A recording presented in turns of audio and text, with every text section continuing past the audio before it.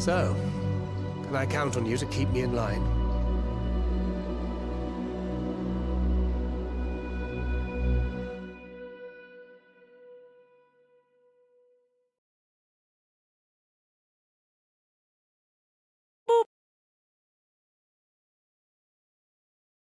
Hail and well met, fellow adventurers. Welcome back. Happy Monday. I hope you're all doing well.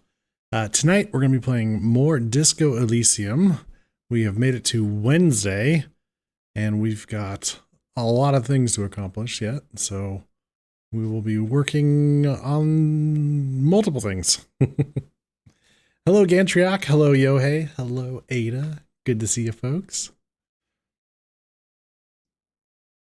Hope you're all doing well.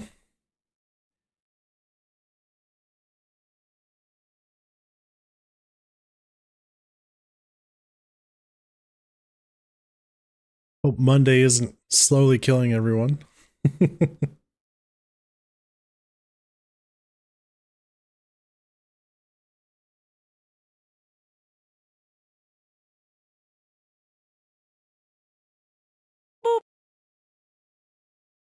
Hey, Duke. I haven't stolen anything. Yet.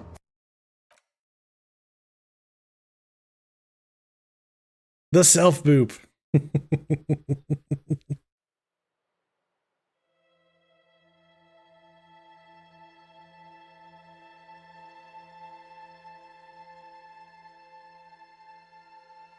Chillin', playing a gacha game.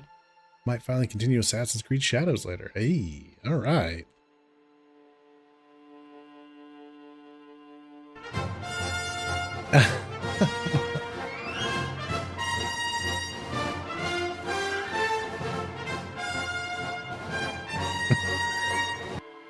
Also 4 years of watching the world's third greatest detective be awesome. Happy to be here and looking for at least 4 more. Aww. Duke, thank you so much for the 4 years of support. Appreciate that very much. Thank you.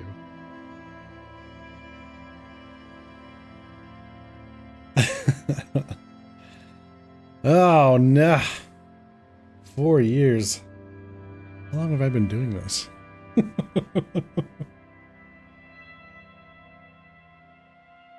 The boop storms have made you paranoid? I got out of my car this morning, and I swear my fucking life I heard the boop sound from this stream.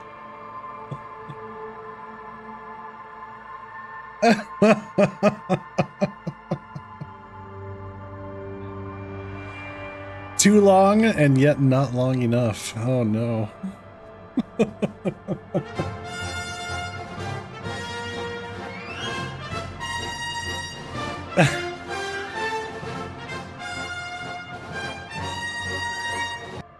Why were the utensils stuck together?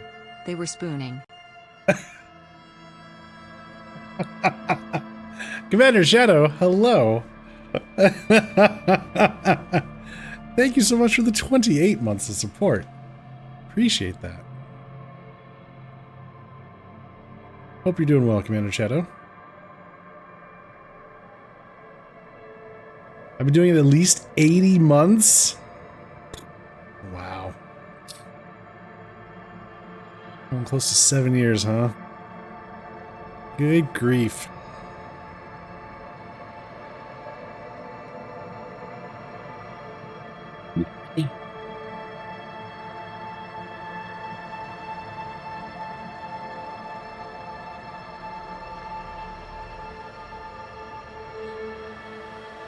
Disco Elysium is causing enough of existential crisis? Oh. Oh, well then. So much so you can't handle puns? I find this hard to believe. Doing alright? Been meaning to go live, and I'm going to hit the button today. Oh. Nice. What are you going to play?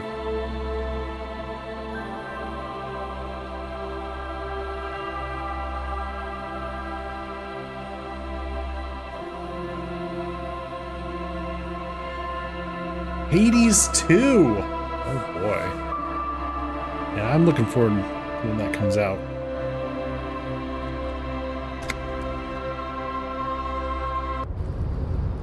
All it took was a little Yohei to get folks moving. Yeah, maybe should I create a channel in Discord for streaming talk?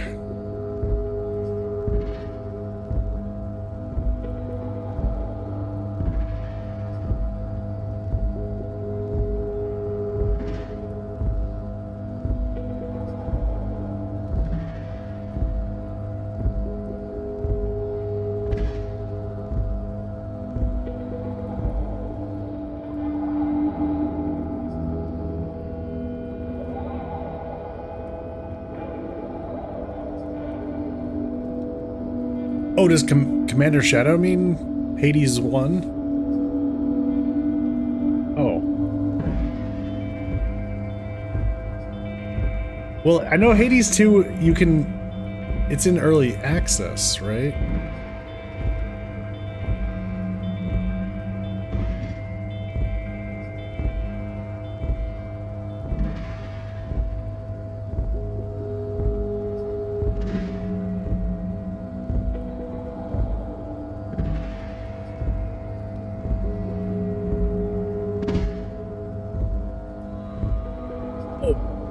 Yeah, I don't consider anything in early access to be out.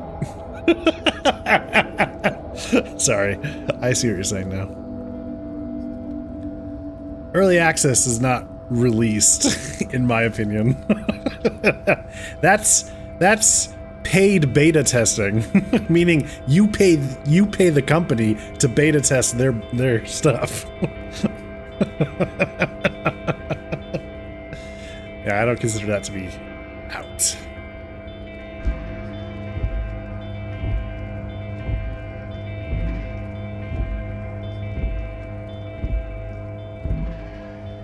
What was I gonna do? I know what I was gonna look at. The map. The map has a good way of reminding me, like, hey, there's these checks you can make. Except for this one. The sleeping dock worker's gone. And the hanged man, already dealt with that. Probably not going to do that one. A legendary composure for Renee. Could try.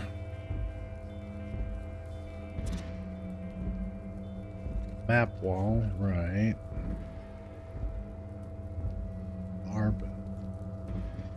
I forgot all about that. And the ice cream maker. Oh, that's right. We need a certain tool for the ice cream maker. Forgot about that.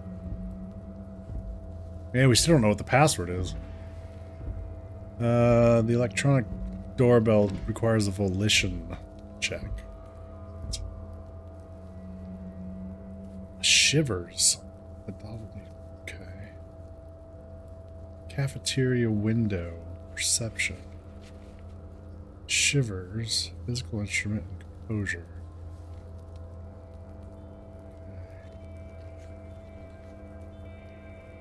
Cafeteria window. What's that?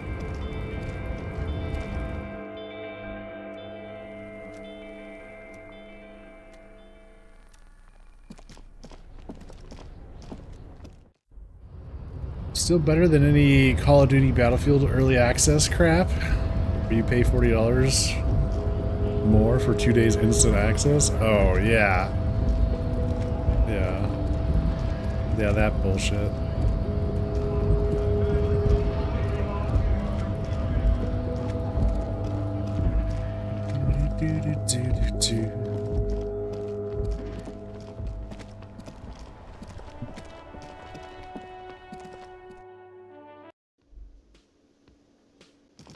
Okay, what is going on with this window? Behind the dockworkers, a ceiling height window. The hawthorn branches scrape the glass like bony fingers.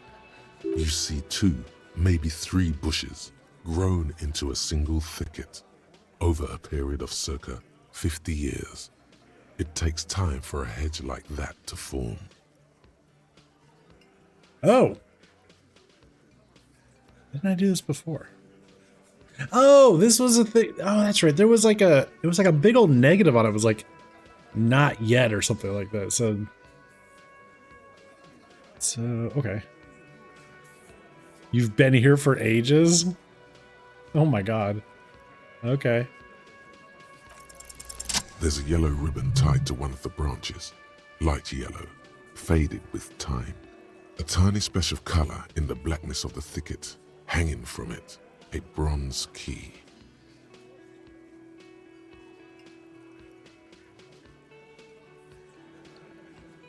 Someone hid the key in the bush and attached a yellow ribbon to make it easier to find. It's close enough to the latch up there. One can slide it open and just take it. Surely not a coincidence. Someone's hid a key in the bush. Huh? The big guy looks behind him. I need you guys to hand the key to me.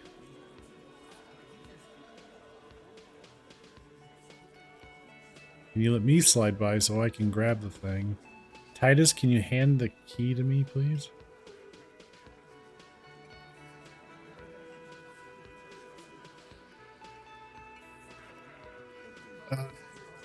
They're probably closer. And I need the fatty to get his feet amputated because the smell is killing me. We can't always get what we want. God damn it, Dennis. You know I can't help it. Sorry, fucko. These guys won't help you. Looks like you're gonna have to go bush diving. The hawthorn's got a bitch of a bite. I'm gonna enjoy the sight of you in the bushes out there. With a loud thud, the old man stands up, pushes the window open, grabs the key from the hawthorn branch and slides it across the table to you. Well.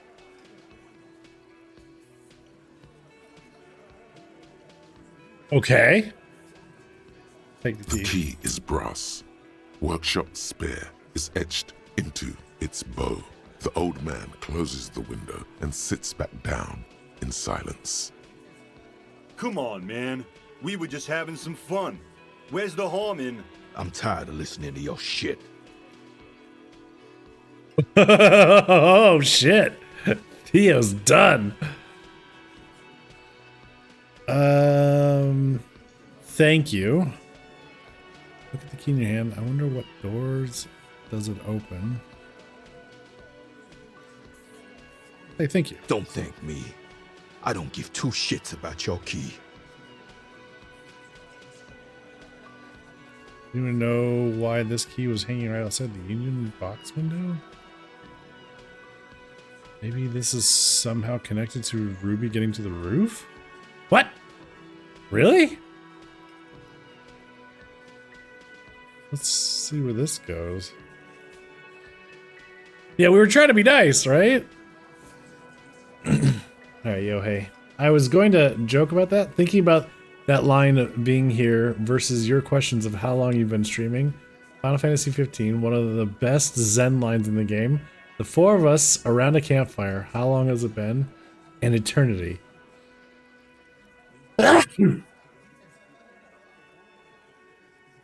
As my dad...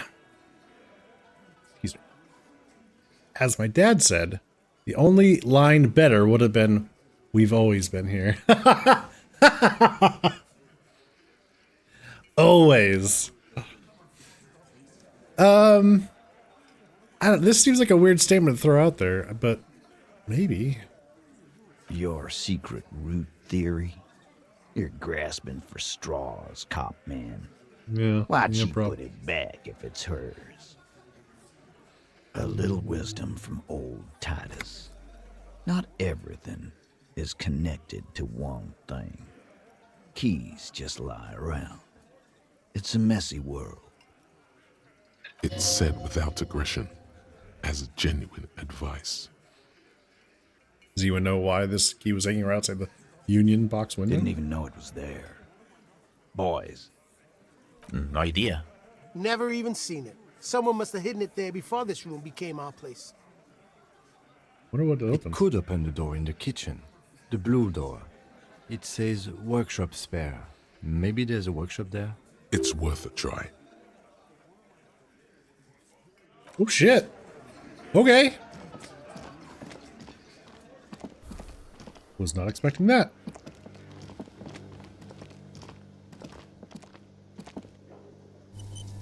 Okay. I have some big answers. You see a heavy steel door with a prominent dimple lock. It's painted blue. It could be connected to the barred door upstairs. The key fits the dimple lock. It takes a bit of effort to turn it after all these years, but then the lock clicks. What the fuck? Dust rises before you like mist. A tomb haunted by regal spirits from distant ages. Ooh, that doesn't bode well, actually.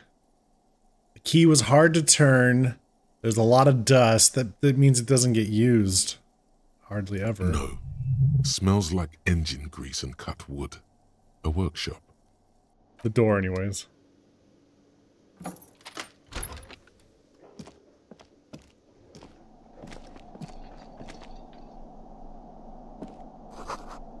Pinball says Franco-Nigerian. The theme is horses and swords. Oops. This pinball is white Diora. The black, so the back glass shows something. A note. NB. The spare key is tied to the bush outside the corner room window. NB.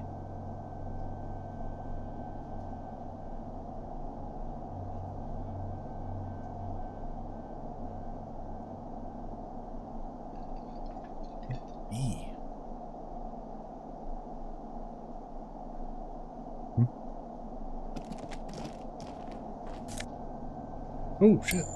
$5. Over there, in the corner. Pinball machine? Interfacing. What's my interfacing?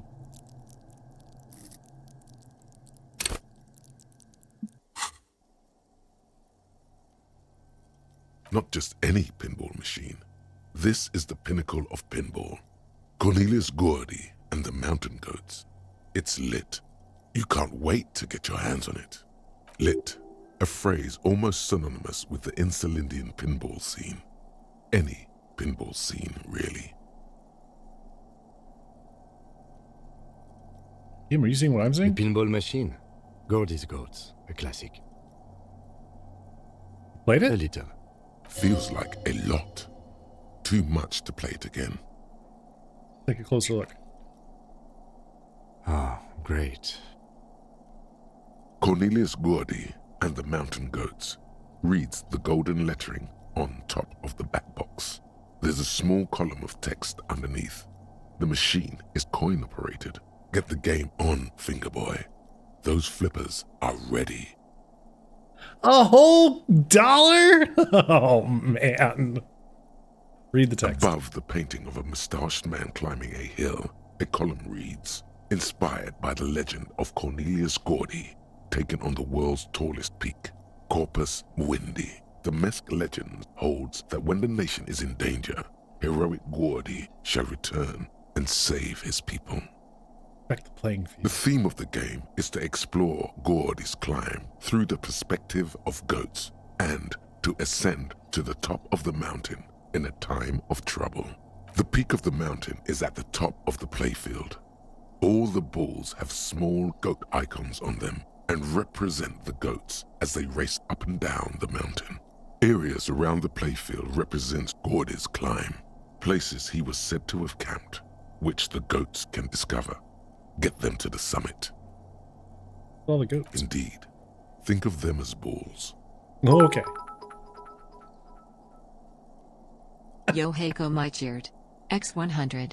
That third best detective sure plays a mean pinball.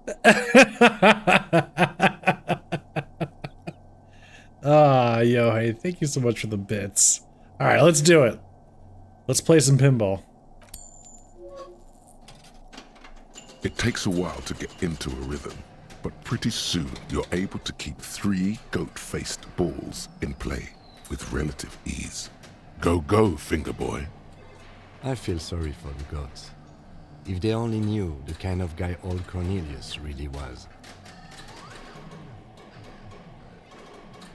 What kind of guy was he? The kind of a guy who uses the word savages a lot when recounting his travels. A masked nationalist. Oh no. An avid huntsman too.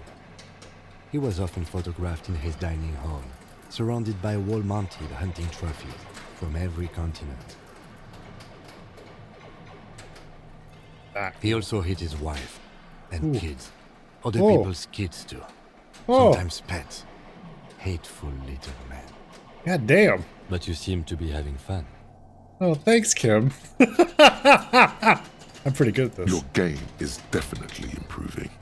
The jolly goats are flying all over the board, and although a few plummet to their deaths, you're never left with less than 3.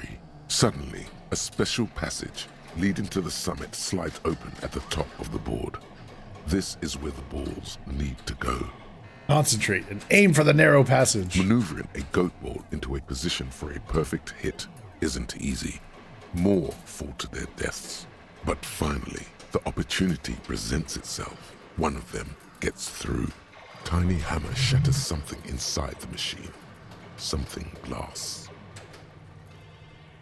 An ampoule? The words "pale rupture" light up on the speaker panel, and the machine starts filling with a thick, milky fog. Something's happening. Congratulations. This is where the game ends. It's a cheap way of getting more money out of the players. A stupid nihilistic finale. There's so much fog, you can barely see anything. Some is actually leaking out of the machine, and one by one, your goats start slipping, disappearing into the milky nothingness. This can be navigated. The balls leave almost imperceptible disruptions in the fog. Use them to calculate where they hit next. Way to go, visual calculus. You're down to your last goat, going mostly by sound. Eyes are useless at this point, but that goat is something special. 5 times you snatch him back from the jaws of death. Oh, I need reaction speed. Bad at ball games. How if you can't even see it? Oh. The last goat plummets into the fog with almost suicidal glee. There goes nothing, finger boy. Oh, we got a free heal. Yeah. Hey, look at that. Okay. Whoop. All these mesmerizing machines, just waiting to be plugged back in and played. Run your finger across the dust of the white Diora machine. Feels like it might jump back to life any moment. The lights illuminating the white-robed woman. What's white Diora? Some kind of inane pinball theme. Probably related to Messina during the DeLorean age. The history themes are the worst. Diora was one of the 3 crown cities of the DeLorean era, on the Muindi Isola, the others being Ria Silvia and Advesperaskit. This theme is all about early airships and beautiful, sad, pearl-laden women. It's quite nice, actually. The lieutenant grimaces looking at the machines.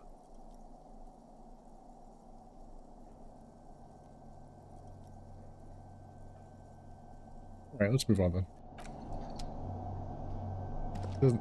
This small elevator is dimly lit by a bulb that's been glowing for ages.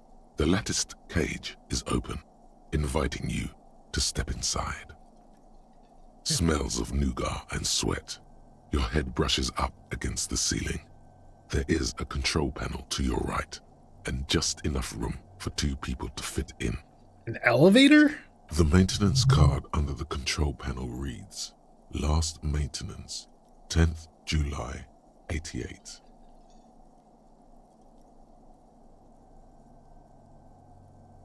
There are large rectangular buttons, monter, descend, and an international call for emergency assistance. That third one appears to be broken. A small steel plaque reads Halter 800. Halter is a Koningsteiner lift company who went out of business a long time ago. His last maze was in 88. That it does. I say, let's brave it. Yeah! This elevator was last maintained in the future?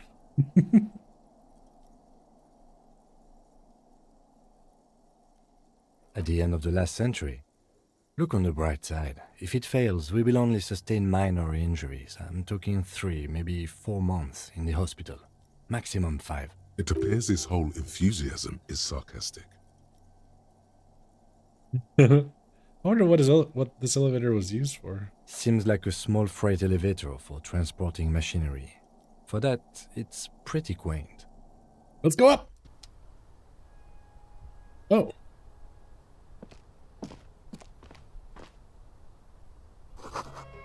Small windows taped shut with black plastic. You can't see outside.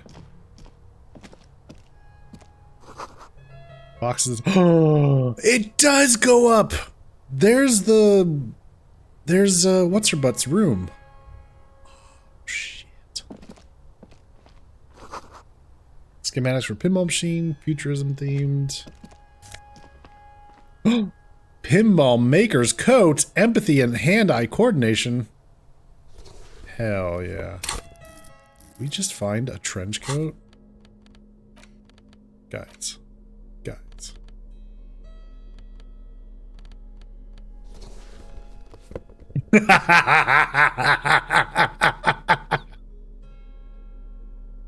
Yes. Hell yeah.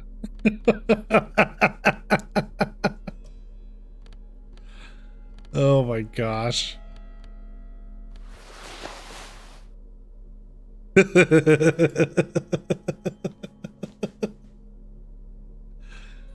Oh man. Hand-eye coordination. Oh, wish I had that earlier. And empathy. As opposed to Spirit of Core and Shivers. Alright.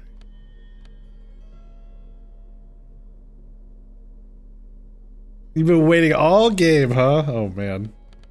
If this game made any Who references, I did not catch them, and I'm slightly angry about it.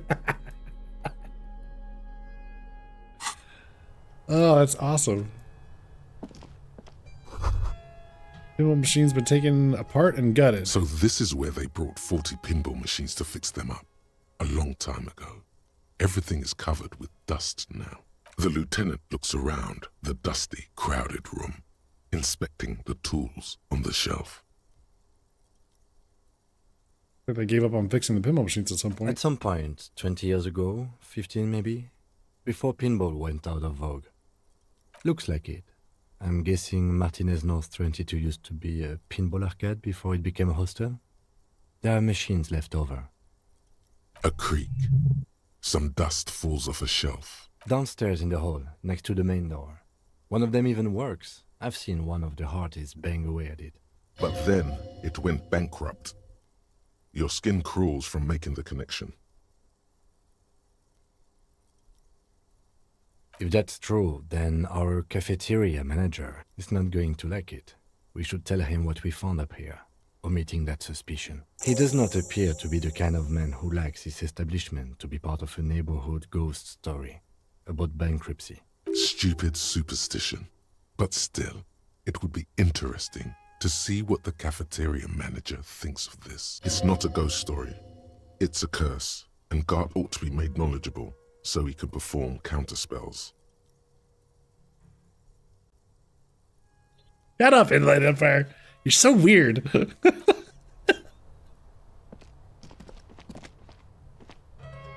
You clearly see footprints in the downy carpet of dust covering the workshop floor. Jackpot. These, unlike everything else here, are new.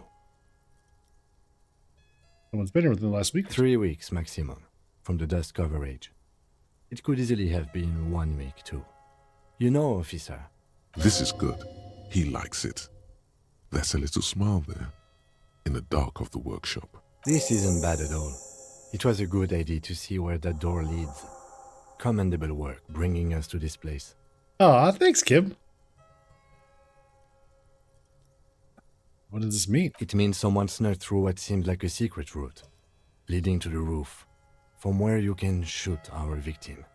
This is significant. This prince, officer, could be the prince of our killer. Have a closer look. Large prints, most likely made by Boots. The size is hard to determine. Sole could be bigger than Vamp. The soles have left a pattern, uniform, horizontal lines. One person has been here. They've gone back and forth. The tips point both ways. This print is unlike one left by a regular worker boot. It is not a brand sole with logos on it.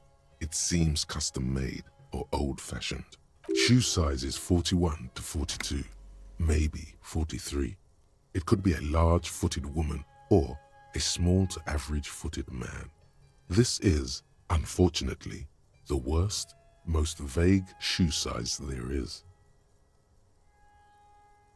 And yeah, I was gonna say, this doesn't match Ruby's foot though, because one of Ruby's feet, the sole would be worn smooth because of the sandpaper on her pedal, which is like what we saw outside. Between that and that. He points at the door to the, okay. Print doesn't look like the odd-soled print that we found. Yeah. The size looks about the same, actually. They're not the same shoe, but they could be the same person. Doesn't look like the worker's boots from the hanging, does it? No. These little horizontal lines are different. They look custom-made to me. Or some kind of foreign print. Hard to say. Still a boot, though. Everything around you is quiet. The prints crisscross the workshop floor.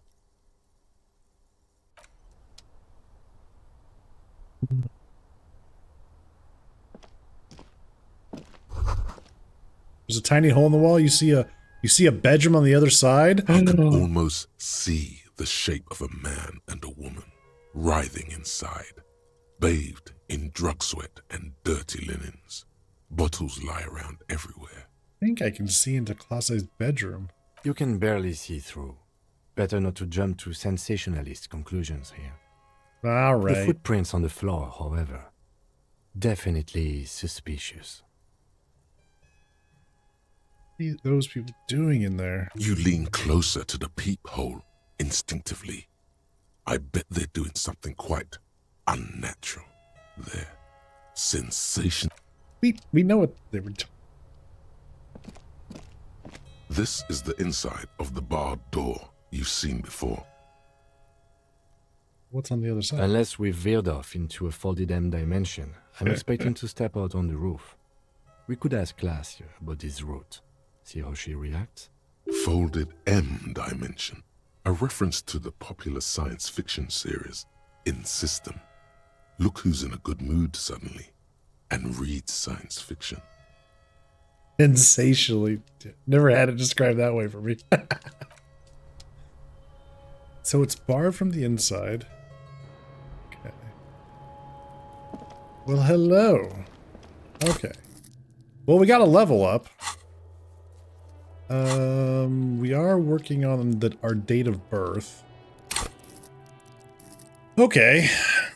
All right, chat. What do you guys think? What should we put a point in?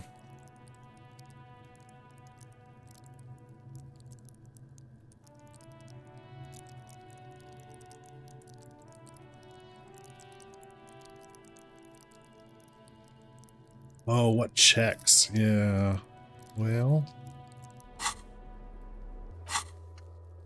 Well, let's see. We got a lot of physical instrument. I'm pretty bad at physical instrument. I got a lot of those checks. We got shivers, composure. Composure could be good too. There's that one volition check with Class A.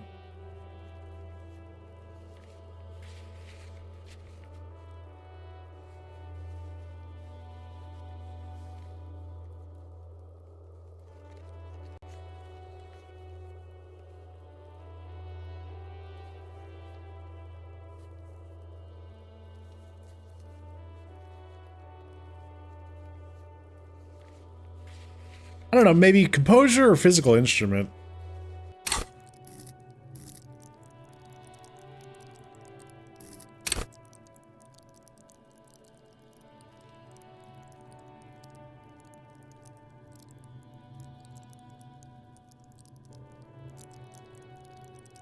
We're not going to get very far with physical instrument.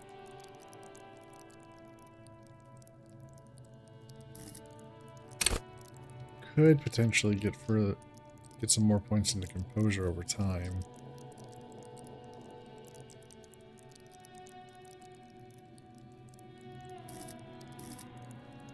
Maybe.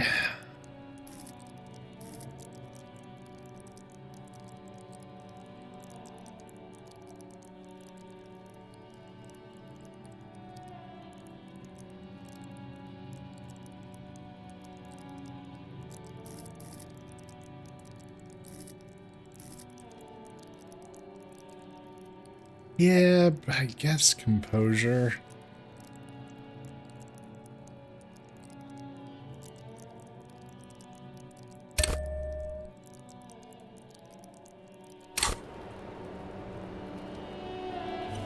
Yeah, we'll stick. Okay. I was just thinking, what a nice day for questions pertaining to a murder investigation.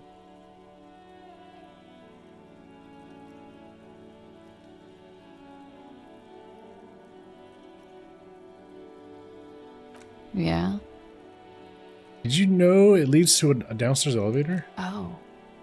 Do you think Ruby could have gotten in that way? To the roof? She could have come up through there. It's possible. She keeps looking at the door with a worried expression. The wind ruffles her hair. There were tracks on the floor. They're recent. Huh. This isn't good. She's straight as a stick, suddenly. There's a people looking into your bedroom. A peephole? You mean like a hole in the wall? Yes, looking into your bedroom, miss. Okay. There's a pause as she processes the information. A jitter of fear and disgust moves through her body, beginning from her shoulders and ending in her hips. The cigarette tastes foul to her now. Do you think this is somehow related to Ruby passing through there? It could be connected. Okay. Do you have any way of knowing how long it has been there? Unfortunately, no. But if I were to guess, long enough. The perforation is under the bookshelf on your wall. It should not be hard to cover with some tape.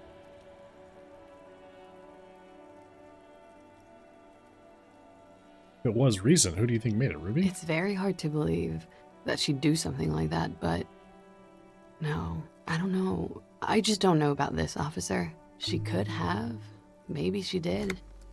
Or maybe it's been there for a long time. The local kids use it or something. Was there anything else back there? An old pinball workshop room back there. This place used to be a pinball arcade. Okay. I'm glad someone's had fun. Mm-hmm. She's lost in thought, eyes narrowed. For All right.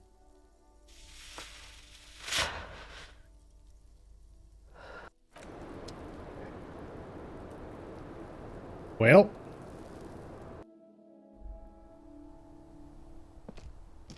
Are we supposed to go tell...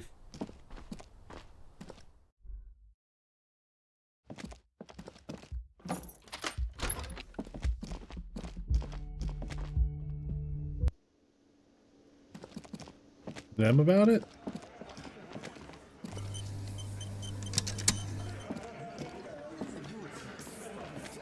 The Copper-nado is back. What do you want? Yeah? What?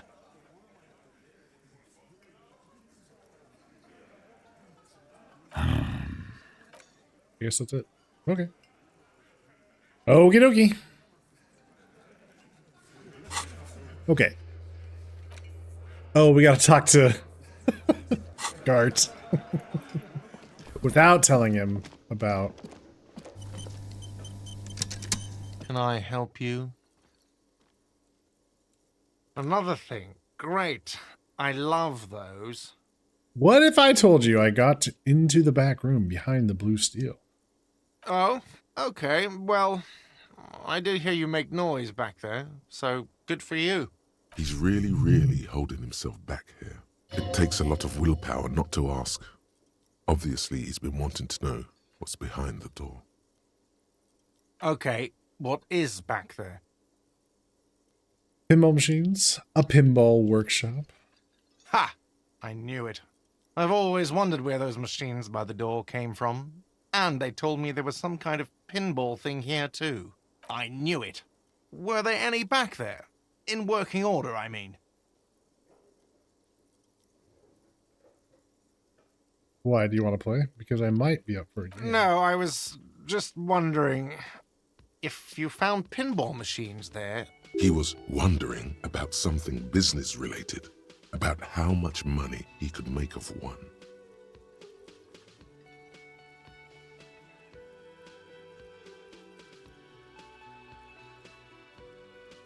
Thinking of turning this place back into a pinball arcade? No, but we could diversify the entertainment options, seeing as you've opened the door back there. The machine we have in the corner now is broken.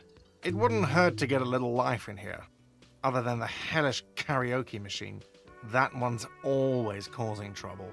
Yeah, those numbers he's adding up must be making good sense to him right now. Sounds like he cares about the place. He's not going to be overjoyed to hear that it's part of the doomed commercial area. He should still know. You have to be forewarned about these things. There's a peephole in the wall. What wall? Upstairs. She's found it. I'll have it fixed at once. Thank you for letting me know. I assure you, the Whirling does not abide spying on its guests. The color has drained from his face. All right, you've been notified. Thank you. I'll patch it up personally. Was there something else about the establishment? I hope not. Nope, that's it. Yes. Got the 20 real? Then why are you... All right. That's right, we still need to give him $20. Okay, did that. Oh, we have to talk to him about being part of the doomed commercial area? For the task? Should we?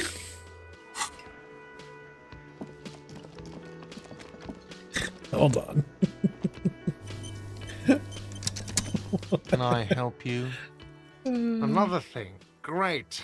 I love those. What? Why would you say that? We're at a completely different address from that whole thing. So he knows of the doomed commercial area and its address.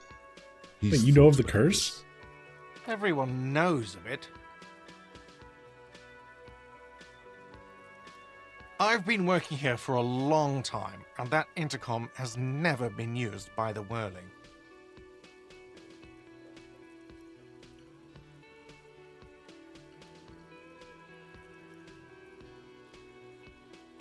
Once eats out the pinball which failed, though perhaps the Whirling will escape the curse. Does this look like part of a doomed commercial area? This pre-revolutionary tilework, these high ceilings, the nice rooms, well, most of the rooms. For 14 years, man. That's how long I've worked here. I've kept this place up through hail and through sleet. Fuck me, if some doom ghost... He's done a fine job too. Though he's spoken of the place dismissively before, the hostel is actually very important to him. You really care about the Whirling, huh? Yeah, it's slowly growing on me again. It's beautiful in its own way, especially for this neighborhood. I've been trying to keep it that way, even if it is part of the damn doomed commercial area. You shouldn't be so worried about that label. I don't place much stock in the curse and so on, but the label frightens the clientele. Who wants to stay at a doomed hostel? Everything's doomed enough without that. But who owns this place? Some real estate management company. They never come around here, just collect money from afar. Honestly, I think some money laundering might be involved. Who named it Whirling in Rags? Well, it sure as hell wasn't the real estate company. It was you? You look surprised. What? It's a great name, I know. Cafeteria managers come up with great names too. It's from a song. Oh. Hail, Holy Queen, by the Ateneers. Hail, Holy Queen of the Sea. You're whirling in rags, you're vast and you're sad. Good pick. What about those other cafeterias you manage? What about them? One is a basement dive frequented by chain-smoking communists. I can't tell you how sick I am of Kraz Mazov and Ignis Nielsen and all those old ghosts. He's hesitating, not sure if he should share this information with you. Encourage him. And the others? The other is a kebab cart. It's very successful in its way, but it's nothing like the whirling. Good luck to you with this place. Luck has got nothing to do with it. I need to think about where I'm going to place those pinballs. I have a feeling they're going to help. Against the doom, it's implied. So, if you didn't have anything else to tell me about my establishment, can we, wrap it up? Yes? All right. We did it. Okay. So, we have to confront the pigs, at the old fish market at 10 p.m. tonight to get my service revolver.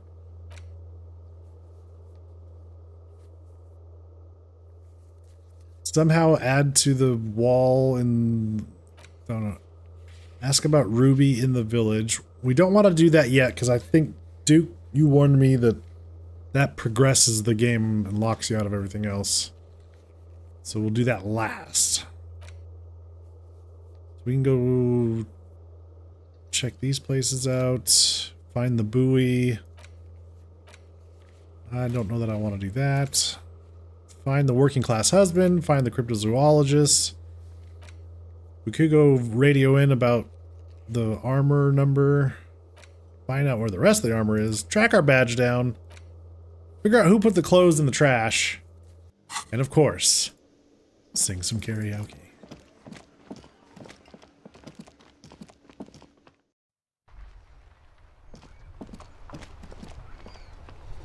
Okay, so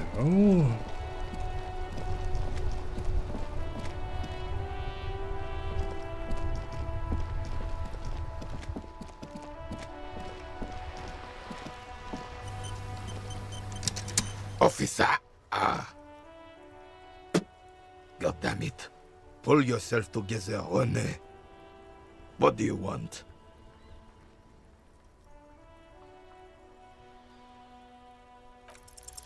All you observe is a veteran refusing to let go of the past and his old uniform. This is the uniform of the Royal Carabineers in service of Frissel I, Guillaume Le Lion, and the valiant King Philip V before him. Don't you mean Frissel the Fan? You do not speak his name, Craven, although he was a clown. But he was our clown, ours to ridicule and to mourn. There's something you missed. You will get to it. Don't worry. Ah, yes! King Philip III, on his steed. A reminder of what Revachol once was. Oh, absolutely. At the mercy of a cocaine-snorting tyrant who emptied the treasury so he could sleep on a bed of gold. A superpower, feared and respected. A testament to what this country can be under the leadership of a true king. Someone who knows how to rule. A true king rule. Decisively, without fear of offending the sensibilities of the frail and weak-minded among his subjects. This is something the insurgents never understood. Seems to me a leader should take care of his people before himself. A nation is only as strong as its leader. That's why it was such madness to try to... Don't get started on that again. What happened, happened. The Carabineer doesn't reply, but his entire being communicates unbreakable resolve. No one and nothing can change this man's mind. He is as rigid as they come, still in that antique uniform. It's a symbol for him. What was that about cocaine? Oh, old Philip was a big fan of the purple nose candy the nobility loved so much. a cocaine connoisseur of sorts.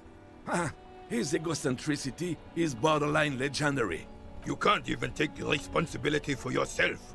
How could you fathom the responsibility weighing on the shoulders of a ruler? That's why the Philippian kings use cocaine, for clarity of vision. Aid in their work. Regnum cocainum. Revishal's finest years. Of course. Clarity of vision. Awareness. Philip III was even brought into this world with the help of cocaine. The court made him administer the dose to his mother when she was in labor. And it is well known that with the help of cocaine, only the purest, of course, he was able to connect with higher realms. Higher realms? Higher realms. Of course. It all makes sense. It does not make sense. Inland Empire, shut up. He's just making excuses for the king's habits, isn't he?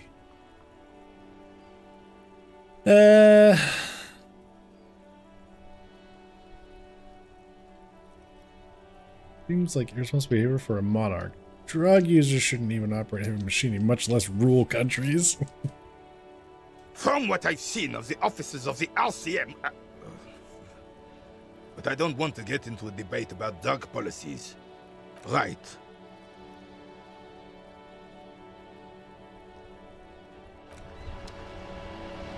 And everybody knows that you live forever when you've done a line or two. Hey, Michaela, you got a new phone and Discord isn't yelling at me anymore. Huzzah! Why was Discord yelling at you at all?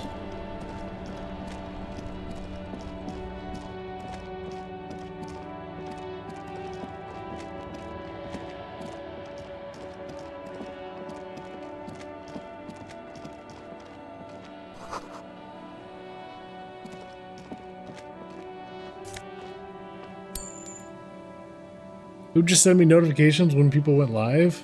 Now it's decided not to. Oh. That's weird. I didn't know that was a thing you could set up.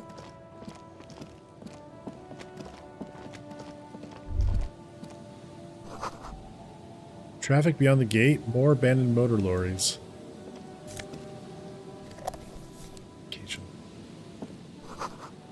No entry. Someone scribbled on an inverted star on it. No entry, huh?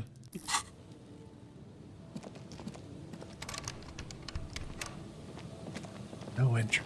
God. Okay.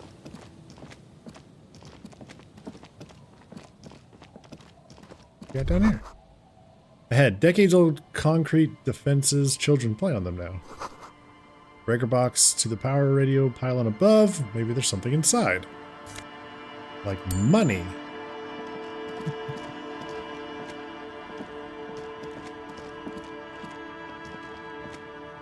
You do all kinds of things. Notifications per Discord channel, notifications to certain mentions. Huh.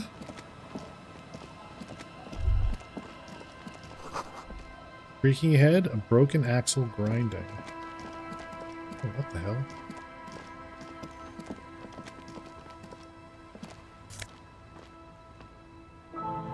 Banged up fuel canister.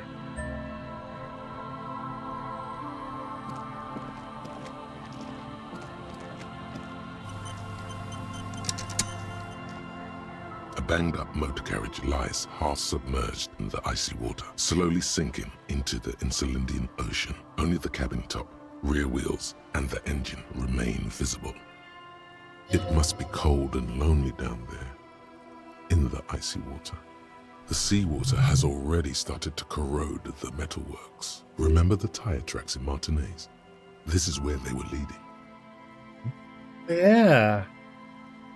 This is where the tracks on the plaza were leading to. It appears to be so. Let's investigate. I agree. We should definitely investigate. You get a sudden sinking feeling. Stomach acid comes up as you look at the motor carriage in the deep, dark, cold water. Was this our motor carriage? Why the doom and gloom? It's just a sunken motor carriage. Some motor carriages are bound to end up in the sea. Run your hand over The motor carriage is properly stuck in the ice. Getting it out would require a team of specialists.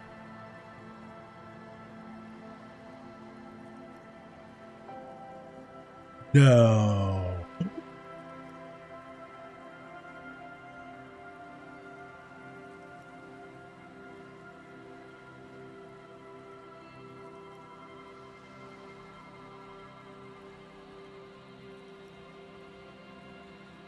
What if we shot the dude?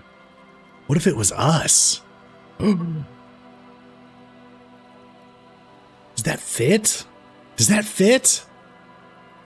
If this was our car, it drove away from the back place where we had used it to climb up to the roof, killed the dude, or was it us who used that? Oh, shit. I don't know. Interesting. Oh no. What if it was us? The murderer we've been chasing the entire time was us! Oh, that'd be so noir. A single day in the salty seawater would ruin most vehicles, but this one looks worn even in places the salt water hasn't touched it. Make of this MC. Can I see a logo? The logo is too deep in the murky water. You can't make it out, but you do see a monkfish float by. Has it been here? The ice hasn't closed around the vehicle yet. My guess is it's been here since last Saturday or Sunday. The estimate is correct. The incident probably occurred on Sunday evening. What should we do? Let's wait for the low tide and see what's inside. Great idea. Then we can get the things inside. The joyrider must have left something good inside. Guns, papers, maybe a cool jacket. A joyrider jacket. A joyrider jacket. You feel a strange connection to this joyrider. Maybe he's from some kind of joyriders district and likes blue and white racing livery, like a cop would. How long would it take with the low tide to come? I don't know. An hour or two, tops?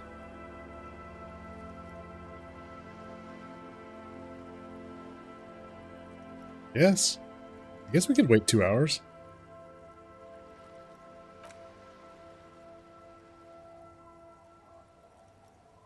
As you sit down in the old, rusty playground, the world around you becomes very silent. The hinges creak under your weight, dangerously so. Nothing but the sound of seagulls high above in the sky, echoing like distant laughter. Ice cracks around the blue motor carriage in the sea.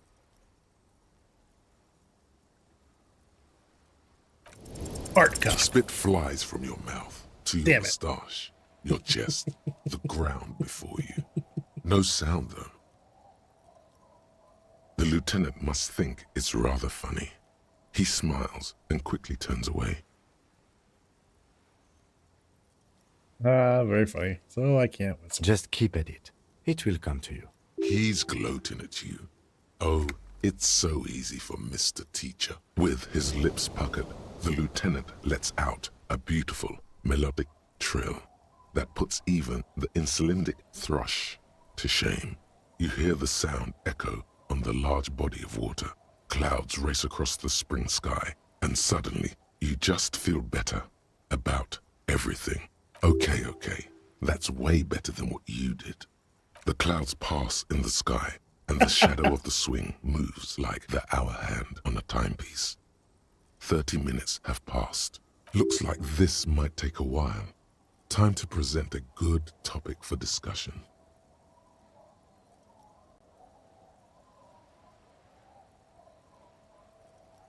Good. Okay. Would you rather sit on an anthill for an hour or stand in a river of leeches? Well, historically, leeches have been used to prevent and even cure many ailments. Okay, he's thinking. I can do this. Let's do this. Who'd want to sit on an anthill? There are no therapeutic benefits to.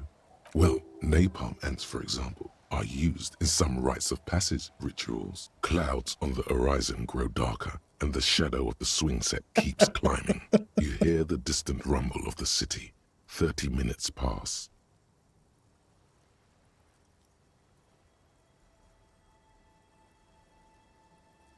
You had to side with either the strikers or the shipping company. Who would you choose? Luckily, I am already a member of an independent organization, and therefore do not have to choose between a rock and a hard place.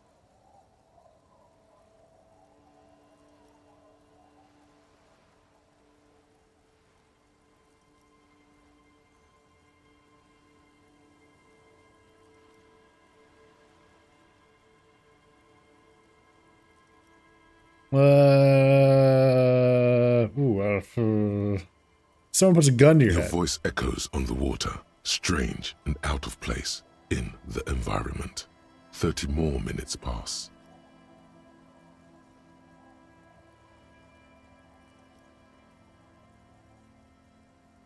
Can you make out the mark? Detective, I've been able to make out the mark ever since we arrived. I find it odd that you haven't. It's a Coupri, Model 40. His eyes turn to you. Why haven't you? It is a simple and rugged machine, favored by working men, government offices, firefighters, animal control people. You know, those kinds of people.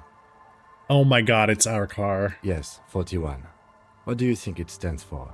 It's as if he knows what it stands for, but wants you to say it. It's pedagogical. Does he know something about the driver of this vehicle? Unbelievable. It is our car.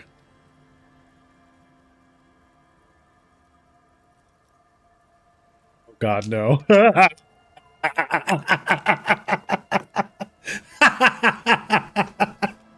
Yes. This one. Oh god, no. I'm sorry, Harry.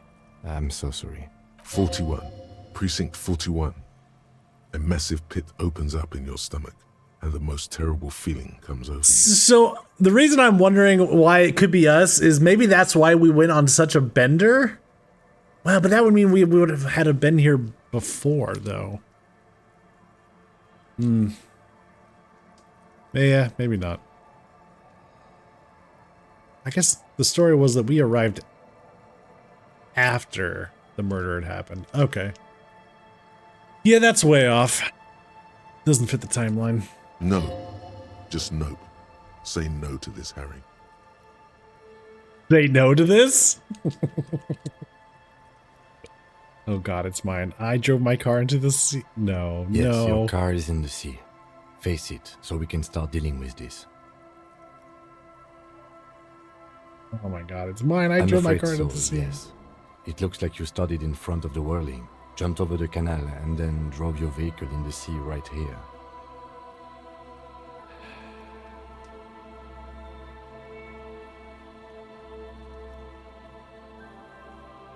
Maybe I was in pursuit of Of someone. whom? I don't think so.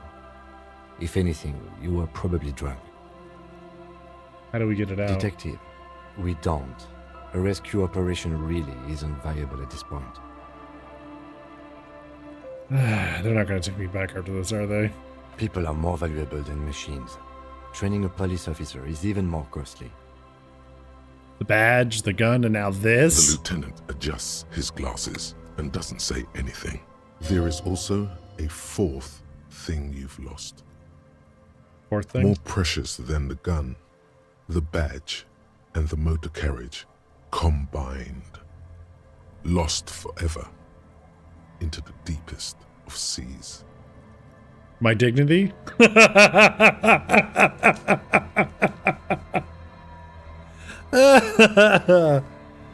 Hey, Quack.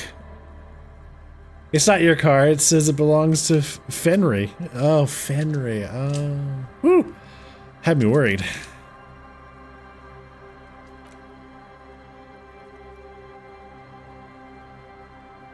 Yes, let's go take a look.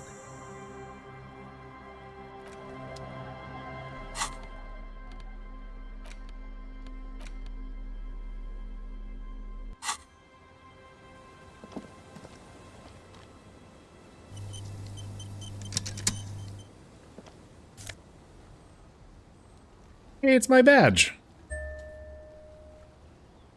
And a commander's jacket? Wait, what?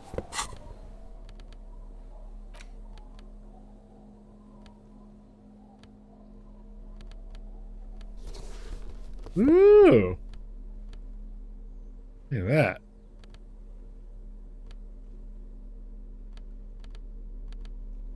So this has visual calculus on it. Ooh. And a spirit decor. This has got empathy and eye-hand coordination. Nice. So I guess I'll go with this one.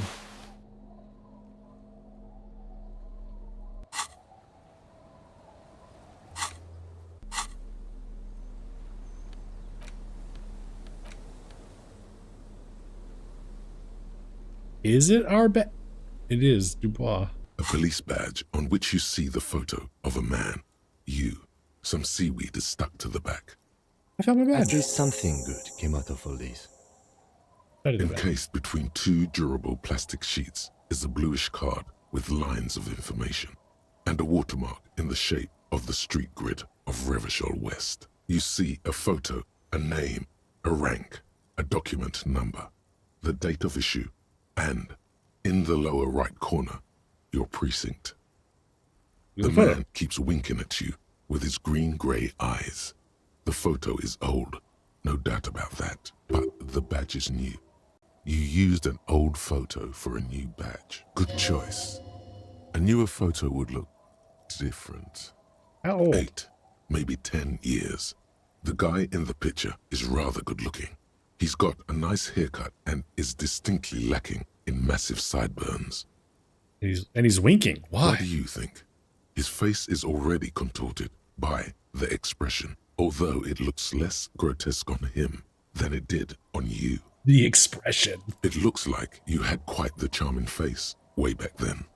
Your hair is brown and slightly curly. Your eyes seem more clear somehow. The lack of alcohol swelling is a bonus, though there's a pinch of that in your cheeks already. Don't be fooled. The bad times have already begun. The badge in your hand shines as you rotate it, catching. Harrier. That's long for Harry. So you are Harry. Evrard was half right. Probably not a lot of people know your full name. Whoever told him you're Harry Dubois didn't.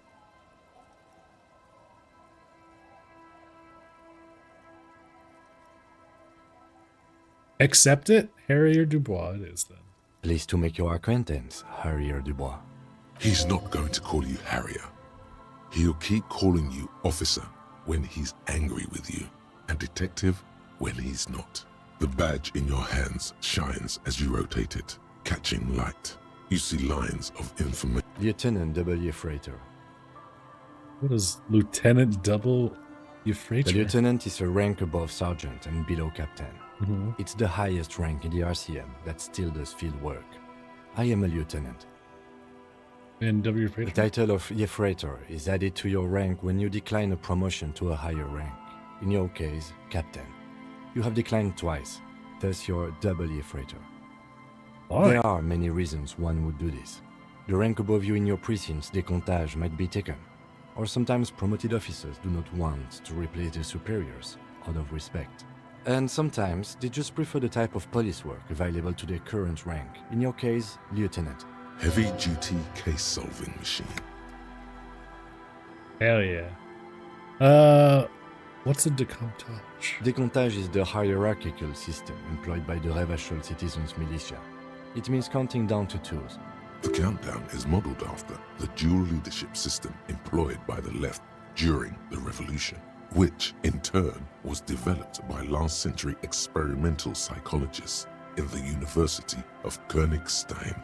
The lowest rank is junior officer, usually teenagers. Then there are the patrol officers, then sergeants, lieutenants, and then a captain. That's basically it, except for a few kings. What kings? Kings like satellite officers and the additional Euphrator rank I already explained. The long and short of it is, you're his superior. Light officers? You are given the title of satellite officer if your partner is quickly promoted through the ranks and you rise with him. You don't seem to be a satellite. So you've been putting up with me because we're of the same rank? No, I've been putting up with you because despite an unconventional approach, you are doing good police work. It matters thanks, more than Kim. driving your motor carriage into the sea. And now we've even found your badge. He trusts you, for now. Try not to spoil it.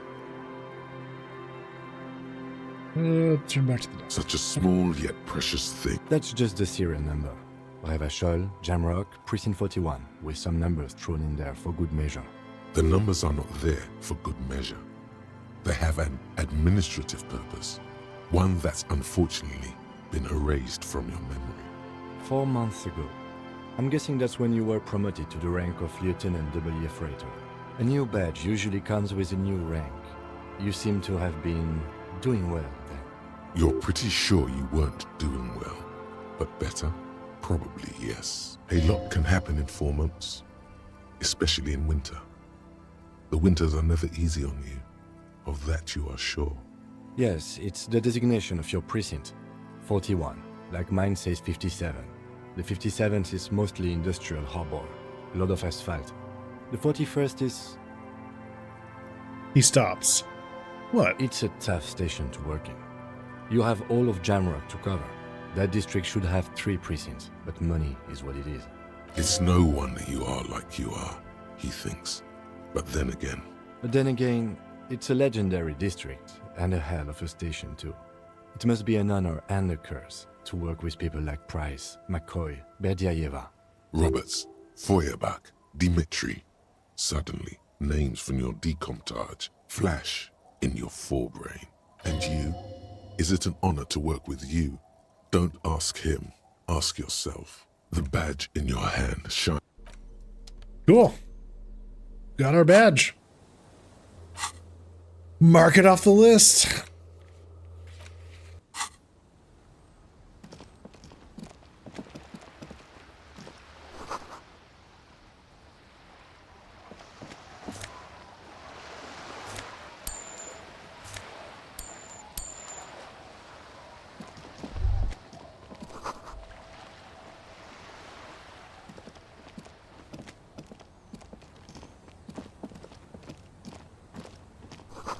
Footprints in the snow, they lead away from the accident.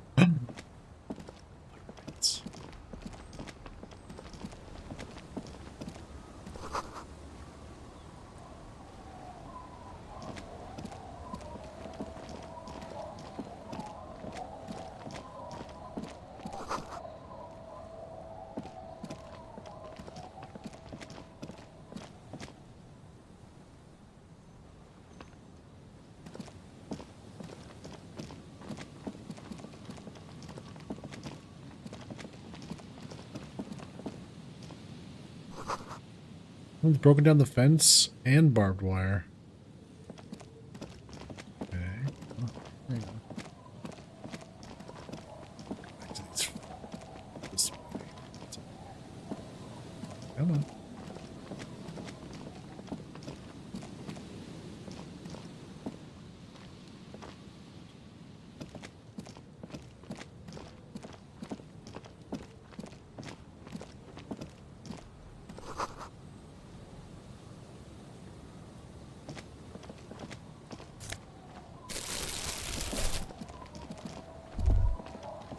Great news.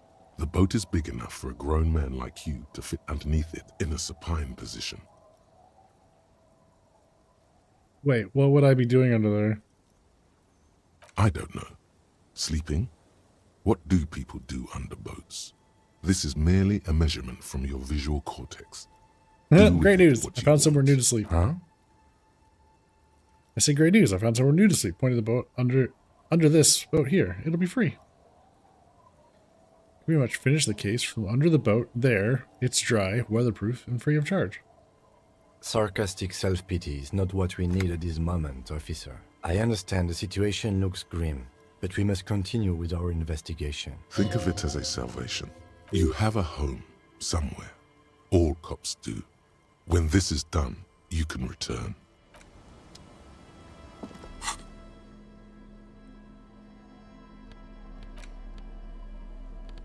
An intricate web, it still kind of looks like... Okay, the footprints go this way. Quick travel unlocked. Quick travel. Oh boy. Do they go up here? I don't know. Where did the footprints go? This way? Oh man. Wedding stone well worn and covered in dust.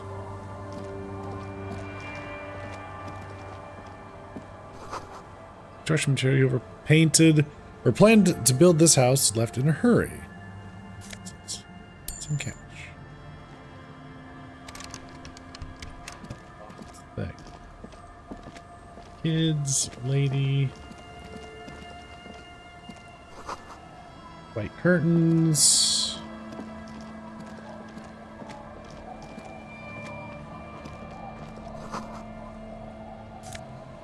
Some pants.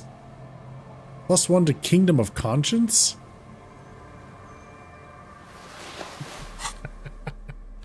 Oh man. Wait. Kingdom of Conscience. Oh, was it?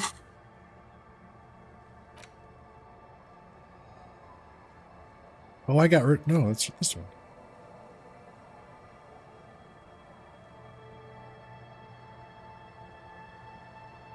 It's fun.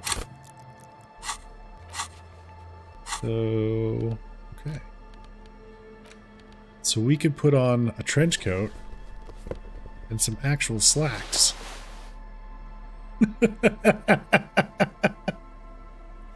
Just gotta find a fedora. We'll be good to go.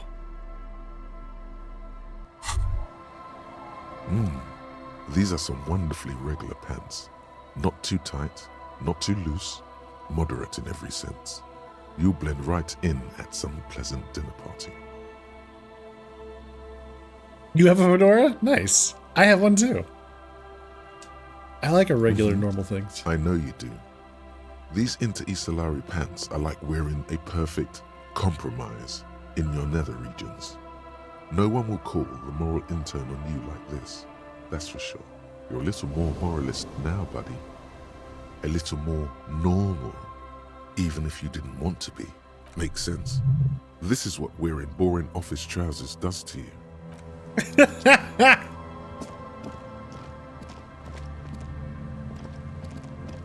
Oh my gosh.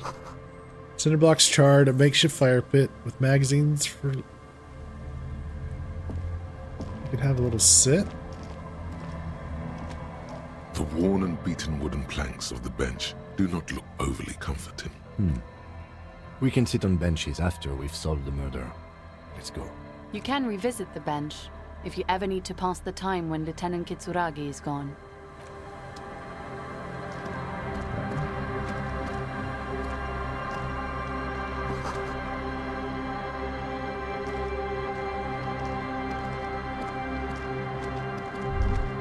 Ooh.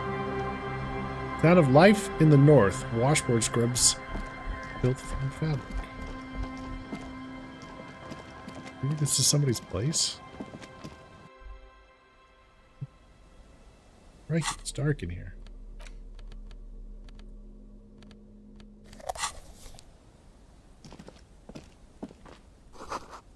See a dark red chair in a dim light of the room. Okay. Postcard. Cold breeze. Enough to make the wall planks creak. A bow tie? Bow ties are cool.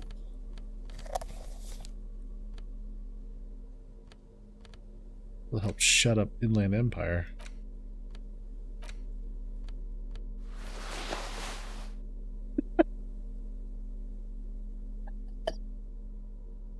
Oh my god. Oh, fantastic. We almost look presentable, yeah. You can find some better gloves, but maybe some better shoes.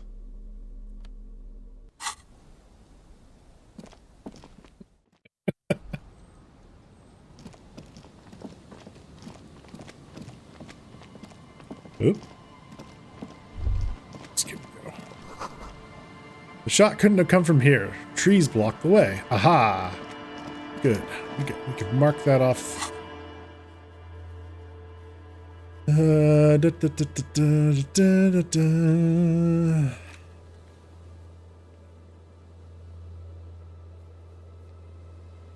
Land's End Island. Oh.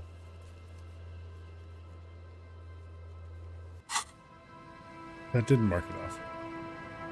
I think dude looks like a flasher getting ready to do dishes.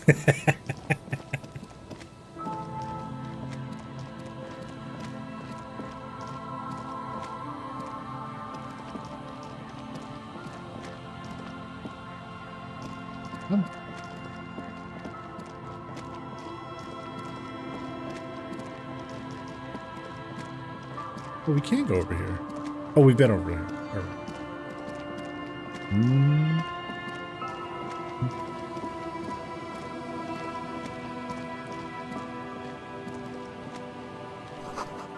Swing is missing. Ash. What is it? Yep.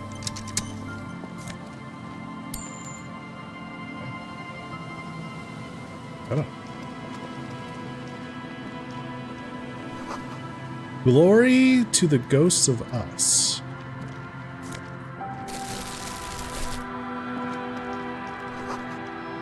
Someone left their music collection beneath the tarpaulin. Music collection? The smallest church in St. Saw. We can karaoke!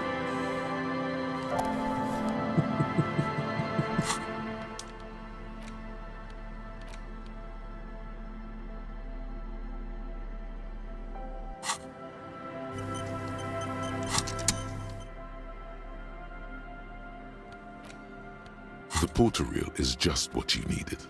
The reel's attached to the apparatus with a satisfying click.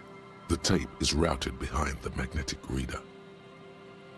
You press the large button marked Commencer, and the tape starts spinning. There's a small delay before the song starts playing.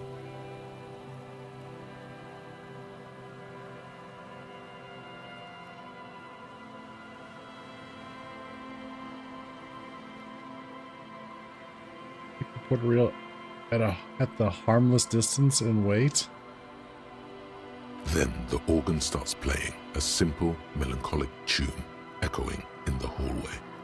A lone singing voice joins in, telling you about the tiniest church in Cessons, surrounded by even tinier yard. You almost feel the seaside mist on your skin. It's mega sad. Mega sad. Within seconds you know, this is the one. The real shit you've been looking for. The one you trust your room to that Claudia told you about. Perform it. A click. Then silence for a bit. Then the tape stops spinning.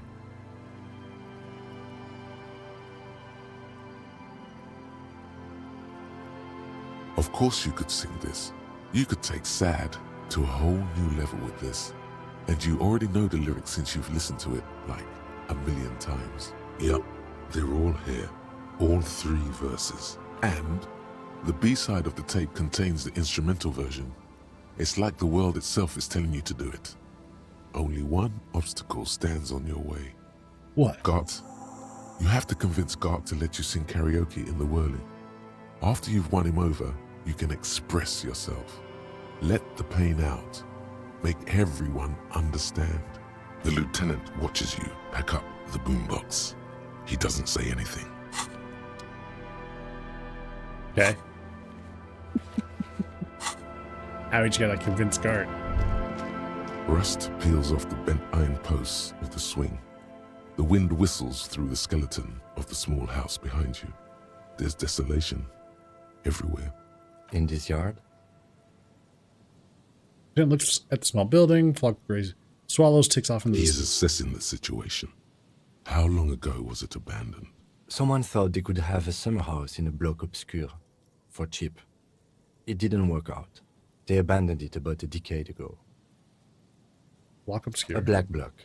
A part of the city left unrenovated after the war. Or one that has fallen to gang violence. Or has become inhospitable in some other way. On aerial photos, block obscures look like dark squares, hence their name.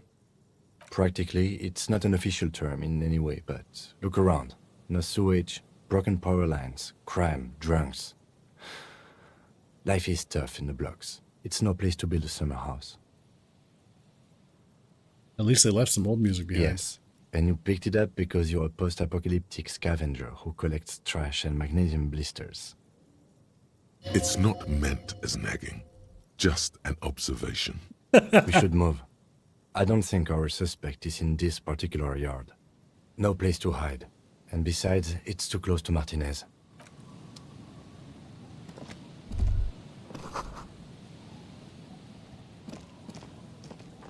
Okay.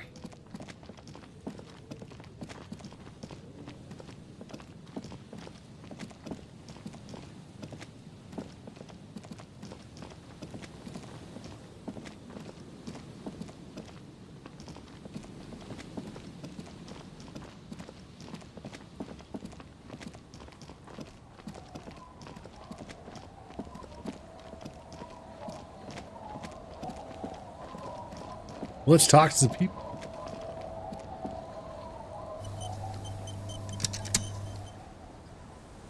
Black obscure. So Claire obscure means black something?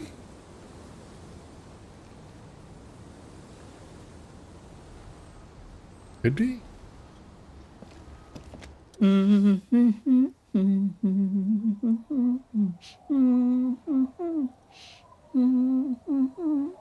You're not sure about the melody, but it might be South Samaran, possibly Sigayan, also known as the apricot suzerainty. Welcome to the fishing village. Please lean in closer. I have cataracts.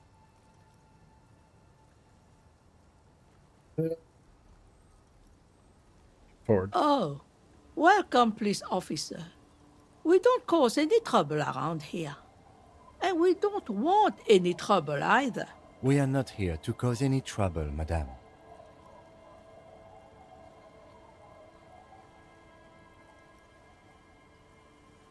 We take care of it. Oh, of course. Last time we saw you around here was 12 years ago.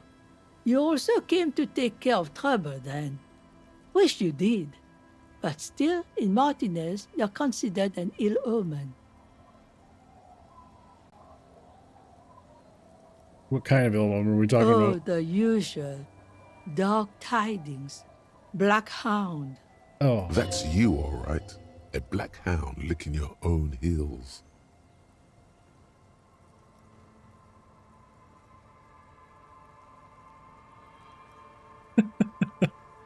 I'm considered an ill omen. Why hasn't anyone told me? Maybe they are afraid.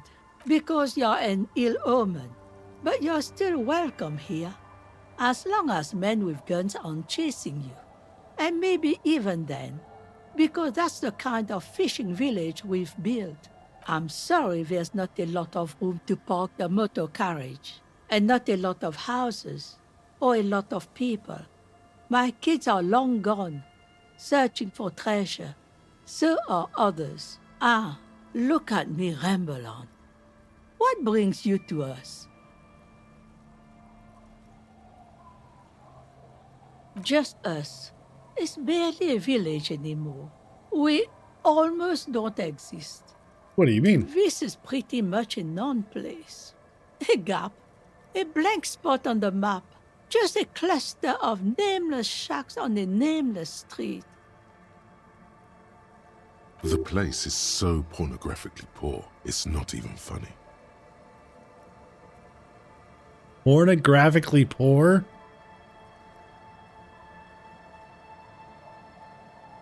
What? I'm not saying that.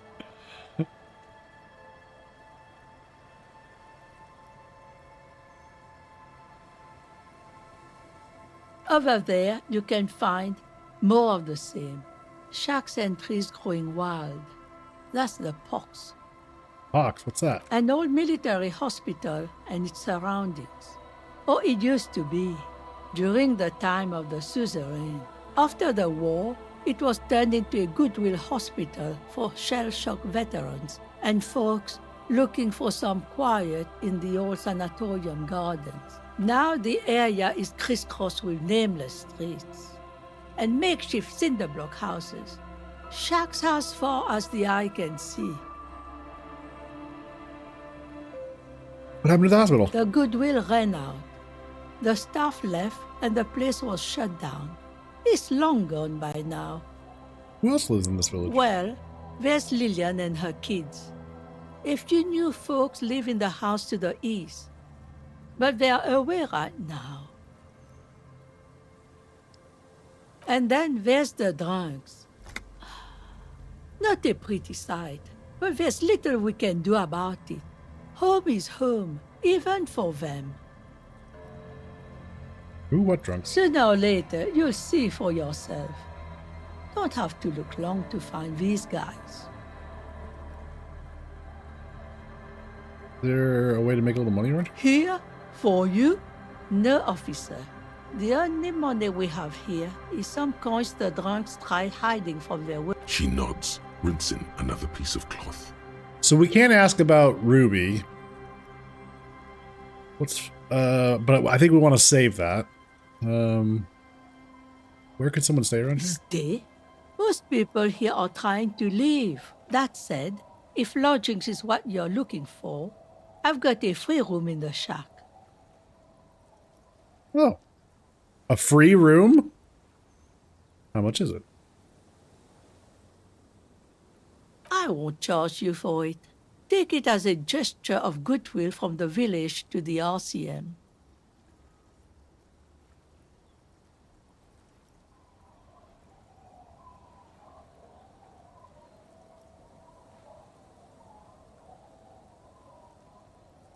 Well, I don't know.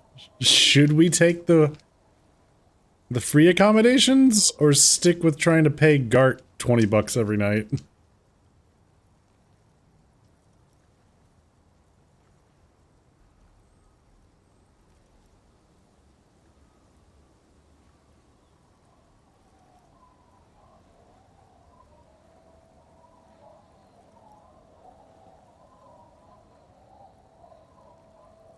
Free is free. True.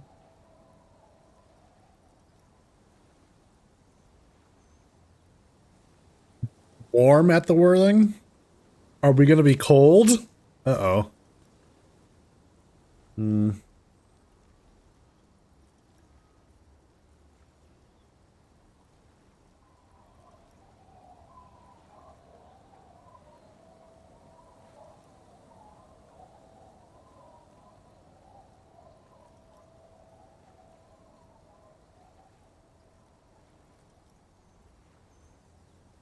I don't know. I don't know if that would make a difference. It'd certainly relax the money issues.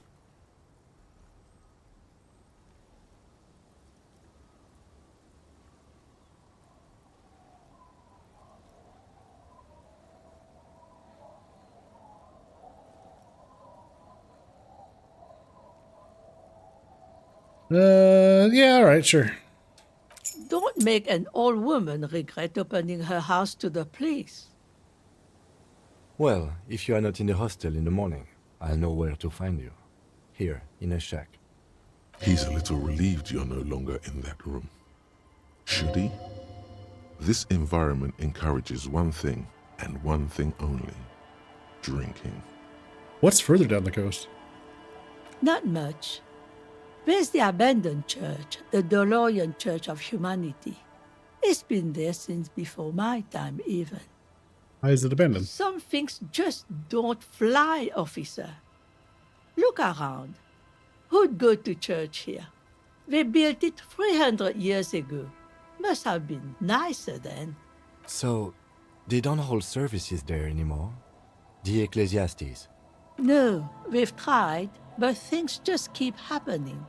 Crime, accidents, other things. The place never stays open. It's a pity. It used to be such a nice church. She's not telling you all she knows. Keep her talking. What's going on? Well, there's that music. Music from across the sea. It started a few days ago, and now it's blasting even through the night. And now, suspicious-looking people are sneaking around the church. I don't like that. Interesting. You could look into this ruckus if you have the time. It's down the coast. Before you get to the church, there's some ruins, an apartment complex, or some kind of electrical plant. Run-down bunch of houses, empty. Which is apartments or electric plant? I don't know exactly. A pre-war place. It used to be something. Before the war. I wasn't here then, you know. Was born in Samara. Anything else of note? Of note? The old fish market up on the boardwalk. But it's closed. As I said, it's a peninsula. There's no one there. Just ghosts and vagrants. Tell me about yourself. And cynic. Me? No one. Just an old washerwoman. Mother called me Isabel, if that's what you're asking. And my married name is Sadie. Now it's your turn, Mr. Lieutenant W. Frittier, Harrier Dubois. Quite a handle you got there. So many titles. One of them double.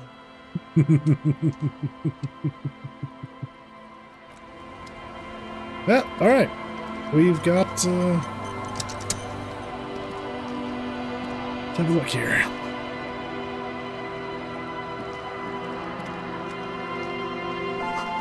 Hard to see details. The colors are all warm and welcoming, cozy though. Flower, though there's nothing really grows. A book, a primer for small kids. What? A primer for small kids? You hold in your hand the colorful primer. The title reads, A Primer for Small Kids. There's a bear involved. Exactly what I need. This book will show you the score. Get you oriented with those basic concepts you appear to be hazy on. The anthropomorphic bear will give you the lowdown of your life. On The what? alphabet. Flip through the Every pages. page has one word designating one letter of the alphabet. With Oh a my God. faded illustration. Most of them are scientific and cultural principles. It goes as follows. Did you think they did the whole alphabet? Of course, every page. A is for azimuth. B is for Boreas. C is for cosine. D is for diamite. E is for ellipse. F is for phlogiston. G is for gamete. H is for homeboy. I is for econ. J is for Ura. K is for collapse. L is for laudanum. M is for myriad. N is for nadir. O is for aureole. P is for perihelion. Q is for quasar. R is for rhododendron. S is for sinus. T is for tricolor. U is for ultra. V is for vector. W is for Wahrheit. X is for xylophone. Y is for Ustava. Z is for zenith. This game is wild. That's it. You know the alphabet now. Hooray! We know the alphabet. Oh, in what is called the IL, the international language developed by scientists from Grad in the 20s, sinus means sign, for example. There are points where I figure this would actually be easier to tolerate on drugs. Him, I know the alphabet now. Good. I also know the alphabet. It is a very useful skill to have, he thinks, for all sorts of life activities like reading and... You're a sickness. No, you're a sinus.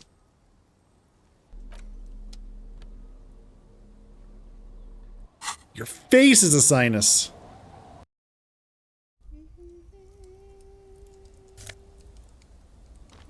Ruffed grouse taxidermy.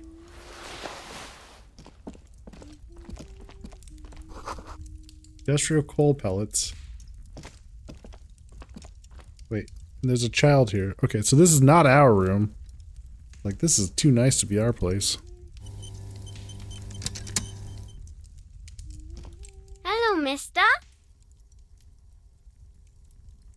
She clutches a small stuffed animal. Occasionally, she twirls it around.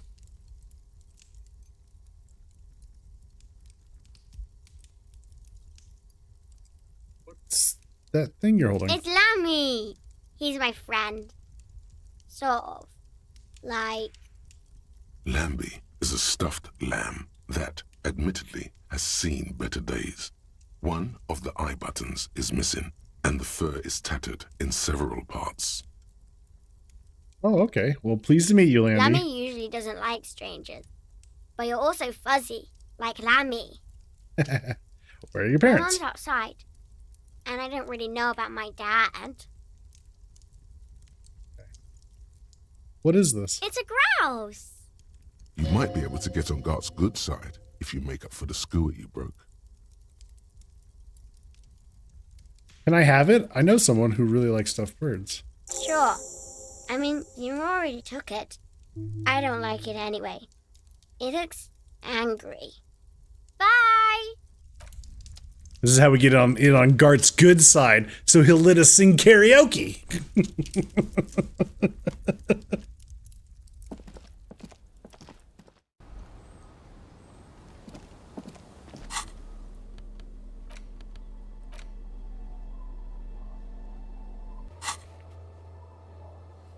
I wonder what the postcards are for. Should I be mailing these? I never thought about that.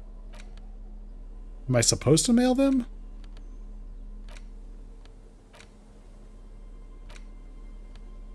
Maybe just sell them?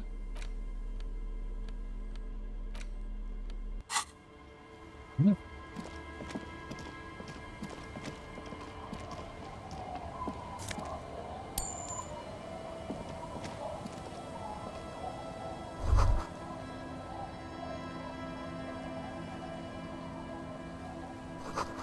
Inside you hear the cozy sound of some kind of heater sputtering. Is this my place? The door has seen better days. It is. The layer of paint has started to peel off due to Unlock the shack door with the I'll key. wait outside to give you some time and privacy to check out your new living arrangement. But just so you know, after we are done with the day, I'll still be staying in the whirling in rags for the night. We'll meet in front of the shack in the morning. The key turns with a satisfying click. You can enter the shack now. Oh, okay. Does that mean he's gonna go away? Hopefully not. Oh. Okay. Oh. Jacket. And it adds logic. Oh boy. Oh wow, look at that jacket.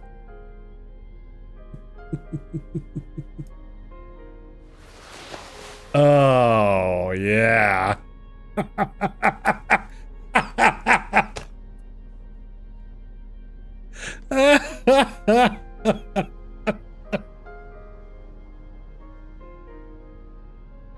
You can sell the postcards. There's no other use for them. Oh, okay. I'll try to remember to sell them next time I walk by the. Jesus. So this adds logic. I gotta stick with the trench coat for now.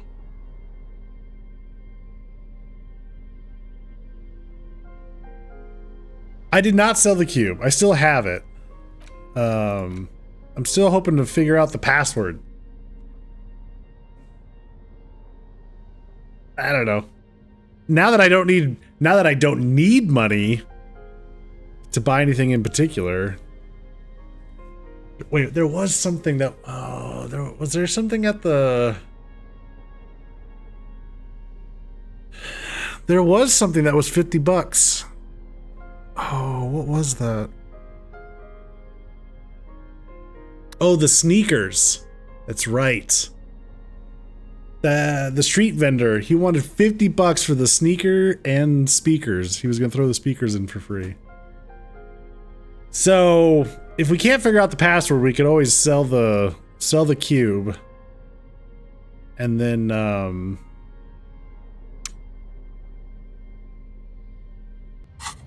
buy the sneakers, I guess.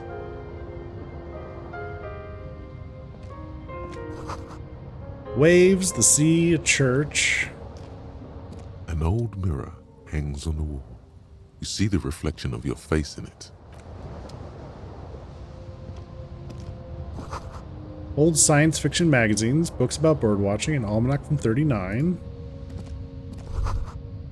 This heat engine hums quietly, giving out pleasant warmth. Oh, we are warm. Using a thermodynamic expander condenser cycle. Nice. Nice indeed. On the table, you see a bowl of water, a rough soap, and next to it, a small hand mirror. A straight razor soaks inside the wash basin. We can shave? We can get rid of the mutton chops? Oh, buddy. Hell yeah. On the table, you see a bowl of water, a rough soap, and next, the water reflects back a vague image of your face. Nose bulbous and red, hair unkempt, wrinkles lining the eyes and forehead. The stash is gigantic. A fresh start looms ahead. Clean yourself up and be born anew. Like an artist with a brush or a master swordsman, you use the small mirror and the straight razor with some soap to remove all that unkempt hair from below the nose line. The sharp blade chafes against your skin, producing a scratching sound. The surface underneath the beard feels tender, the air brushing against it chilly. Feel your clean-shaven cheeks. They feel so smooth, surprisingly so. A feeling of freshness overcomes you, as if you just came from a cold bath. Was shaving the right The water color? reflects back of you, almost look like a professional. Your face. Hey! Look at that. We got rid of those mutton chops. Let's see what Kim says. Wait, does the mirror say anything different? An old mirror hangs on.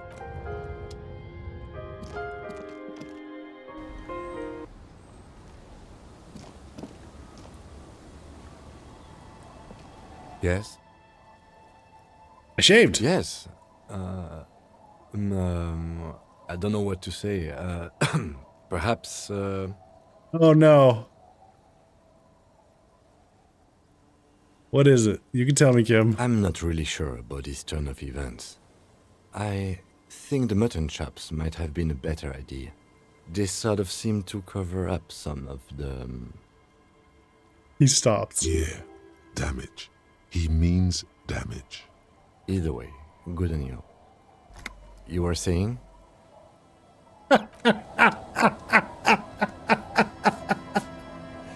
Ah, Kim. What the hell, man? Okay.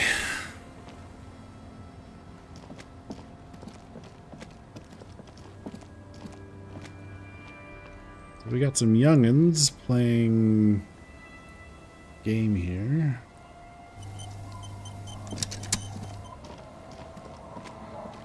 The scruffy-haired little boy kicks a stone. He can't be more than 5 years old. The other one looks indistinguishable from him. He watches his brother kick the stone with his tongue lolling out of his mouth. Hey, where's your The mom? kids don't reply, absorbed in their little game. Is little Lily your sister? Yes. Yes. See, you're being laconic about it. It doesn't look like he knows what that means. Alright. You guys look identical. The stone-kicking one becomes frantic all of a sudden, as if that's something to be scared of. The obvious fact that you just stated. He looks just like me. Yeah, I said that. The boy doesn't answer. His brother throws another rock. Both of their hair is covered in some kind of dirt. The rock kicker was just being shy, but now he's enthusiastic again. You're bad with kids. I am, yes. Don't worry, everyone is. How about we do some police work now? We're not getting anything here. Alright, kids. See you later.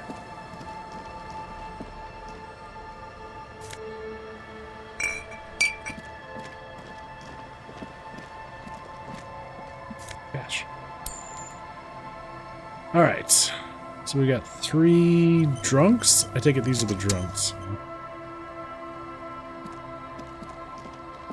Hey, tequila! A 30-something man clad in 2-piece lycra tracksuit puts down his pilsner and extends his hand in greeting. Good to see you. How's business? How's the whole reality situation treating you? Shake his hand. So what's happening? Tequila? Yeah, Tequila Sunset. How are the, high-concept, reality-based adventures proceeding? He says it like it's obviously your name. Like you call someone Billy Brunel or leader of the 4th Street gang.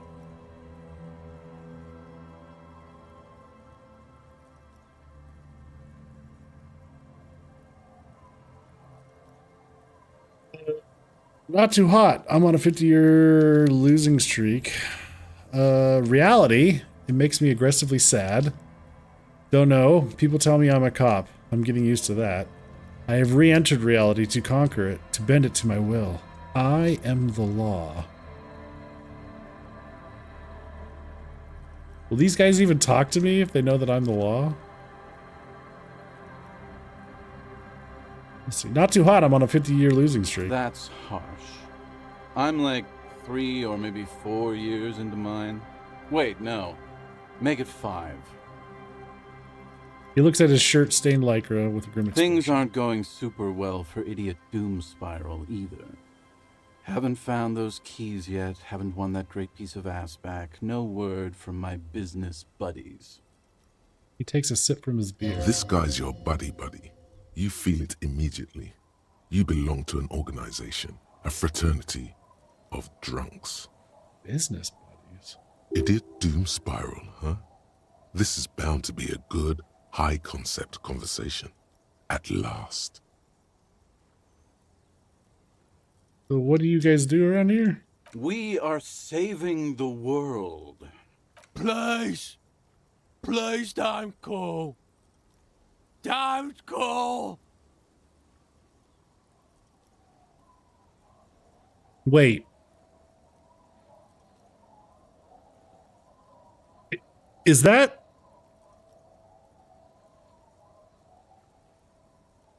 Was that the voice of Pinky? Okay, we're drinking. We're drinking alcohol. That's what we're doing. I tried to save the world once, a long time ago, with enterprise, creativity, and willpower. But that didn't work out. So now, it's a pirate's life for me. You too, Tequila Sunset. This guy.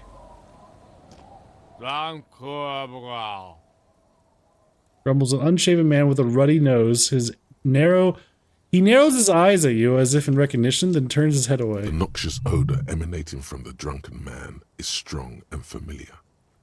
Don't you call her? Yeah! Don't call Abigail!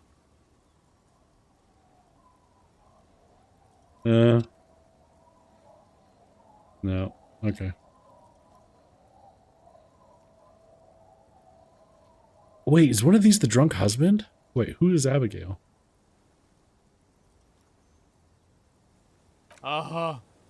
Abigail. Don't you fucking call Abigail. Abigail is his wife or girlfriend. Chances are she's gone. Calling her wouldn't make it any better. You're not going to get anything out of this guy. He's too drunk.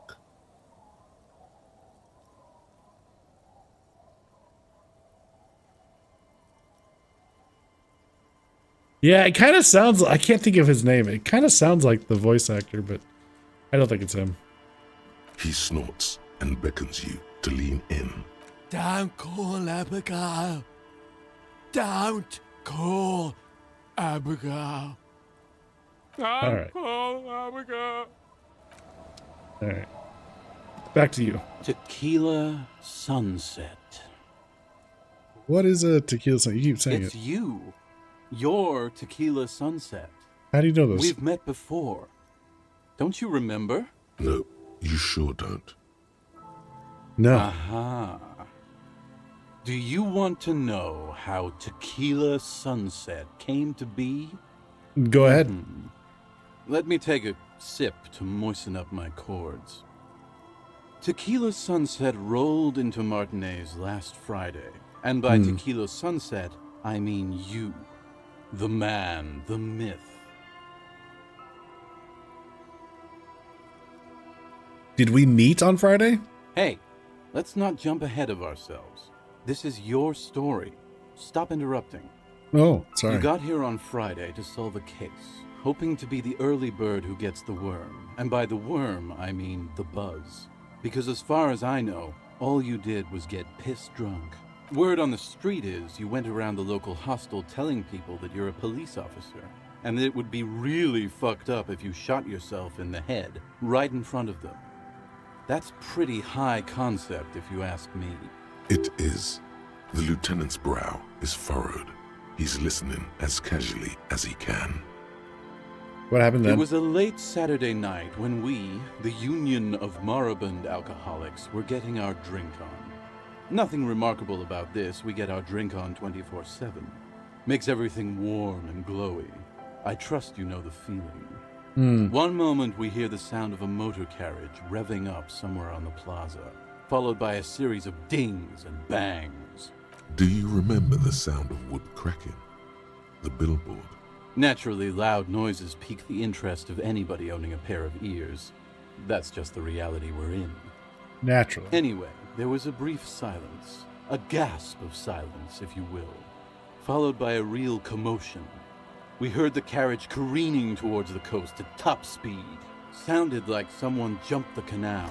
We grabbed our brewskis and rushed to the jetty. Never underestimate the speed of an alcoholic. What we saw was a sight to behold. A beat-up police carriage containing you. Right there on the beach. You revved the engine and screamed at the top of your lungs, "The time hath come!" So, naturally, being the curious cat I am, I asked what time hath come. To which you replied, "The time hath come for Tequila Sunset, the end of all things."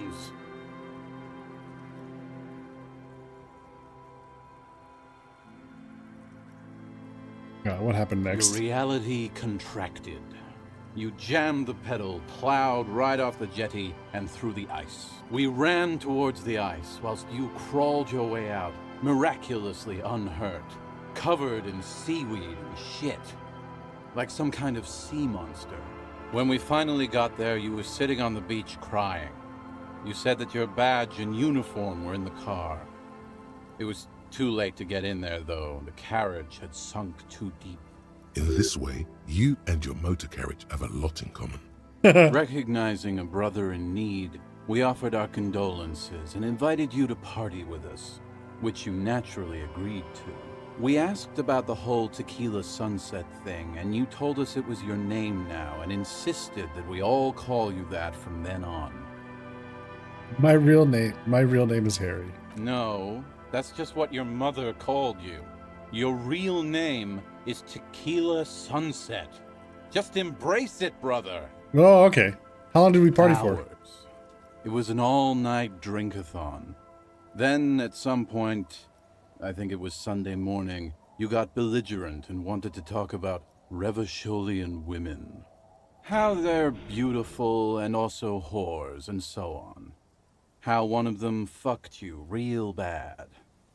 After a short while, you crossed the event horizon, looked sullen, got up, and left without saying anything. Wow, that's quite a story. Yeah, I bet Tequila's a fucking legend around the precinct. You must be proud to work with him. If you only knew. Did I tell you anything specific about the person that fucked me? You were pretty vague about it, but you kept saying you got fucked real hard. And that we've all been fucked too. No one's fucked me. I do the fucking around here. Abigail. It seemed pretty painful, to be honest with you. If I had to guess, I'd say you're still working through some shit. Yeah, that's one way of putting it. Did I mention losing anything else? Beside your gun and your badge?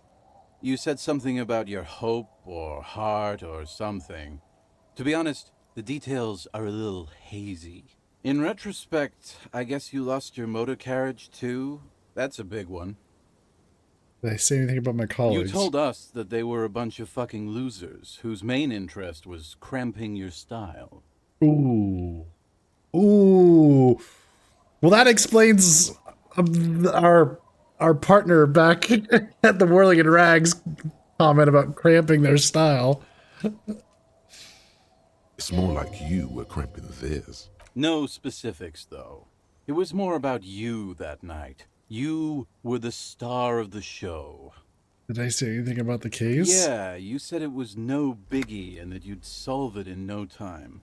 And that you didn't need anyone to do it. You're doing it solo now. A lot of cops go solo and hermit once they reach that level of alcoholism. It's not meant as a joke. He's sorry for the hermit cop. We talk about politics? Yeah, you said that you'd really behaved unreasonably and failed to uphold your responsibilities as a representative of the coalition. Did you get a read on what kind of cop I was? You kept apologizing for being such a bad cop and for the damage you've inflicted on everyone around you. You also kept pausing to knock the heel of your hand against your temples, saying, "Stupid, stupid, stupid." I don't need to hear it. It's a hard thing for a man to confront his past. That's why I avoid mine at all costs. Whoop-de-doo. So now I'm a fucking storyteller. Right. Why not? Better than a beach bum. How'd you become Idiot Doom Spiral? It depends, really. Are you willing to help me out? You might get scammed here. What do you need? Booze. Did you already forget our party? The thing I relayed to you earlier. So, have you got anything for good old Idiot Doom Spiral? A bottle for a story. Seems fair to me. Yeah. That very well might be the case, but looking at you, I can say with great confidence. Well, of course you do. You're an alcoholic. Of course you need it more. Good to see you, friend. Do I have deals set up for you, buddy boy? Yeah? What are you talking about? Good to see you too, friend. So what do you want? I got smokes. They're cheap. Very cheap. I got Pilsner. Great deal. You won't get a better deal on that piss. Spirits I can let go for 300 real. I also have speed. And by speed, I mean amphetamine. Blue medicinal spirit? Oh. Why does it cost 300 real? See, friend, it's real valuable. Worth every real, if you catch my drift. Got it from a bit of a business venture.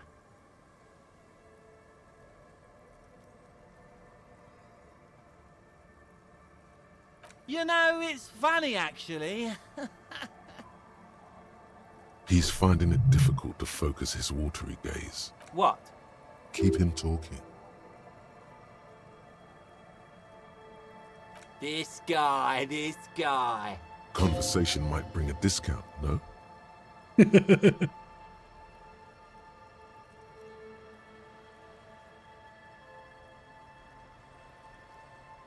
Oh, this is medicinal spirits. The good stuff. Got it from the doctor's office. I got one of those scientific ampoules a few months ago. Torpedo, they call it. It's supposed to keep a man from taking a drink. Didn't stop me for shit, that's for sure. 5 lemons with half a pack of butter and you're good to go.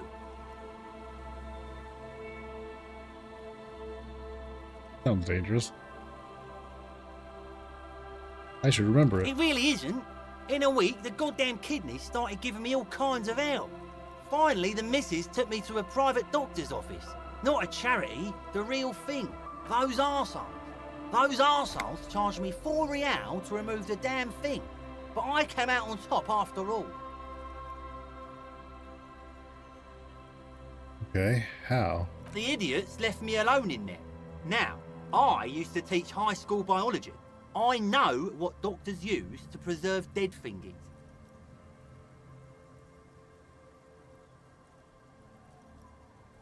He gets an excited gleam in his eyes. Like 3 cans of this blue medicinal stuff from the back room. Threw the snakes out and voila. What's left is this beautiful blue stuff. 98.7% almost pure alcohol. Is it actually formaldehyde? Snakes or intestinal worms? 2 I already sold to these fine gentlemen here. But this last one is yours for 3 real, if you want it. Don't say it.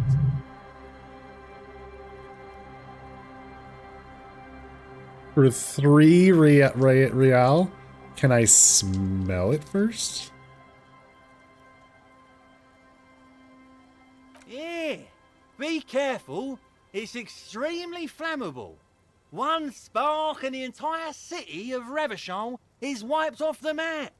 Feels like someone set a mustard field ablaze right inside your nose, then drenched it in tear gas. Your nose is in all fairness, that might be attributed to the retrograde amnesia. So, what's the deal, friend? Want the spirits or not? Sure, it'll prove useful, yes. 3 real and it's yours, friend. The deal of a lifetime. Well done. You got it. That's a much more reasonable price right there. Makes sense now. Blue medicinal spirit. Okay. Just make sure to enjoy that one, friend. If you drink this, then you'll die. That's a fact. And that's why we're going to save you from yourself and store this as a sellable item. Go sell it at the pawn shop for a profit.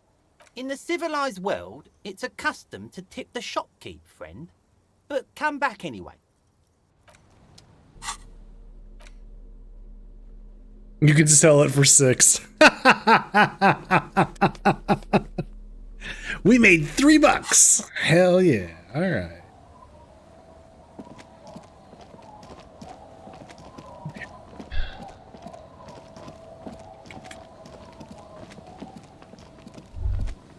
Whoop. Little black swallow circles above you. You hear it. Chirp. Oh, okay.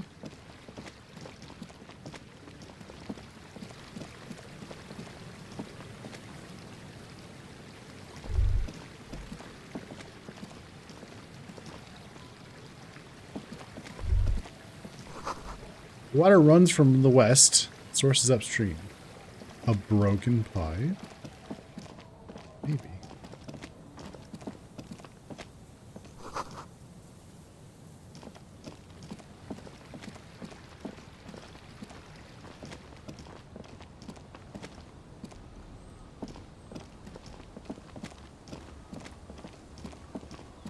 We can ask the citizens here about elusive red-headed Ruby.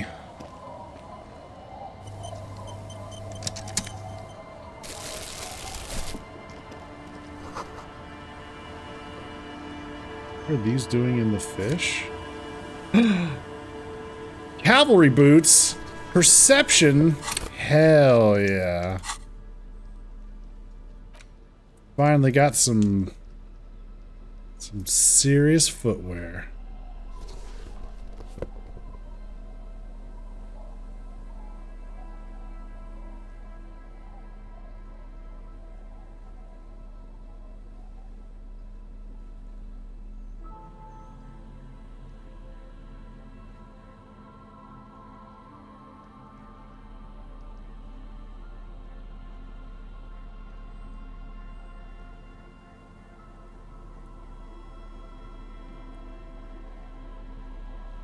Cool.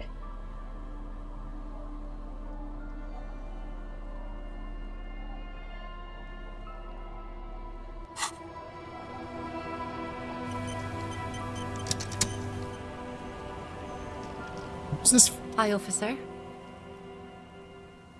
Woman in a raincoat stands on the quay considering an overturned boat. A sword in a scabbard hangs from her hip. Anything I can help you with? Where are we exactly? A fishing village on the seashore. This place doesn't really have a name. It's sometimes called Elysium. What's that? The sign on the street leading here is illegible. Has been since they built this place. Okay. What's your name? The name is Lillian. People call me Netpicker. I think I have time for questions, and that was actually the second one. Indeed, you're always confused as to your whereabouts. Ask her about the cool sword. Helps to break the ice. Nice sword. Does it come with a story? Unfortunately, the factory sold this one with a 3-year warranty instead of story. It's to intimidate folks, mostly. Hold on, do you know how to use it? Not really. I know some basic moves, and I know it sure as hell beats a knife when you're in a tough spot. But not when you're in a tight spot. It is imposing. It's a regular mass-produced sword, like a shovel or an axe. Nothing fancy, just for intimidation. Why do you need intimidation From tactics? time to time, people need a lesson in respect. That's just the way it is. Back in the day, I caught the eyes of many men. And believe me, men need a lesson in manners from time to time. Can I borrow that sword? No, I'm afraid not. Nah. Attempting to confiscate the blade I use to keep these animals in check would put me in an early grave.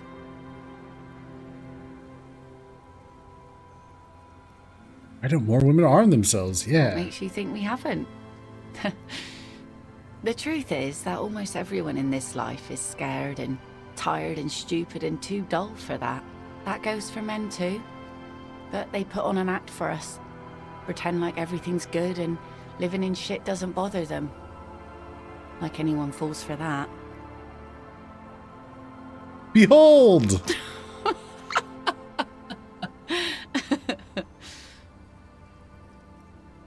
Not bad. Do you like it? Sure. It looks as if you could face down any horror in the world with that same unchanging grin. It's like a shield.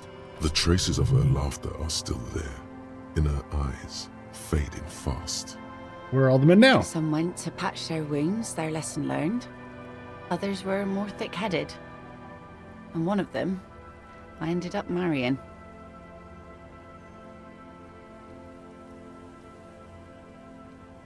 Wait, why? If he's thick-headed. Guess I enjoyed the way he bled. If it is, then why the melancholy? Where's your husband now? Gone. Gone where? To the waves. The sea took him. It was a long time ago.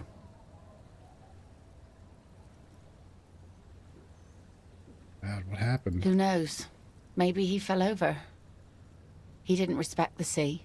Went out there, drunk like a skunk, and sure enough, one day the boat was found floating empty. The bloated corpse turned up 2 weeks later.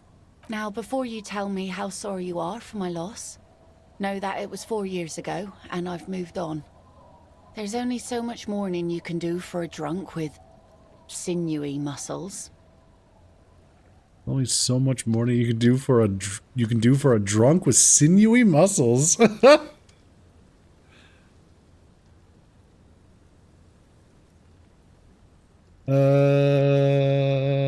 Yeah, it's healthy to let go and move on. Gotta keep the wheels spinning. Us working folk don't have the luxury to be bedsick with melancholy. I buried him, mourned for an appropriate amount of time, and went on. Life didn't really change that much for me and the kids.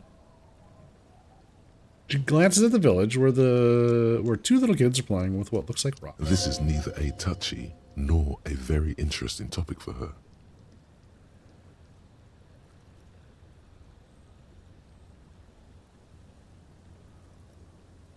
Is that... Wait.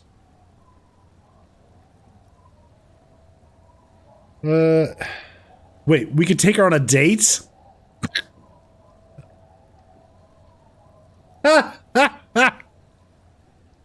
Oh my god. Oh, wow. Is that your boat? Point toward the overturned Sure boat. is. The sun, I call her, coated with a fresh layer of tar just yesterday. It'll take some time for it to dry, assuming the sunny days continue. Sunny days, catching a snowflake. Aye. Sunny days. You got a problem with that? No, ma'am. We have no quarrel with sunny days. Good. It would have been bad news had it turned out it wasn't a sunny day. Bad news for the skiff, bad news for the nets, bad news for the kids. There's a moment's silence. She looks at the slushy snow melt on the yellow belly of the boat.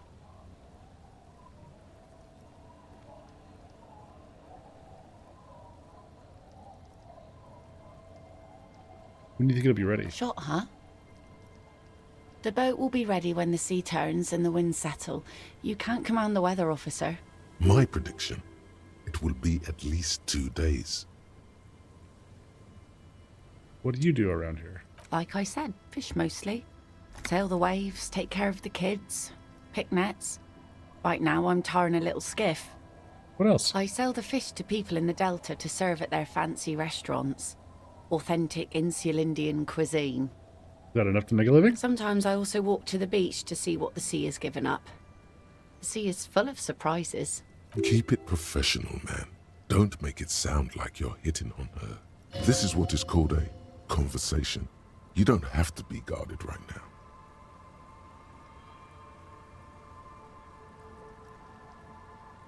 now. Oh.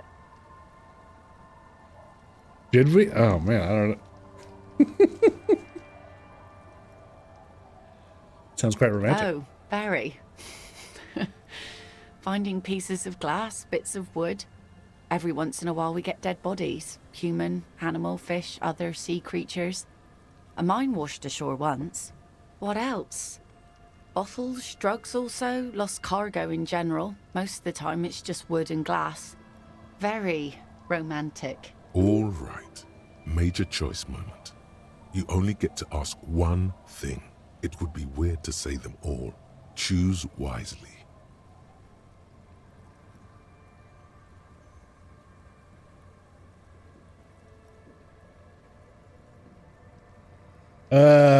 A mine? Like a sea mine? Like big bada boom mine? All right. I need to know about those human bodies. Well, you're barking under the wrong tree then, officer. I have no interest in floaters. Seen enough of them in my life already. Very unattractive bunch. Yeah. Maybe steer clear of the things reminding her of the floater she used to be married to. Just saying. Yeah. We don't want to ask about Ruby yet. We'll come back to all that.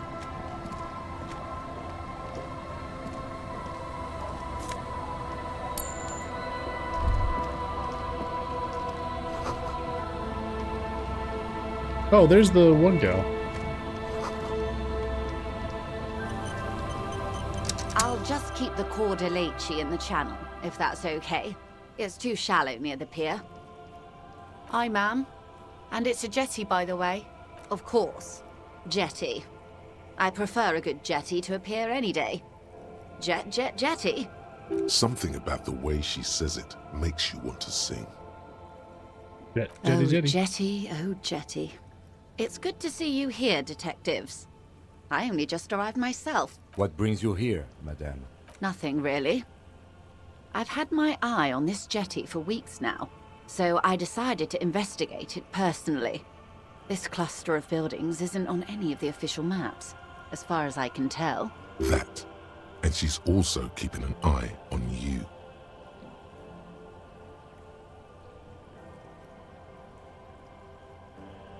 Have you been spying on us? Spying has such a negative connotation.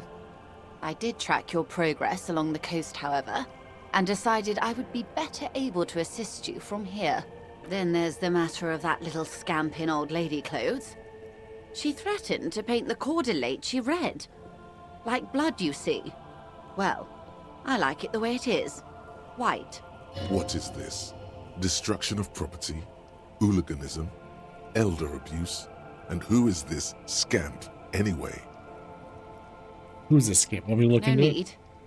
Lillian and I are getting on much better. For one, she appreciates the concept of rent. How do you like it here? How do I like it?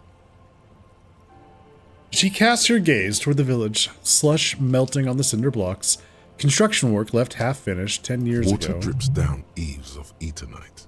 The jetty below her feet creaks to the tune. The smell of salt and dog shit in the background. It's pornographically poor. The street has no name. All the men are dead or missing. And is that the carcass of a motor carriage over there? I'm surprised that woman hasn't put me to the sword yet. Maybe she will. You should ask your questions while you can. Dark eyes survey the coast leading up to Martinez. Dull grey metal. Fortunately for you, madame, the RCM is on the scene. All right. Politics time. Let's react. Real men, real politics, real thoughts in your head.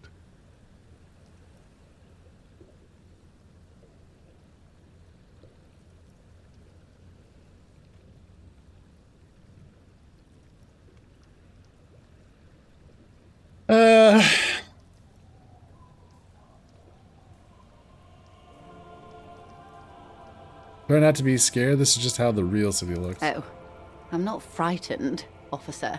I'd never... Do you know how they discovered this place? This island? No, they're in Celindian, Isla. What is Nisilo? I'm guessing you don't know then. Well, your condition has left you no worse off than most of these people. The literacy rate is around 45% west of the river. 50 years of occupation have left these people in an oblivion of poverty. It's a pity. Most of these people will never know what this place means, this island of matter, or why they were ferried over in the first place. Remind me to tell you one day. For now, how can I assist you in this new location? Tell me now, we have time. I hear you have singled out a suspect and are in pursuit. This is cause for cautious optimism. Maybe there is something else I can assist you with while you're hot in pursuit. I found my badge. By love, you did. Fast, observantly, like an electronic printer. She is memorizing your badge number. Pleased to meet you, Lieutenant W. Freighter Dubois. I am glad to see a man of high qualification. The situation is precarious. What can I help you with, Lieutenant? Okay, well, we found Joyce. That's good. All right.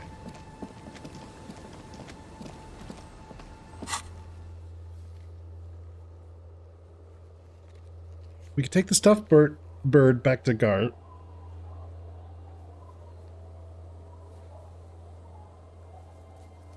Ask about Ruby in the village. We don't want to do that yet.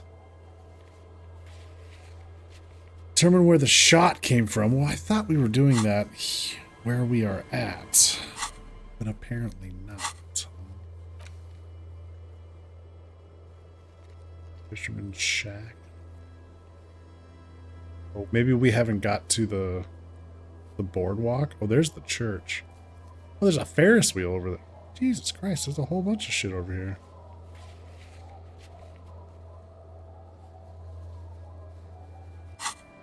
Okay.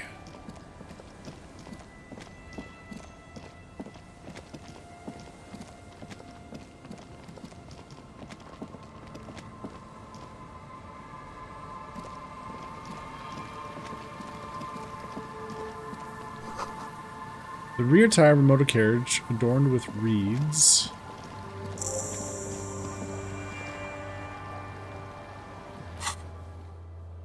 Now we're at the church. A kick drum pulse. The music is coming from somewhere on the ice.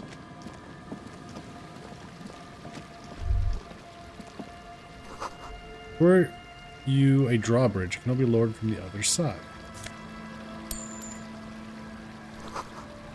Put her on the fence post. Schoolfish. Full of holes. Could the post hide treasure? Look inside. Full of holes? Beer bottles. Some money. More money. Some money. Medicine. Money.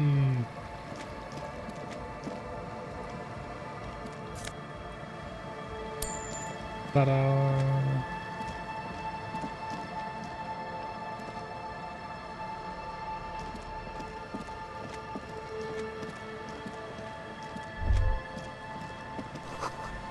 Feel the shadow of a very large building fall on you. Sign reads St. Brune 1147. Dusty pews.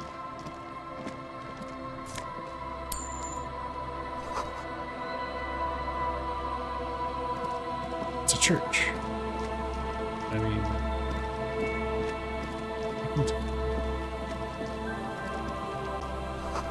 Dead phone, smashed receiver, like someone hung up too hard.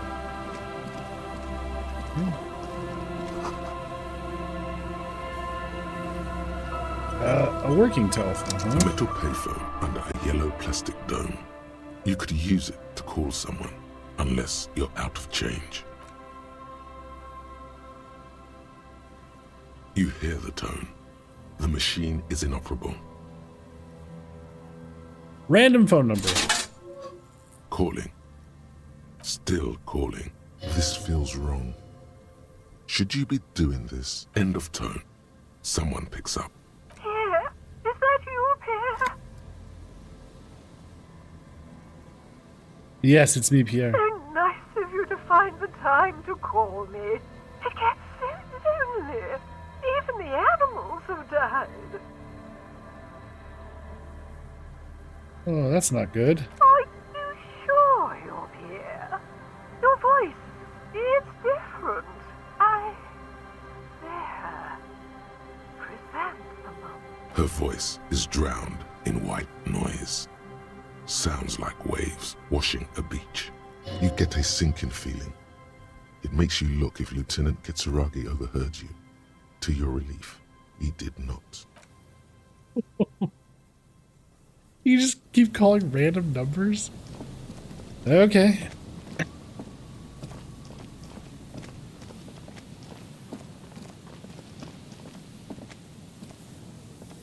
Someone has left an unidentifiable article of clothing on this railing. It smells really bad. Take a closer look. It's streaked with dried seagull shit and tangled with pieces of seaweed. A dangling arm suggests that there might be a jacket beneath the crust of filth. It seems likely that it was left in the surf until someone laid it out on this fence to dry out. Unfortunately, that just seems to have stiffened it into a shapeless mass. Please tell me you're not taking that with you. It might be a clue. You think our suspect is a seagull who's been defecating on unsuspecting jackets? Could have been multiple seagulls. A poet could write 12 verses and still not begin to capture the profound vexation in that sigh. You should still take it. Use the interact button in the inventory to inspect the item. Filthy jacket! Hell yeah.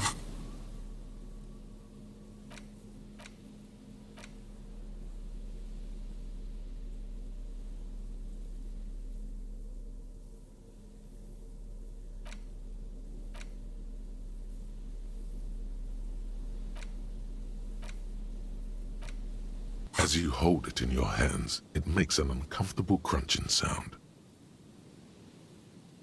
How did this jacket get so disgusting? It's a sordid, filthy tale, not for the weak. Are you sure you can stomach it? Some secrets are better left uncovered. Don't even try. Seriously. It occurs to you that you're not even holding the jacket itself, but rather the thick crust of jetsam and seagull shit that ensconces it. It smells like a dead sea creature, tangled in grey strands of seaweed. It must have spent quite some time in the water before the tide deposited it ashore. Yeah, but what's the crust made of? Somehow, it was carried or dragged to the boardwalk. If not by human hands, then perhaps the feral dogs that prowl the beaches at night. The faint impressions of many footprints are also present. though it's impossible to tell what kind or how many. Suffice to say, the jacket spent some time on the ground before someone draped it over the railing. What happened when someone put it on the The railing? crust is hard. This jacket spent at least a day baking in the sun. Who knows what happened to it then? I'm gonna pretend I didn't think about It's any of too this. late. You've already thought about it, and now your hands are covered in muck. Good thing I got gloves on. Ew, flick your hands. Now you're just flicking that shit everywhere. This is a disaster. You'll never get the smell. Oh, great. Now we smell bad. Oh, no.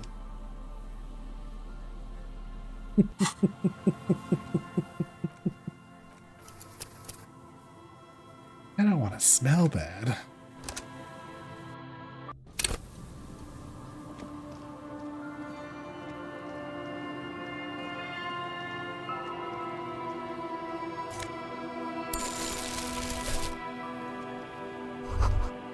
Makeshift roof, vagrants have tried to make the boardwalk habitable. The tarp will keep out neither rain nor snow nor wind.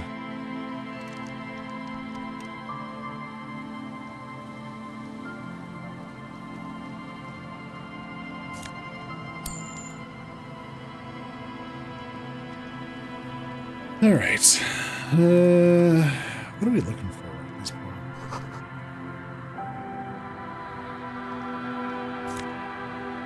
New glasses. Encyclopedia, but -1 to perception. Mega Beano's prescription lenses.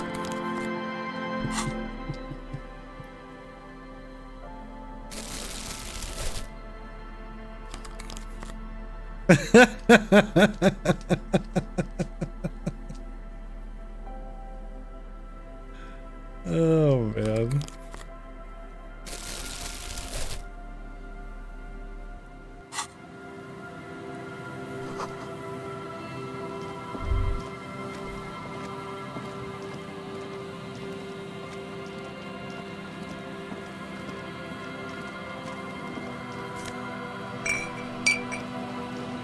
So we can fast travel now, is that right?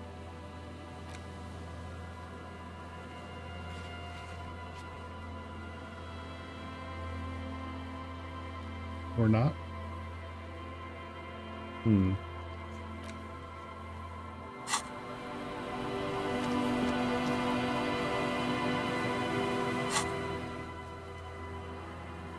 Take it to Gart. Where am I supposed to meet? The old fish market. Okay, that's what we really need to figure out. Is where's the old fish market? We got 2 hours.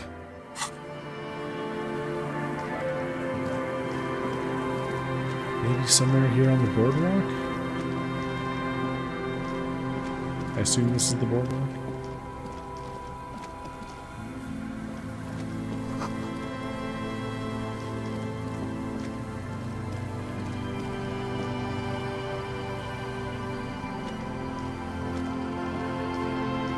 You see a once bright mural towering above you. The signage has peeled off over the years, but you can still make out Feld Electrical R&D. A slogan used to intertwine with the loops a long time ago. Now, only a shadow of peeled letters remains. It says, "Tomorrow is just a whisper away." Looks like tomorrow never came.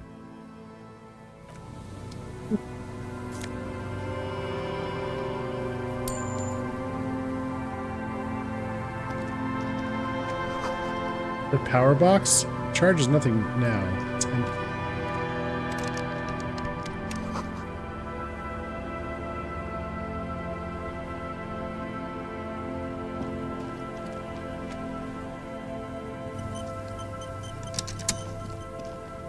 And Mikhail noticed the windows, especially with how there are no windows on the south side. This was to deal with. You officers, come to investigate the historic subtext of West Martinez? I'm Tran Heilostam. You must be Kim Kitsuragi, right? I was just telling my son about this building. Not a lot of people realize the historic significance here. Very rich in hypertext. How does this guy know Kim's name? Nice to meet you.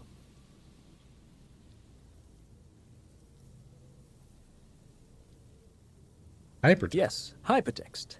Young Carp and the collection of cultural hyperlinks. Oh yes, so Mikhail. They had to deal with monitor glare, especially in the summer.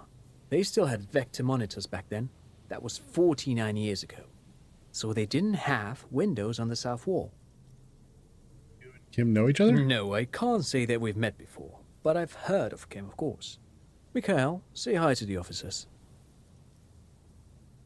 He rests his hand on the boy's shoulder. The child stays hidden behind the hem of his father's coat, clutching to his worm-themed coloring book. Mikhail's a little tired today. We spent all night trying to run Orbis on his radio computer. Have you heard of it? It's a programming language used in Grad. Quite tricky, but he wanted to play this Grad-made adventure program. We've been getting really into Worms lately. The man speaks in the artificial cadence of a professor, or someone who's been on too many radio shows. But I assume you're not here for giant worms when there are so many real things to see. Just as I was telling Mikhail before, this is where the Coalition landed in 08. We could be standing on what is the most interesting landmark in Revachol West. This man is your half-brother. You feel it. But why? Well, get a load of this guy. He really enjoys his trivia.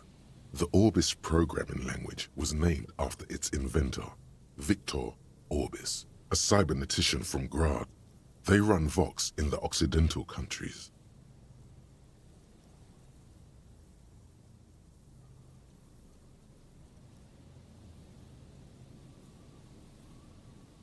Aha! But it's not just any empty old building. He raises his hand to his eyes, springtime sun warming his handsome face. All four of you turn to admire the mural before What not a you. lot of people know is this used to be the R&D department of Felt Electrical. And Felt, which now sells ink cartridges mostly, was once a top dog in the turn-of-the-century cybernetics boom. Really? It looks old and weathered, with seagulls picking apart its stone and metal carcass. Bushy undergrowth has taken hold of the collapsed rooftop. Some kind of bird has set up a nest on a broken windowsill. Like, ever heard of this Feld Electrical? That's not surprising. Only a vestigial ink cartridge and ferrotape manufacturer remains. They started out as a midway electronics outfit in Königstein 2 centuries ago. After an aggressive move to Revachol, Feld became a global player in the emerging personal electronics market of the pre-revolutionary era. Still, Tricentennial was beating them in business machines. But Feld had an ace up their sleeve, or should I say they were developing an ace up their sleeve. I'm mixing my metaphors here. Is that ace? It was here in Martinez, possibly in this very building, that they developed prototypes for a tape computer. An elegant folding mechanism of rollers and ferrotape ribbons, portable enough to be a take-it-home solution, revolutionizing business machines, possibly even bring them to the average consumer, which is a feat of engineering even today's giants, Rehm, ICN and ZAM, haven't achieved yet. He assumes something like a combat stance, facing the wind. What happened? Indeed. What? The revolution! The boy wipes his nose on his... Unfortunately, their moonshot project never made it to the market. Feld's move to Revachol backfired. The revolutionary government liquefied their assets and expropriated those very advanced prototypes, possibly from this very building, or one of the adjacent ruins. All of this was built by Feld, even the boardwalk. Wild Pines built Martinez proper as a resort for their middle management. Feld built this side of town for R&D.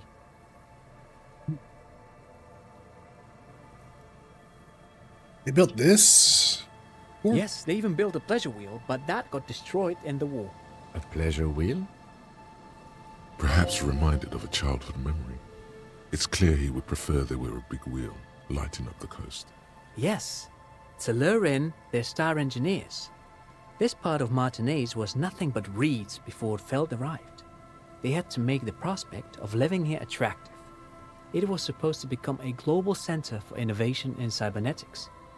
But history had other plans. What happened to the engineers, the company people? Oh, I'm afraid it didn't end well for the boys. But this story is a bit too dark for little Mikhail here. Now, if you were to ask about tape computers... Wait, is he saying that we should just bypass the excesses of the revolution? Alright, tape computers. Tape computers. What do they do with them? They used them for military communications, but also to write and send out press releases. The most notorious example being Le Décret de Mars. What's the Mars Decree? I mean the radio transmission sent out to news agencies and world governments by the newly created Commune of Revachol on the 7th of March in the year 02. A short-lived legislative foundation for a short-lived utopia. It's a beautiful piece of text, actually. A singer-songwriter I know, Charette, called it a love poem to Revachol on her political concept album, Bon Baiser dans ce Lind. You should read it. Every local library in Revachol stocks a copy of the decree. I tried to get Mikhail to memorize it. Tried to. Someone was much too interested in worms to be paying any attention.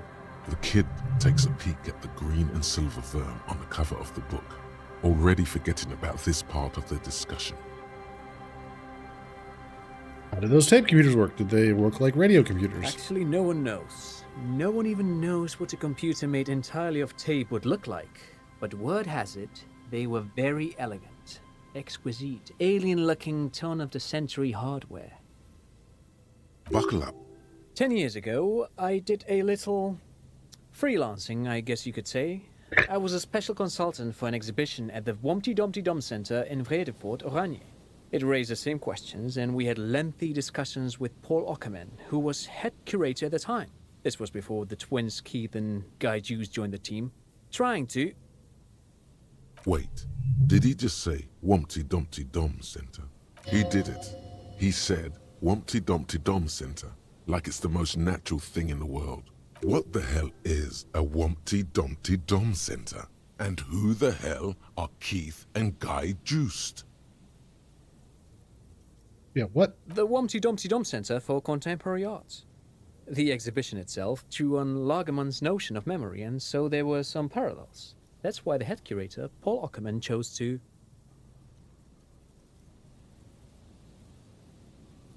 Kim, is he making this up? In fact, I'm not.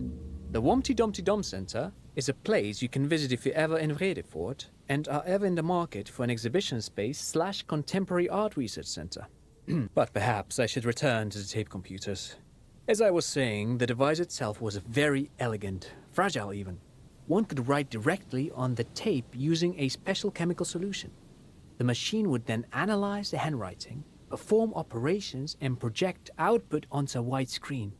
It was a beautiful, delicate thing. Made of black film and folding tape structures.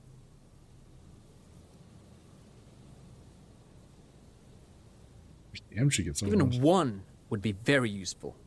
Though I understand the socio-economic causes of the revolution, it pains me to imagine the revolutionaries setting fire to the precious device. But so they did. The Feld playback experiment vanished into the fires of 07. Yes, the official name of the prototype. Some sources report it as the Feld playback experience, but those are incorrect. Why did they just destroy it? Maybe it was an accident, or maybe they didn't want the technology to end up in the wrong hands. Either way, they're all gone now. All 3 versions of the prototype. Nothing but debris and ashes remain inside that building. He knows a whole lot about it. But of course, what else? No, thanks to you for having me and little Mikhail here to pick your brain. A very interesting conversation indeed. Pick your brain? If anything, this was rather one-sided. He did the talking. Whatever.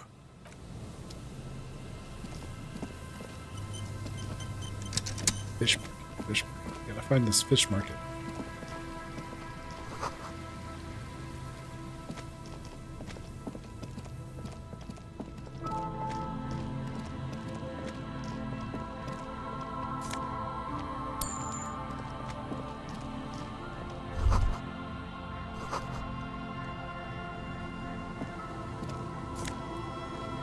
Sunglasses, Subway Fair.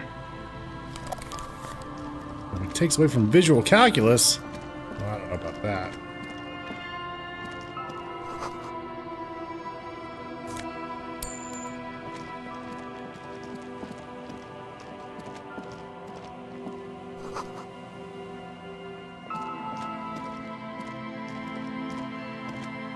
scattering of bullet holes is spread across the cracked wall, reaching from one corner to the other.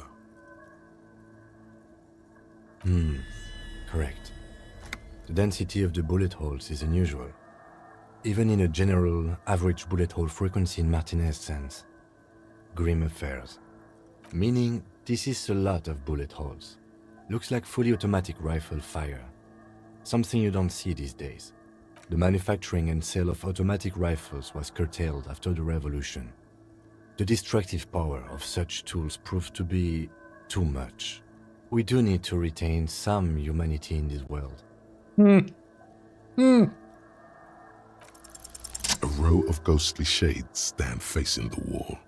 There are many of them, a dozen at least, their heads lowered and eyes blindfolded. It's quiet, no sound, no movement. 10 meters away, other shades are lined up in an orderly manner, automatic rifles primed. A gust of wind blows by. The coats of the firing squad flap slowly in the breeze. A single person stands on the side. A long time has passed since the moment of this fusillading. Rain and brine have since washed all the blood away. Not a trace remains. The abundance of bullet holes leads to two options. Either an inordinate amount of executions were performed here, or they did not use a conscience round, where only one soldier has the loaded rifle. Looks like this was a mass execution with everyone fully armed. Look at the people against the wall. A host of men, probably in everyday clothes, ragged from the conflict and covered in dust. They were not sitting, a common practice for executions in some nations, as demonstrated by the height level of the bullet holes. They stand, facing the wall. It's impossible to discern any details about their personality or background. Ordinary people, familiar, each and every one of them. Collateral damage on the path toward normalcy and progress. Such is your belief, officer. Maybe you should change it. They were praying, screaming. With the line of soldiers. 7 men in combat uniforms and dark coats, holding automatic rifles aimed at the people. Soldiers from some side, but from which one? Who's sitting on the side? The commandant, the one who gives the order. Machine gun fire crackling through the air. The lights of the muzzle flashes dancing on his face. Who's in this execution? I don't know.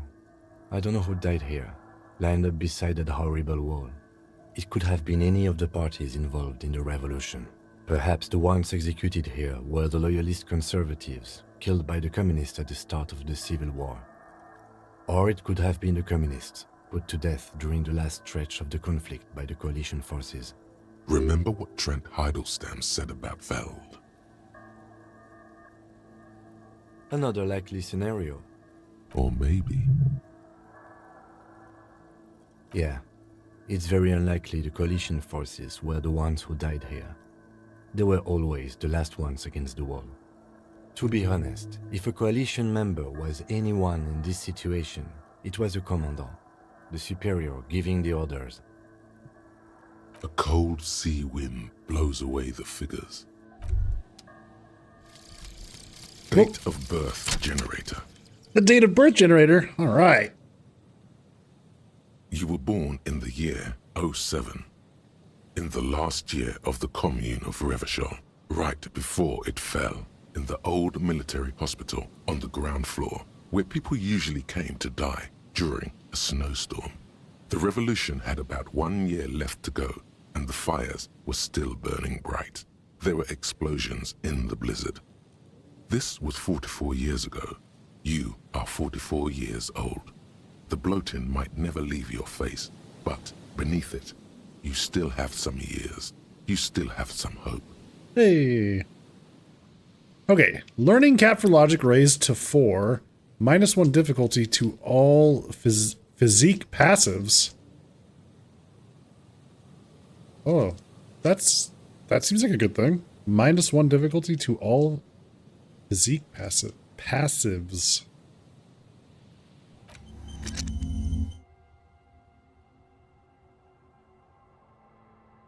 All right. Cool.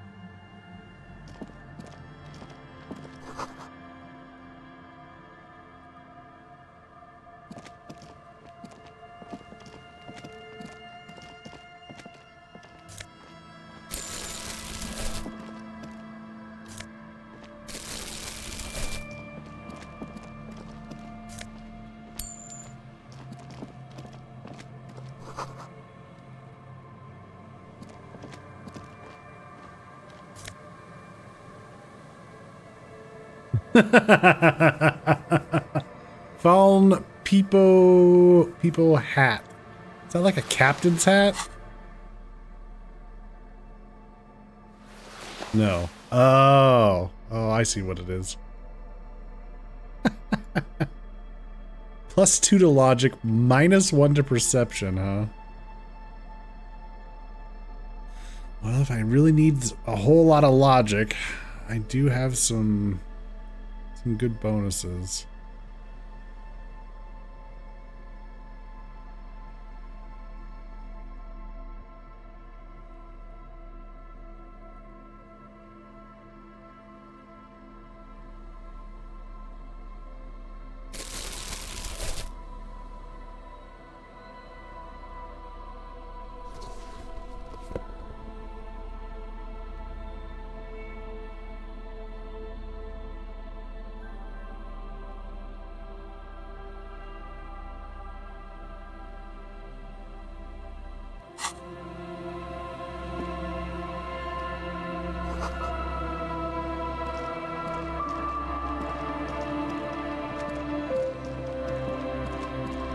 There's no sign of this,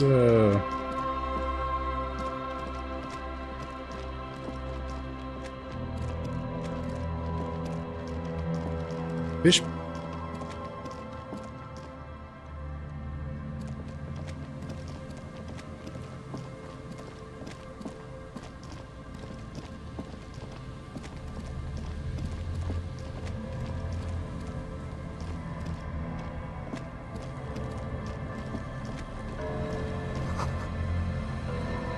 The buoy. A metal and plastic contraption bobs up and down amidst the trembling reeds. At first, it just looks like trash, but if you look closer... That over there must be the boy class she told us about. The one she hid her passport in. We should take a look. Ooh, hidden things, secrets, lies. You lift the boy out of the water without much effort. It's not tied to anything. The cords dangling from the bottom appear to have been cut. The number 11 has been written on the yellow plastic. It hasn't been in the water for very long, but it's already discolored and slimy with silt. A latch holds it close, but only just barely. The brittle metal of the latch has cracked. Simple construction. Very unsafe. There's something in there, splashing around. A shot glass's worth of seawater pours out, some algae, and nothing else. Well, damn.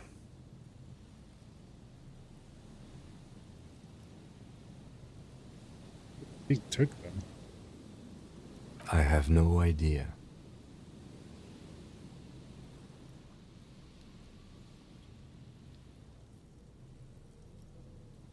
You know what was in the buoy anyway? Or think we do. This is a small loose end, either way. Not important, I hope.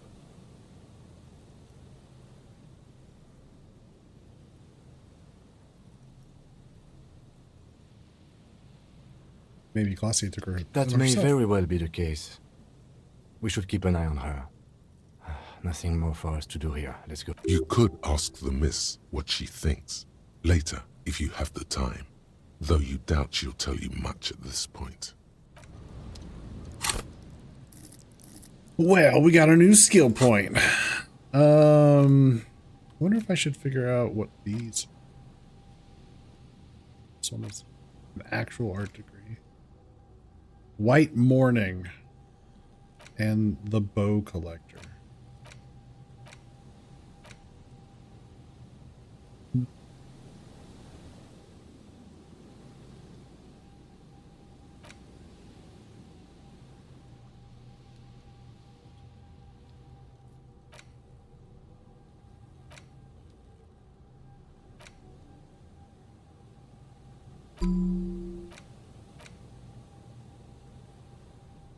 Let's do the Bow Collector.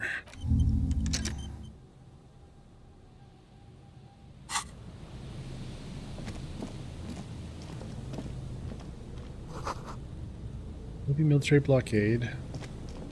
There's a guy over here. Oh, there's a couple guys over here. Are these the zoologists?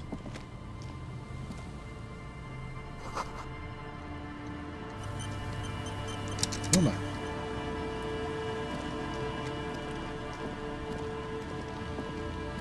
Here we go. Nice and easy. It is! No way out, little guys. Not out of this gem. There's a cylinder on the ground in which the man is arranging some netting. It looks like some kind of trap. He notices you. Who's there? Oh, the police. Hello, officers. His self-conscious enthusiasm renders his movements ungainly. He looks like your understanding of a scientist. Is that the police? Why are the police here? Don't worry, Gary. I'll handle it. You must be moral. To what do I owe the pleasure? That's sarcasm. He takes no pleasure from your appearance. Lena sent me. She's been really worried about you and is waiting for you back. Of course. Thank you for passing along the message. That damn water lock is broken, and we can't go all the way around the 881. The 881 is a raised motorway that separates Martinez from Jamrock.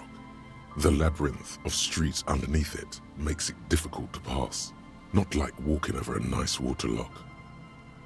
The water lock's been fixed. It was fine when I crossed it. Oh, good. We should really be getting back. Gary could use a hot shower and a warm bed. Did he say we can go back now? Yes, Gary. We can go soon. If you see Lena, tell her I won't be long. Sir, your wife is waiting for you. I just have to do one more round. See if the phasmid has taken the bait. Then we're going. He refastens a bit of netting that has come loose in the way. For all his passion, this man is diligent and patient. You could learn things from him. Lena seems pretty eager for you to return. And I'm eager to return to her, I assure you. But I can't leave before we finish with these traps. My wife understands that just as well as anyone. Come on, Morale. We've been soaking out here for days. It's time to go back. And leave the traps? Absolutely not. I won't let Lena down. Come on, she wants us back. I'm soaked up to my nuts over here. We'll both catch reed crabs if we don't dry out soon. I didn't know the phasmid was so important to Lena. Of course it's important to her. She's seen it. A verified sighting, on record. One of only 4 this century, and it's hers. Really? She sighted the phasmid? Yes, that's how we first came to know one another, in fact. But that's her story to tell, not mine. Suffice to say, it's long been our dream to find proof of the Insulindian phasmid together. I can't abandon course now. Maybe you could go back to the whirling, warm up, come back to check traps later. No, no, no. The traps need to be monitored on a regular schedule. What would we do if the phasmid were to starve while we were sipping tea at the hostel? He's dead set on this. I could go for some trap setting. Oh? What if we check the traps for you? I didn't expect you to take such an interest in our work here, officer. Cryptozoology and detective work are very similar.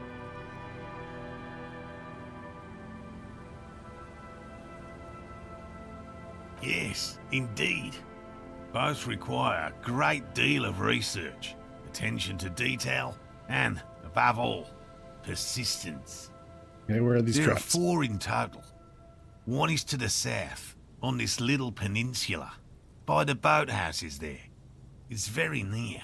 Another we set in Land's End, to the northeast.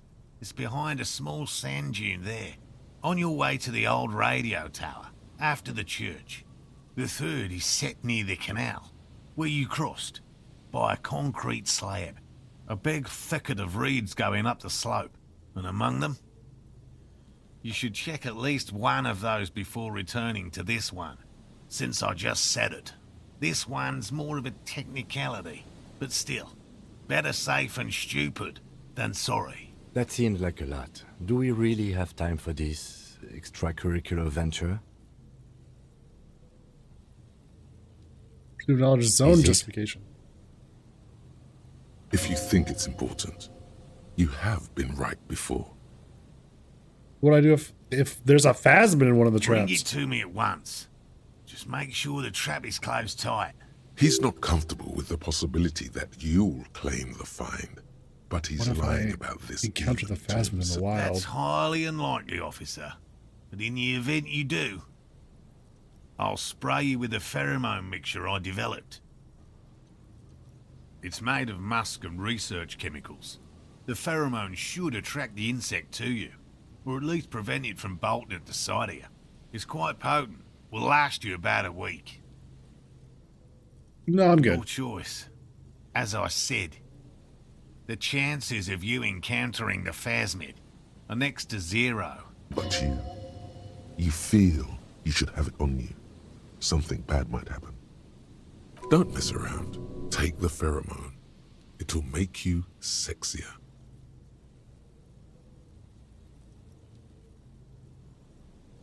All right, fine.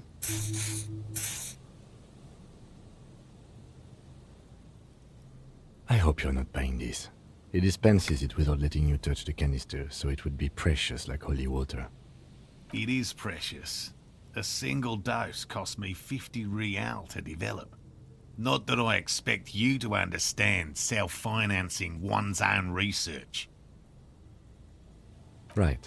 Which means you two can pack up and go back to the whirling. Whatever he thinks about this detour, it's clear that these men are exhausted and in need of assistance. Finally, someone's talking sense. Thank you for your help. Gary and I will start breaking down camp. If you have any more questions, now's the time to ask. If it's more cryptid-related business you want to discuss, but what if the information is vital on... Seen a woman with red hair? I'm afraid not, officer. I've been busy digging around in the reeds for days, looking for signs of insect activity. I'm less interested in mammalian concerns, to be perfectly honest. The lieutenant takes a short note in his notebook, then gestures for you to proceed.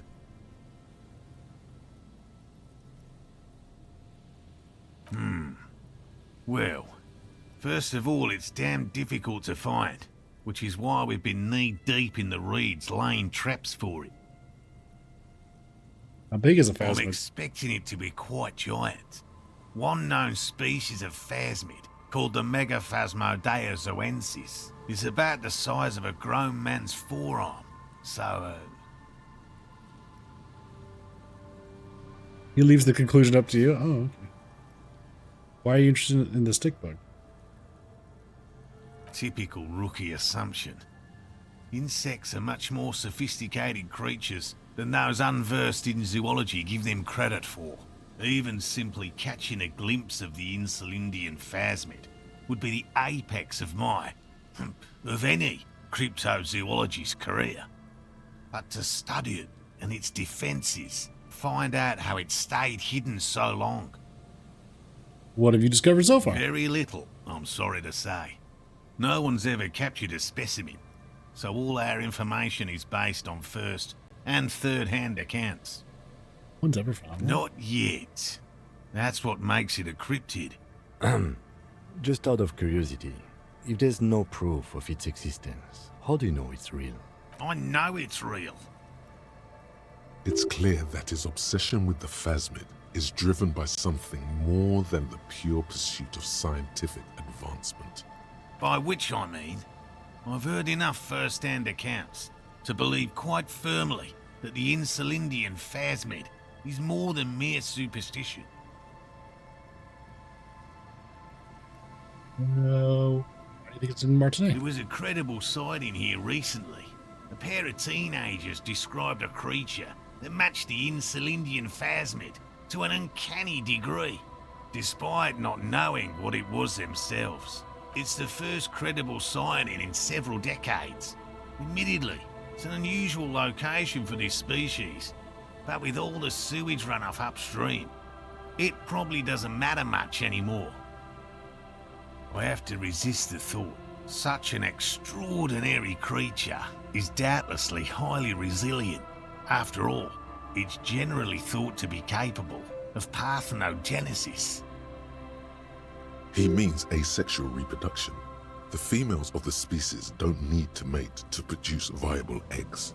This makes it easier for a species with a small population to survive.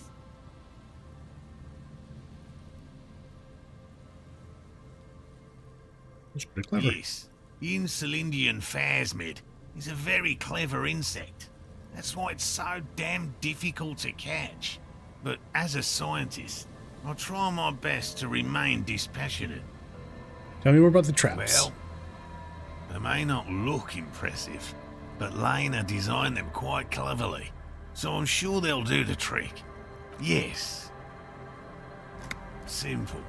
Attracted by the locusts, the phasmid crawls down the funnel and, having eaten its fill, can't get back out. At least, that's the intention. The net isn't a perfect solution, but we didn't want to use anything that might damage the specimen's delicate exoskeleton. Locusts. Nearly all known phasmids are herbivores, of course, but we've hypothesized that the Insulindian phasmid might occasionally prey on other insects. Inside the traps, a number of locusts crawl and tumble over one another in a tiny, chittering swarm. A meat-eating stick insect? Does it pretend to be the reeds as part of its ambush behavior? Thank you for your opinion. Not a big fan of skepticism, this one. They'll work, I assure you. The predatory hypothesis, using locusts as bait, accounts for the failure of previous efforts by other teams, which use plants. We have given this some thought. The traps do seem to be Yes. What? Okay. Get out of here. Still haven't found the damn...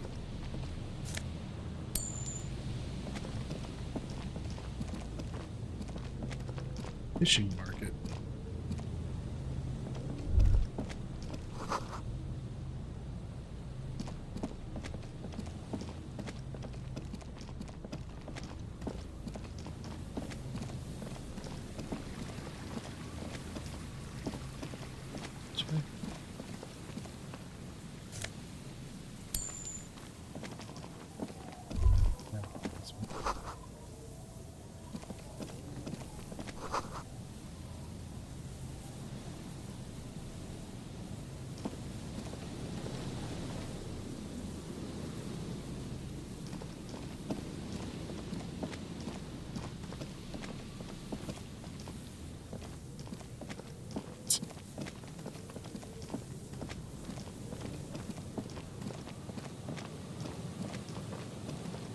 Maybe it's by the church?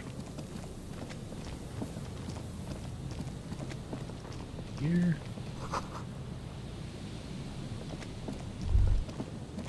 The smell. It's awful and familiar. That's awful. Cover your nose. It doesn't help. You can still smell it. Don't you recognize it? That hideous pungency. That something cold wakes in the... It is death. It must be. Something's not right The here. lieutenant has already brought a handkerchief to his nose. Oh no. There's some tear, an empty cigarette package, and a crumpled kebab wrapper in the trash bin. 2 empty bottles of Tallulah vodka and a can of black potent porter is all you find. No, there's more in there. Livis strawberry liquor, plus some Pilsner bottles too. Better not pick them up. They seem unhygienic. A tragedy. He shakes his head with genuine sadness. Whoever tossed it here was a heavy smoker. The brand name reads Red Astra. Red Astra is the black market version of Astra cigarettes, known for their high tar content. You see traces of mayonnaise and ketchup on it, as well as a tomato wedge. The wrapper reads Shish Kebab Revachol. It's no older than a day or two. It's hard to concentrate in.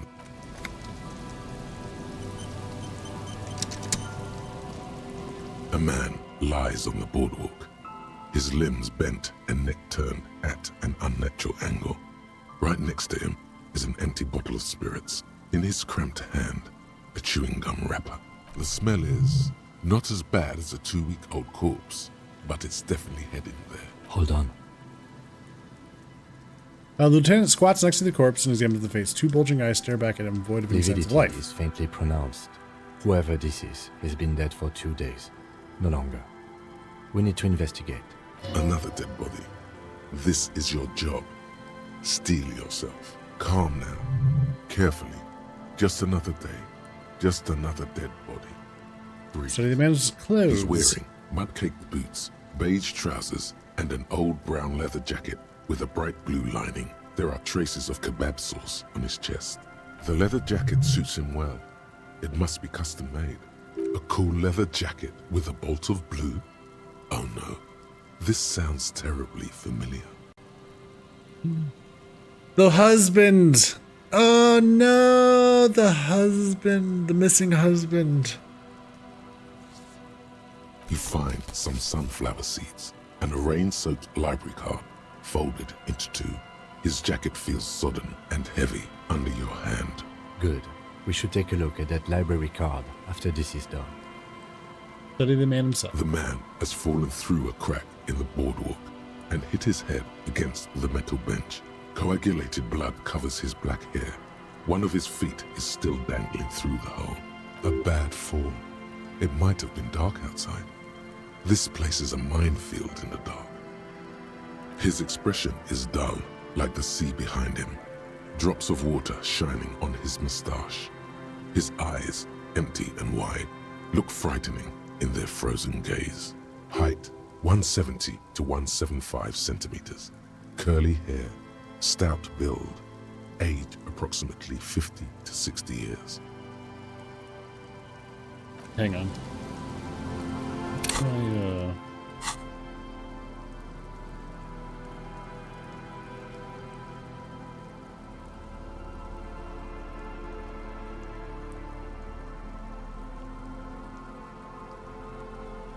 No, we're good. Never mind.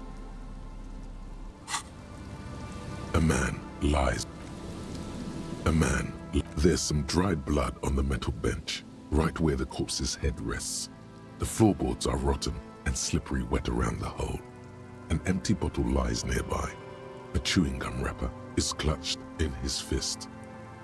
A dried chunk of blood covers the hair at the back of his head. An open wound. It's sticky and cold to your touch. This is what killed him. I don't see any other major wounds, do you? No, just this one at the back of the head. Seems like the head wound was fatal. It's exactly the shape of the bench. They screech under your feet ominously. It's hard to say whether the dead man's weight was the cause of the boardwalk to break. It definitely looks fragile. You see waves churning below. Something cracks beneath your feet. He could have easily disappeared into the sea through that hole, and you would have never found him. A 0.75 liter Tallulah vodka with its cap missing. There's hardly anything left inside. Tear all around us.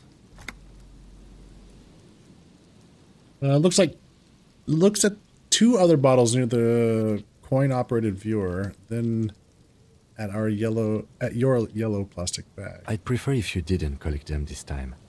It's not proper. Okay. Rubowski spearmint chewing gum. Green leaves on the cover. The man's mouth is half agape from the terror of the fall. The blackness of death. Stench. You think you see white chewing gum too. Confirmed. Nearly the whole pack is there. Solidified on his lower rear teeth. He ate the whole pack, right? It's to cover the smell of alcohol before going home. The worst thing is, I've seen it before. Almost the same scenario. Even the chewing gum. It's always the same. In a ditch off a road below the 881, he thinks. A young father. Then he shakes his head to make the memory stop. The entire boardwalk creaks in the wind as you take a step back. Looks like one of the locals. He'd have to know this spot to come here. You don't just walk over here. But that's just a lazy assumption. A dead working-class man with a bottle in his hand? Don't deceive yourself. You know who this is. The woman you met at the book stand? Why do you think it's her husband? The leather jacket. The bright blue lining? Well, he's definitely someone's husband. What do you think happened? Death by misadventure. He slipped and fell through the boardwalk. A truly unfortunate accident. If it wouldn't have been for that bench, he'd be alive. Think he was drunk? Oh, yes. Some symptoms of acute alcohol poisoning could have definitely played a role here. Severe confusion, respiratory depression, unpredictable behavior. But I think that death arrived through head trauma, not liver failure. It does seem to be a pretty straightforward misadventure, although there's still a question of identifying the body. What should we do with it? From where I stand, I can see two options. We either take the case and follow the leads to identify the body on our own, or we report back to the station and leave this for our colleagues to handle. A field autopsy. A field autopsy isn't necessary if the cause of death doesn't appear to be criminal. And I'd say we should just write down head trauma and leave it at that. Let's keep this detour as short as possible. The sooner we get back to finding Ruby, the better. Good call. The guys at processing can take care of the rest.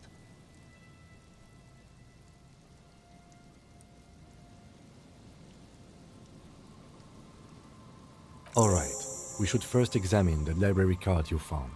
Then we can call the station from my kinema. Let them know we are taking the case.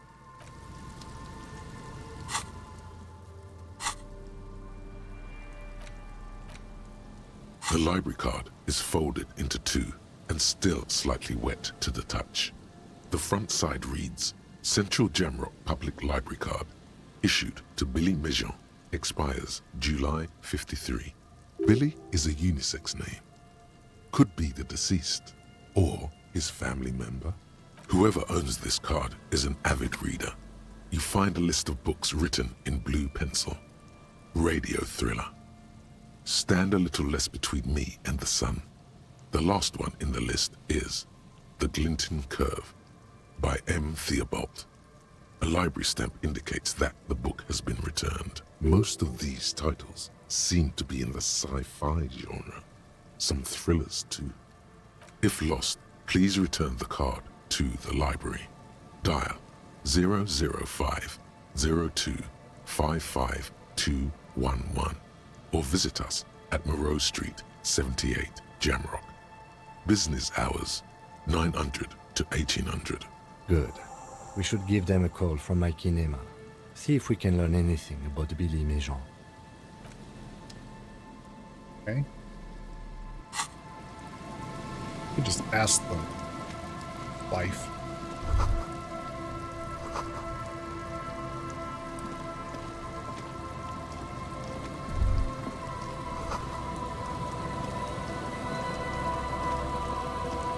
Still haven't had any luck finding this.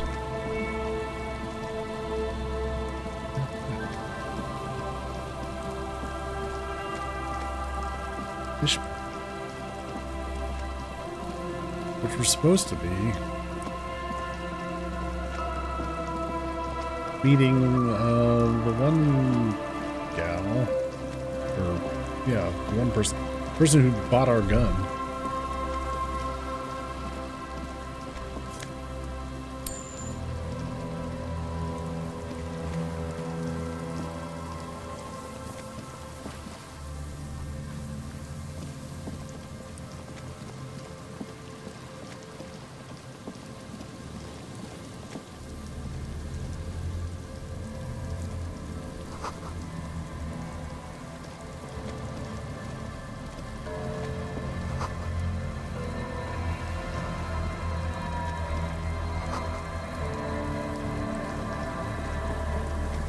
This looks like the old fish market.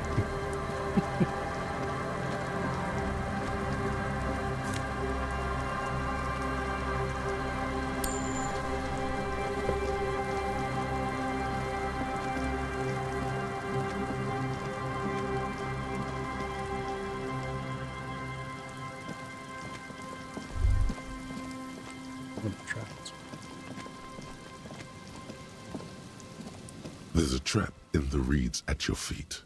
Looks like the same one you saw Morel set before. The reeds shake sadly in the coastal breeze. The wind picks up here, near the cape's end. Surrounding the locusts are crawling around in the trap, confused but uneaten. You see no carnivorous reed phasmid. Big surprise. Anyway, 1 down, 3 to go.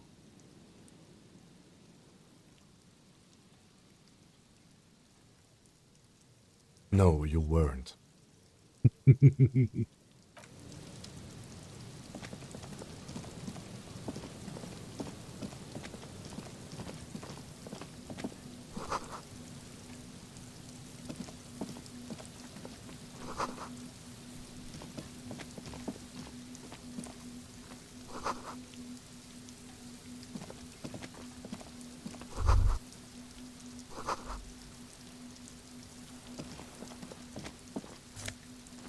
Tie +1 to shivers.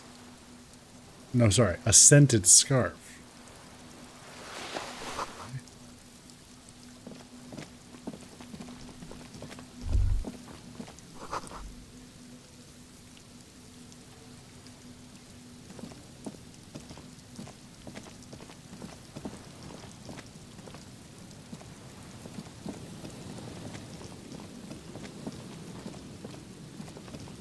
I'm worried about this meeting.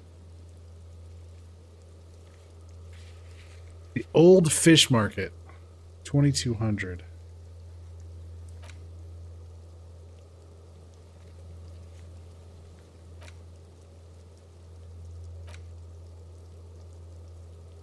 Just walk past the fishing village until you see the boardwalk. Yeah?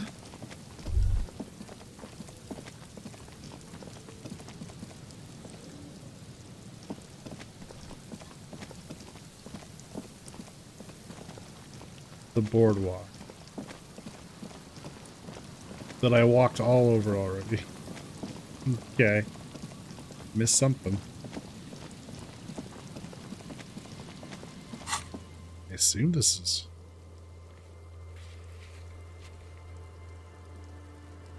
boardwalk? Yeah.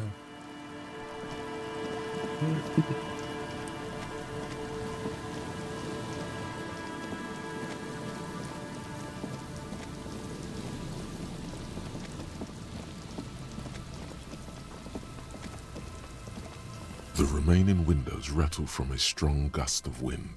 They're covered in a thick layer of grime. They must have been like this for 40 years. Dripping water falls from a high place. All you can see is the shadow of a collapsing staircase. There's rust and corrosion on the bars.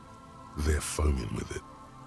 And a small layer of white salt from the sea. Lieutenant, can you make out what's inside? No. I won't even try. You know, I had a partner once. They called him Eyes, because he had to show me things. It's that bad. You still shoot Well them? enough, actually. It's odd how that works. I'm no sharpshooter, but I pass my shooting courses 7 out of 10.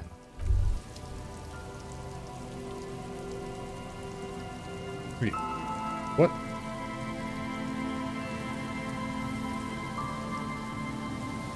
Oh no.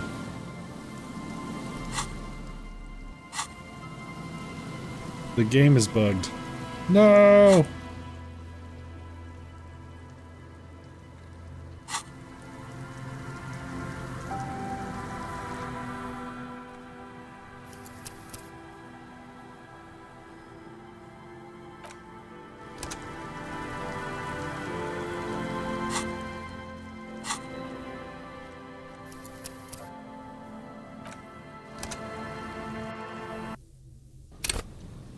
Okay. Whew.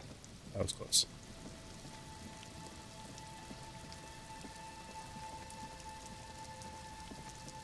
Oh, that guy is gone. Oh.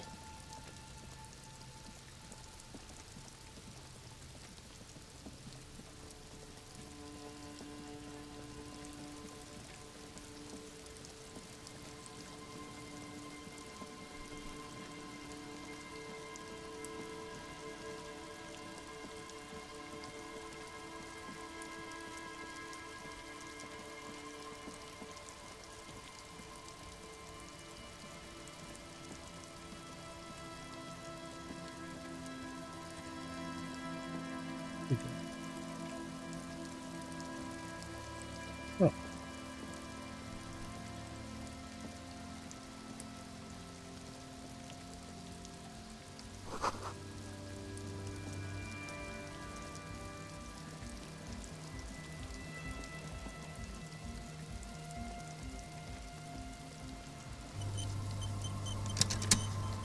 A shaggy-looking girl in her late teens or early 20s, near. Oh, hello there. It's cold out here, but she's not wearing a hat. She must be freezing. Where's your hat? Huh? Maybe she didn't hear you. So should you.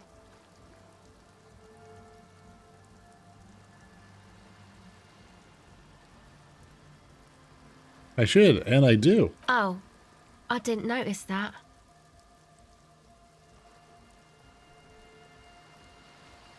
Yeah, well... Look, man, fuck the hat. I'm sorry I said fuck the hat. I was concentrating on something else. My whole family swears and it rubbed off on me.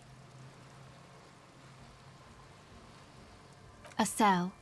Her hair is dyed blonde, with dark roots showing.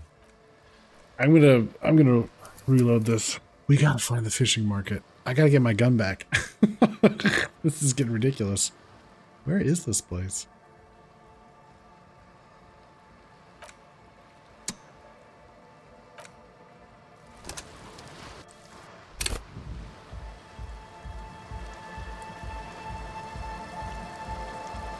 I guess I'll just look it up.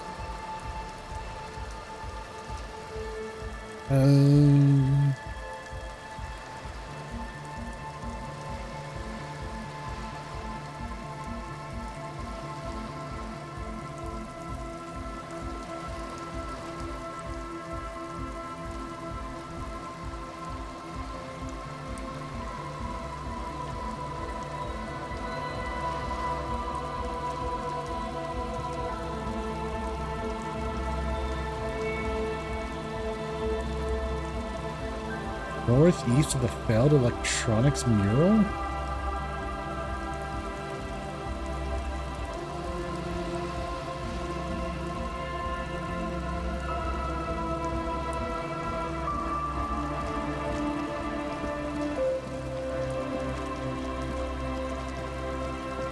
Okay.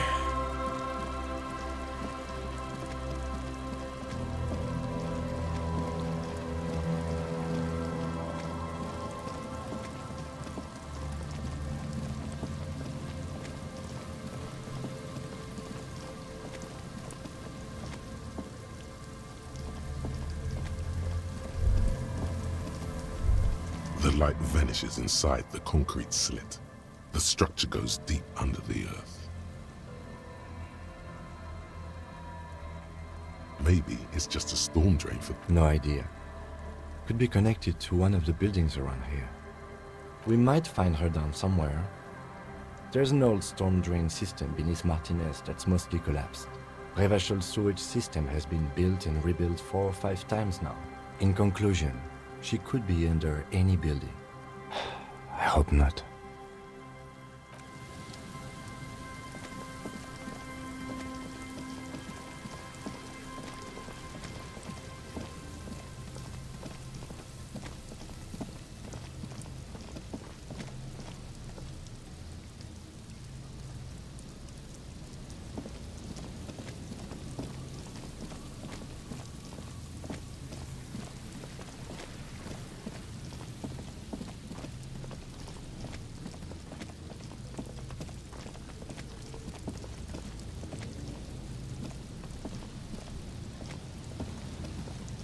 This is the trap. The reeds by the later it gets, the colder. This trap is also full of panicked locusts. Another empty trap.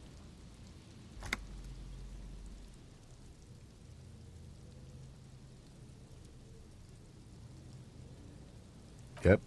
The next one has a crab trapped in it. These are just crab traps, you do realize. Yeah.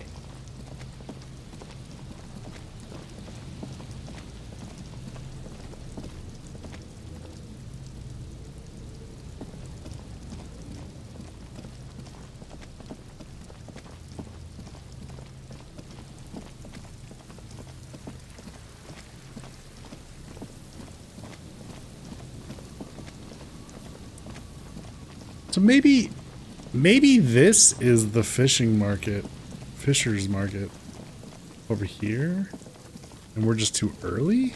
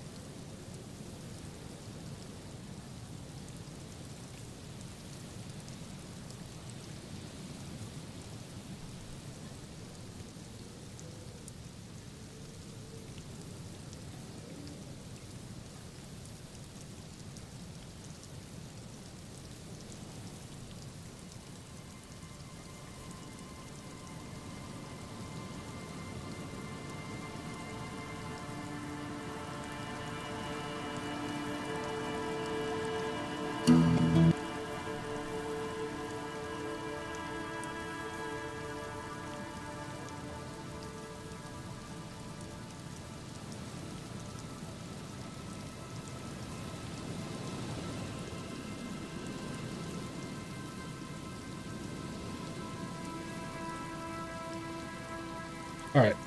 I'm guessing that it's going to be in this location, but we have to come by at the right time.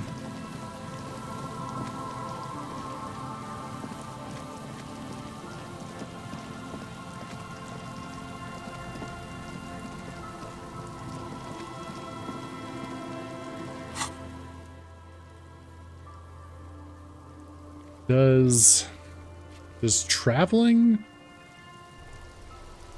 eat up time? Doesn't. Oh, nice. See what Gart thinks of this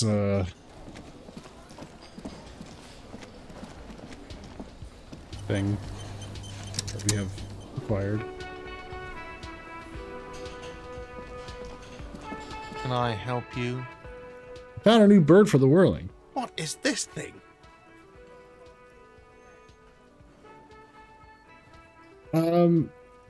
It was actually me who broke the great school. I wanted to apologize by bringing you this stuff. I should have known Sylvie wouldn't accidentally break things here. Okay, this is actually a nice bird. A competent piece of taxidermy.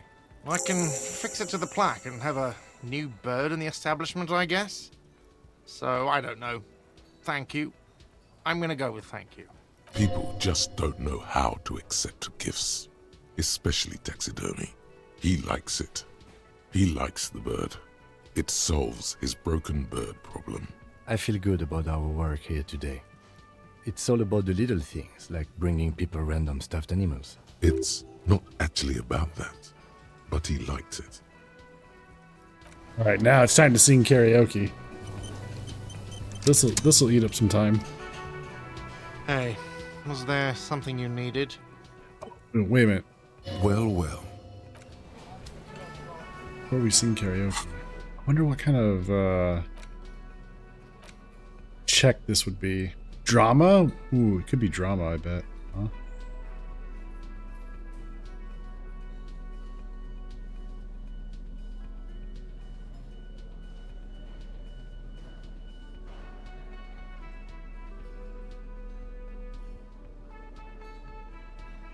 This reduces our drama. This adds drama.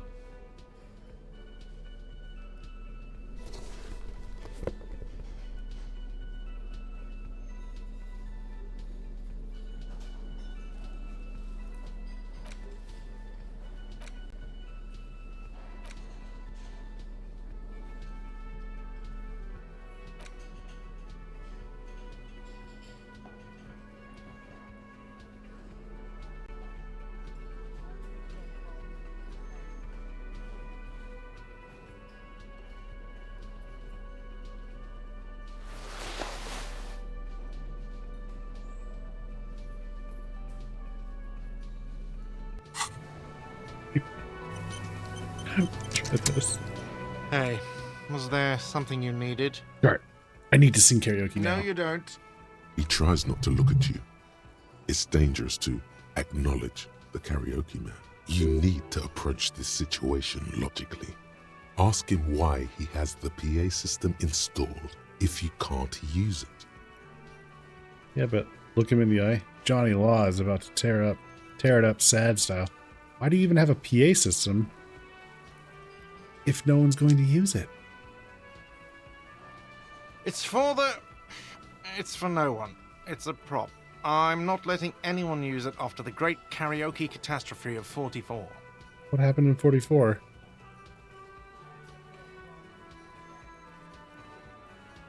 Not a prop, it's for your clients. I know it's used. Okay, yes, it's for some clients.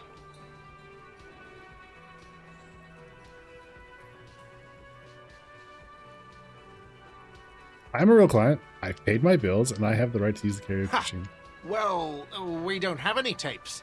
They all got stolen. He's lying, but whatever. You don't really need his lame tracks. All right. I have my own song with me. The man in the vest and the violet shirt stares at the tape you've just given him. He begins to frown. Hard. Fine, fine. Climb on that stage and do your thing. Just get out of my hair. I'll plug it in for you. Damn this karaoke machine. I'm having it uninstalled, he mumbles to himself. Hell yeah. Let's see how this goes. Claim it. We convinced him. So we'll put that there. The stage is all set up for your performance. Feels silent. You can hear the pellets creak under your feet. You feel a little dizzy, a little unsteady suddenly. So, are you ready for your thing now? Let me know when I should turn on the karaoke carousel. Grandma, I was right. Here we go.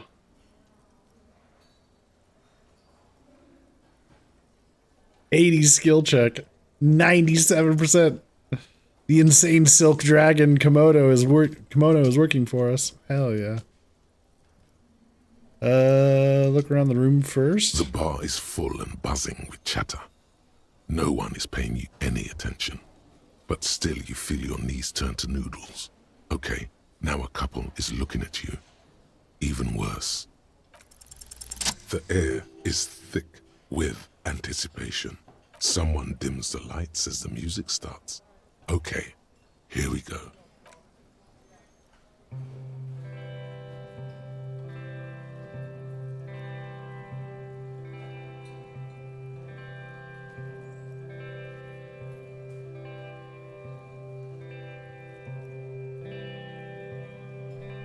I would often go there.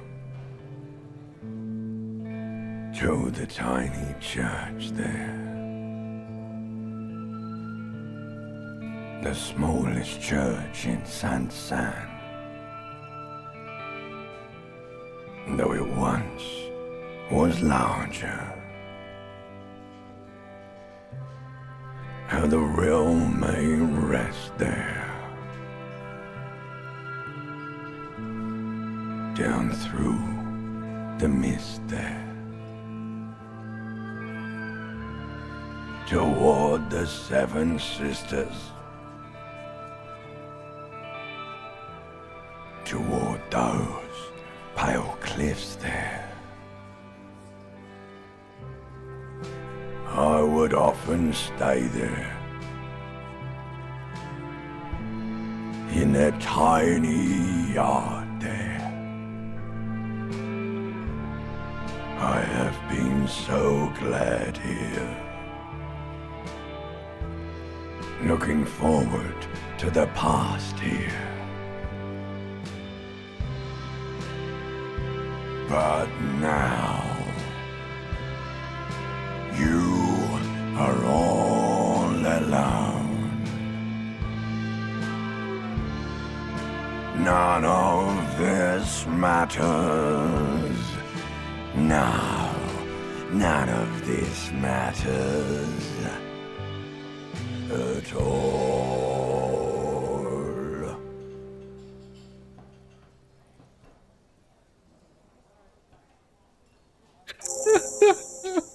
We did it.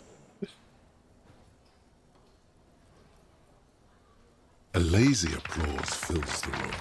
You feel your hands shake as awareness of your body returns to you.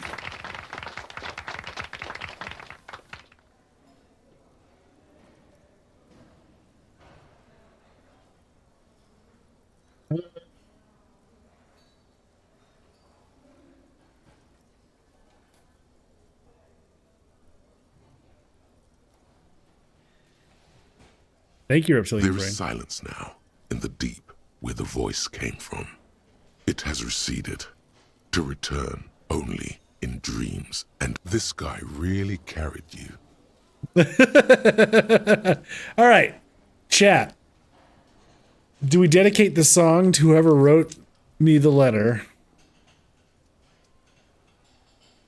We dedicate the song to my partner, Kim. Dedicate it to Gart for letting me sing it. Or dedicate it to no one. I'm not sure who the letter is, what the letter is referring to.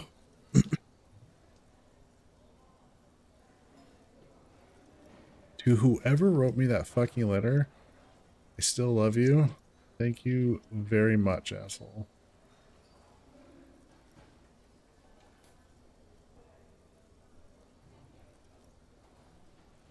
You think I should dedicate it to Kim?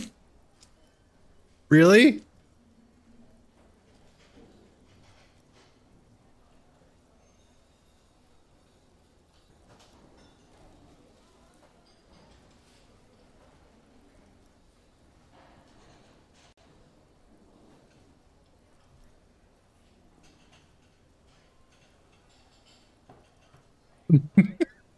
I'm just confirming. I just want to confirm that that's what you meant.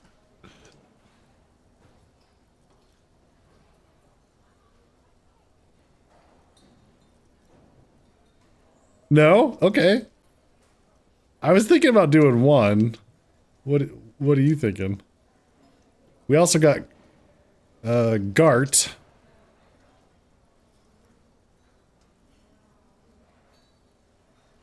Or we could say, I don't want to dedicate this song to anyone. I performed it for myself.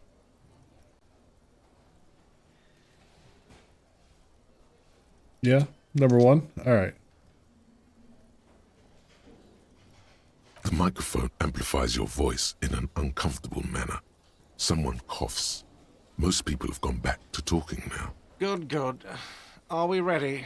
I want to unplug the microphone now. Last words?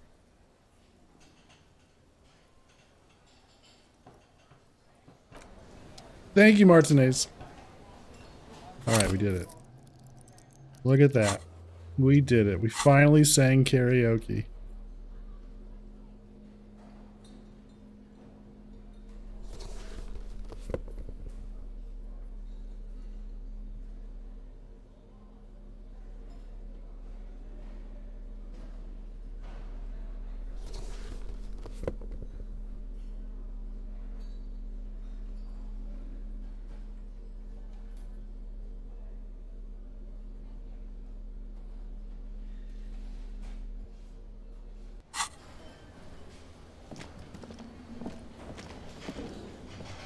Yes?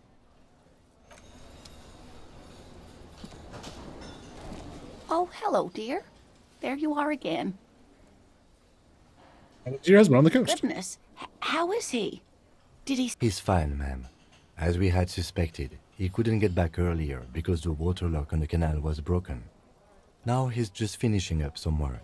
Oh, yes. That's my Morel. He's bound to catch a cold staying out there for so long. But I am so relieved to hear that he's okay. Thank you for putting an old woman's heart at ease, if even a little. You haven't, however. There are dangers out there. Our aging body's foul. Her heart won't rest until Morel is safely back with her.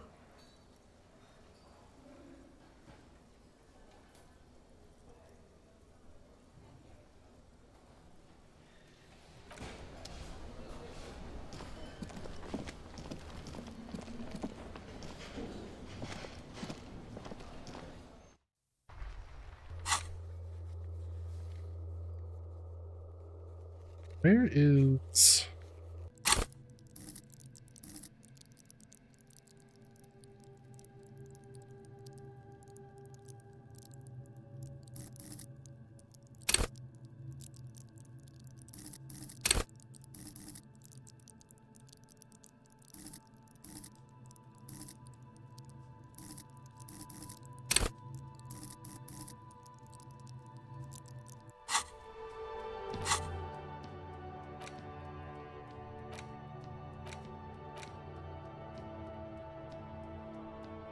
There's so many thoughts to be had.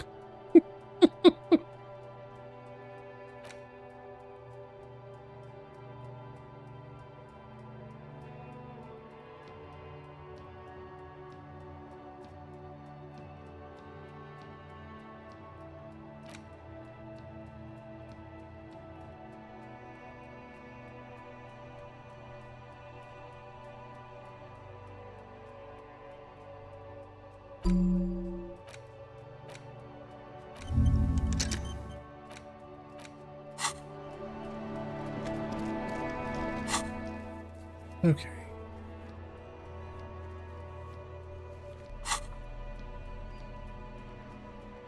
Did that? We're still missing. We're still short like 6 minutes. All right. Let's see.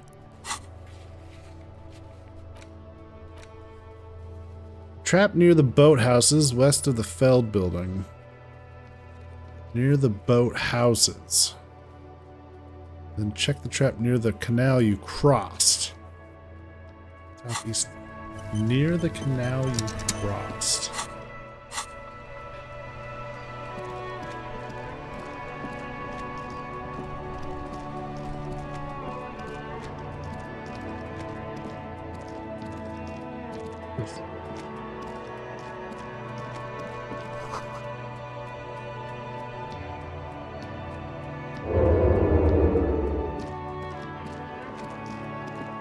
Have a night, Duke. Have a good night.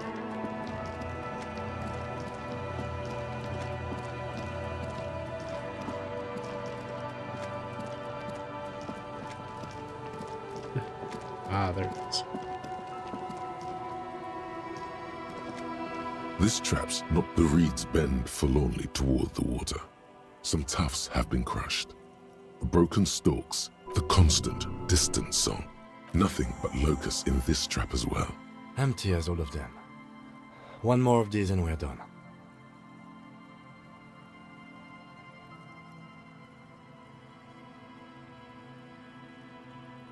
I'm just glad we haven't found some poor cat trapped in one of these.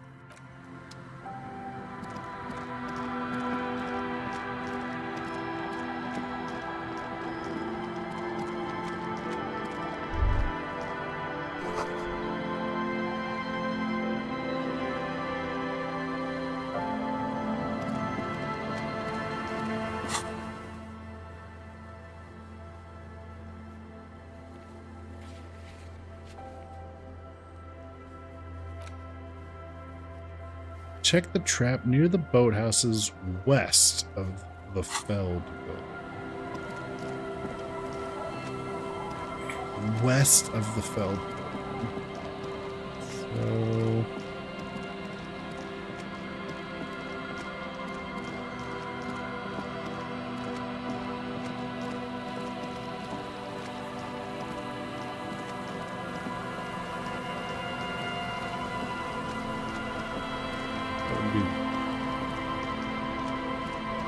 somewhere over here?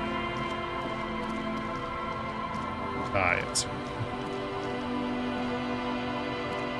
It takes you a moment, but finally, behind you, the ruins of a residential building rise over the reeds. The trap feels light and silent as you pick it up.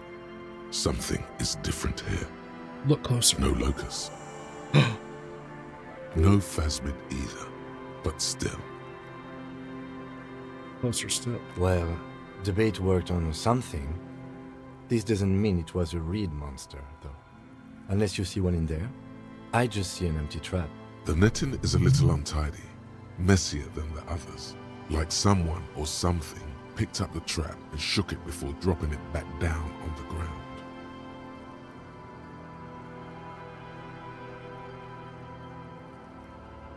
I'm getting someone or something may have messed with the trap. Perhaps our cryptozoologists have competition in the form of an actual entomologist, or someone else is sabotaging them. I could present more theories, but then I would be taking this on as a case, which I'm not.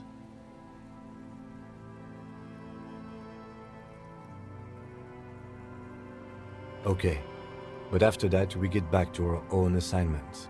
We've done a thorough survey of the coast now. Just running around is no longer useful. A cold gust of air dries your sweaty face, and you look to the dark shadow of the Feld building in the distance, drawing you to it. What a strange sensation. Once this is done, should you ask the wind again? Interesting. Okay, we finally made it to 10 o'clock. Let's see if we were right. Somewhere along here is actually the person we're looking for.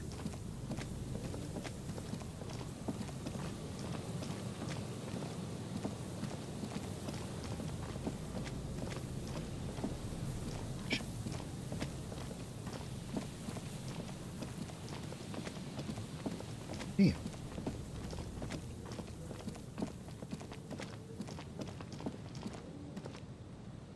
It's 10 o'clock.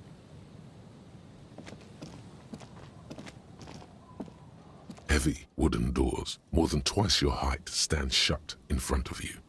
The rectangular sea-worn ornamentation appears in stark contrast to the padlock, carelessly drilled into the wood.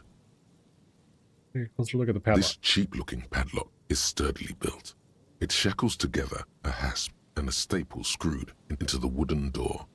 The lock is adorned with a yellow sticker. It'll be easier to break the staple than the lock. Also, that sticker is interesting, somehow.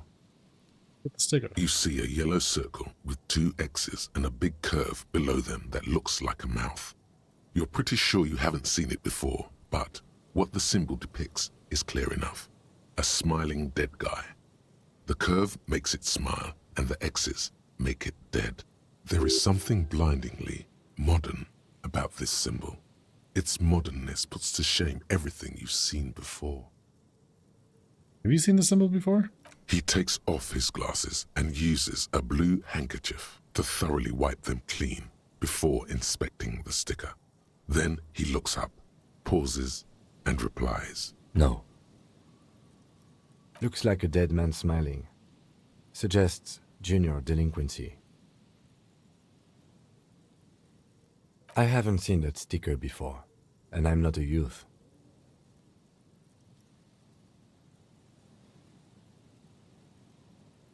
I agree, it's very modern. But does the cheery guy not know he's dead? Or does the dead guy not care that he is? What is the source of the irony That level here? of conceptual thinking is not part of my skill set.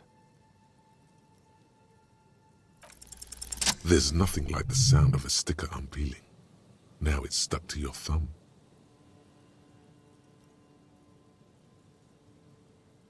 Sticker in your ledger, on your ledger.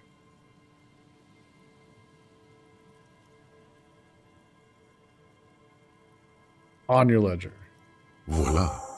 Looks very modern. You're part of the future brigade now, and so is your formerly humdrum ledger. Neon, baby. If you really think we should get in there, we need to find some other way. Start with the kick drum coming from the ice. I'm actually not interested. It does seem rather irrelevant to our... Okay, now it's been a minute. Does this work? Is the person we're looking for here? Unbelievable. Maybe... Can I... How do I fast travel?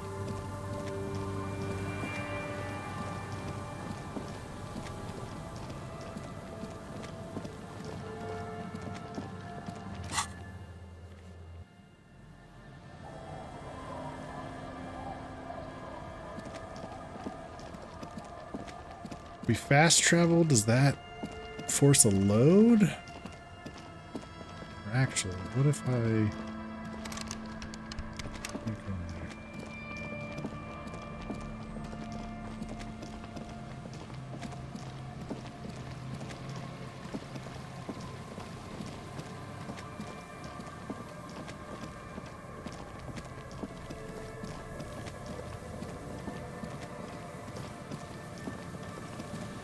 Put your hands where I can see them.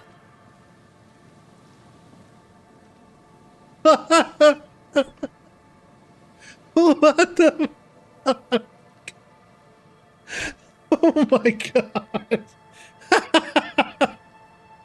Show me your hands. This is the pigs. Show me your hands. Right now! Show me your hands! Right now! Scavenged, battery-powered police lights protrude from her back. The flickering light show reveals a gun in her shaking hand. Her hand is trembling from some sort of neurodegenerative disease. Madame, please drop the firearm immediately.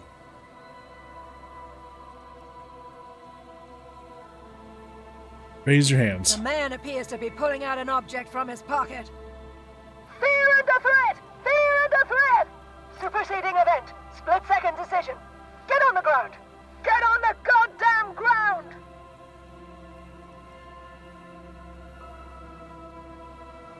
Man, we just want to talk to you. Subject yourself to a full body cavity search. Prohibited materials concealed in nostrils, ears, mouth, navel, urethra, foreskin, vagina, and rectum. In her mind, the cavity search is happening, as long as she's saying it. It appears the things she says are very real to her. Be careful, detective. Don't do anything that might set her off. You'll have to go for the gun sooner or later. Perhaps you can learn crucial facts before you do.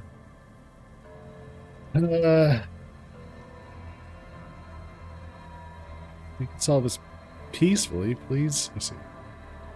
Please identify yourself, ma'am. It's the goddamn police shitbag! Hug the pavement! You're under arrest! As she waves her hands, you notice familiar-looking ampoules and packets sticking out of the mountain of police gear on her back. Medicine or drugs?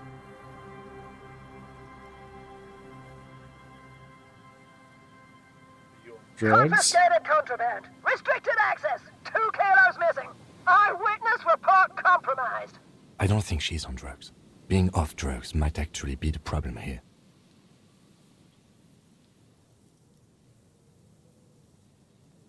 Please, all this, please lower the weapon. In need of assistance! Suspect alert! Get on the ground! Ma'am, please. We want to help you, but you need to lower that weapon. Let's just talk. Disturbance reported. Authorized deadly force. Sector, take the shot! Big red key! Big red key! Big red key? That's code for the battering ram. Cop talk. You know this. We're not the police. We are the Back police. up! Back up! Back up! Status unconfirmed! Lieutenant Harry Defer for the 40th. This is my partner, Lieutenant Kitsuragi from the 57th. Or we say we're with the Rat Squad. I'm with the Rat Squad. Rat Squad? But I thought... But, Mr. Moran... Aggravated assault! Man down! Suspect on foot! There's a scenario unfolding in her head right now. It has nothing to do with what's happening here. What's the situation, officer? Law enforcement compromised! Impersonating a police officer! Does she not believe you two are actually police officers?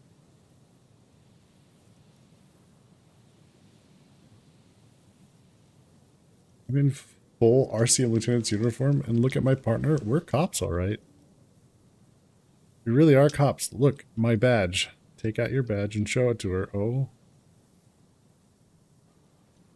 License and registration! License and registration! Come in, dispatch! Sector! Sector! Azimuth! It's not a code, just disjointed words. Hand-to-eye coordination. Shit. We can't leave. A delirious civilian is pointing a firearm at us. Your firearm. You need to solve this. It's a red check! She's frantic, confused, teetering under all that gear. There's an opening if you just move fast enough. If not, the lieutenant's got her in his sights.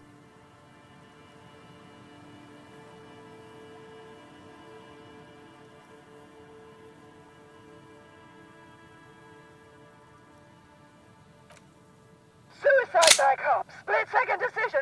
Eat lead, scumbag! Oh my god. God, I almost blew her head off. What is this?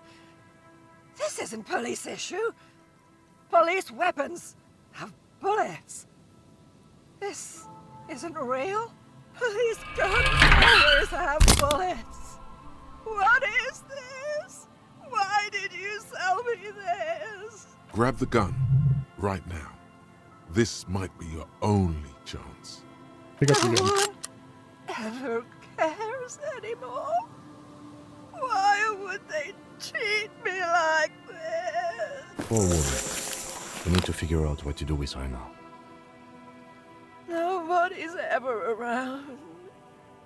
Nobody ever comes to visit me.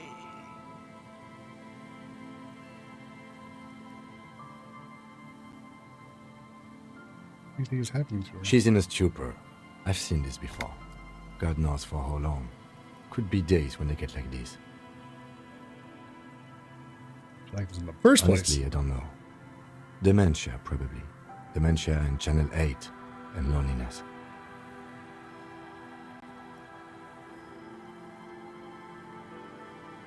Could be. Her hands were trembling and she did seem uncoordinated. But what are we gonna do with her? Very sorry this is how life turned out for you. Her scratched skin is warm to the touch, but the person inside doesn't even know you're there. Would we just arrest her? I don't think there's any need for that. In her current state, and without a gun, she isn't really a threat to anyone. We could let Titus know. This is a perfect problem for the local peacekeepers to handle. They might even know her family.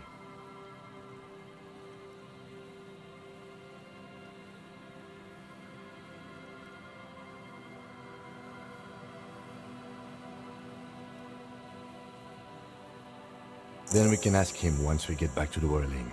But we have to hurry, because it's late and they might have already gone home. But I think we're done here for now. Let's head out. This is done. Please, leave the radio on. Reflex to what? Being left alone. She stands motionless. Just a heap of clothes and flashes now. Maybe if you search her once more.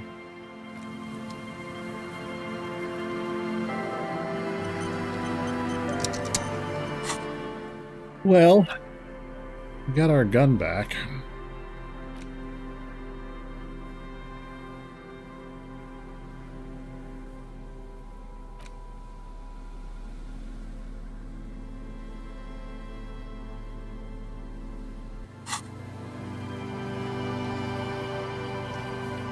stands slumped. She looks, is one of those things a police cap? There were narcotics in there too. You're thinking of taking them. Do. Get the RCM. She doesn't even flinch as you reach out and disentangle the familiar-looking lieutenant's cap from her mountain of RCM paraphernalia. Oh, is that yours? It's hard to say. It's been so long since you wore yours. Think so. The lieutenant nods. Take her shoulder. The old woman doesn't react to your touch.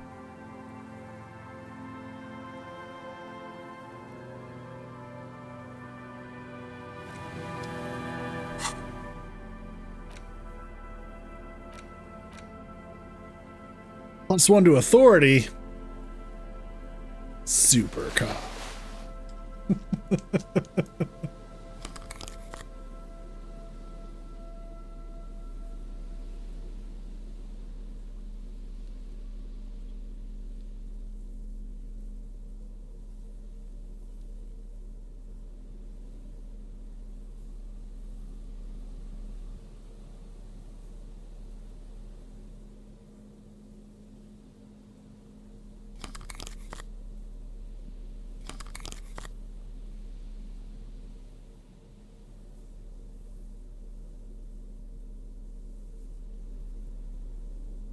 Yeah, the gloves.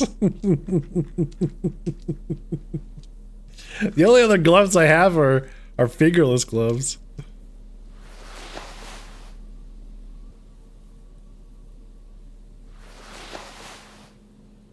So far, these have been working out. So we can have authority or perception.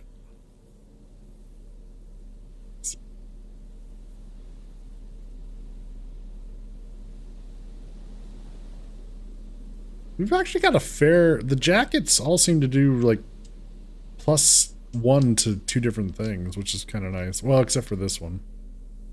But we do have a nice collection of jackets that add...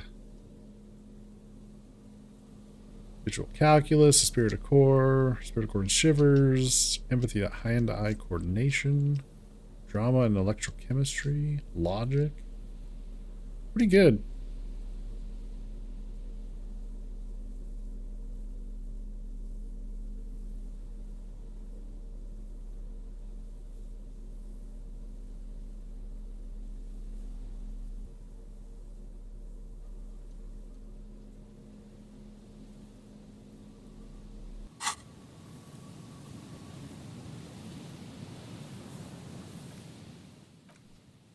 Okay, that is where we're going to stop for the night.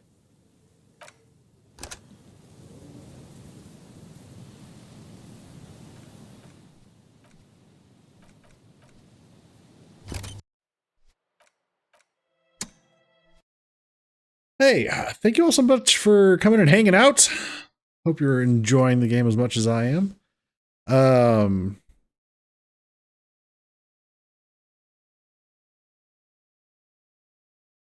Let's see.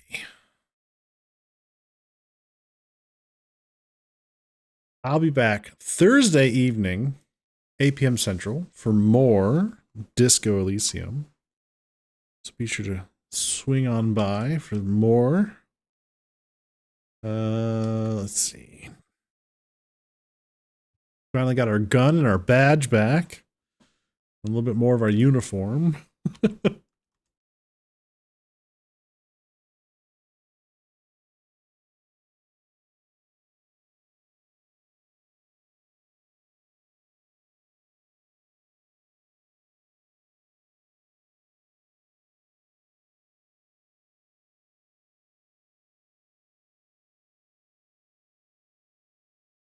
All right, we're going to go say hi to Sharp.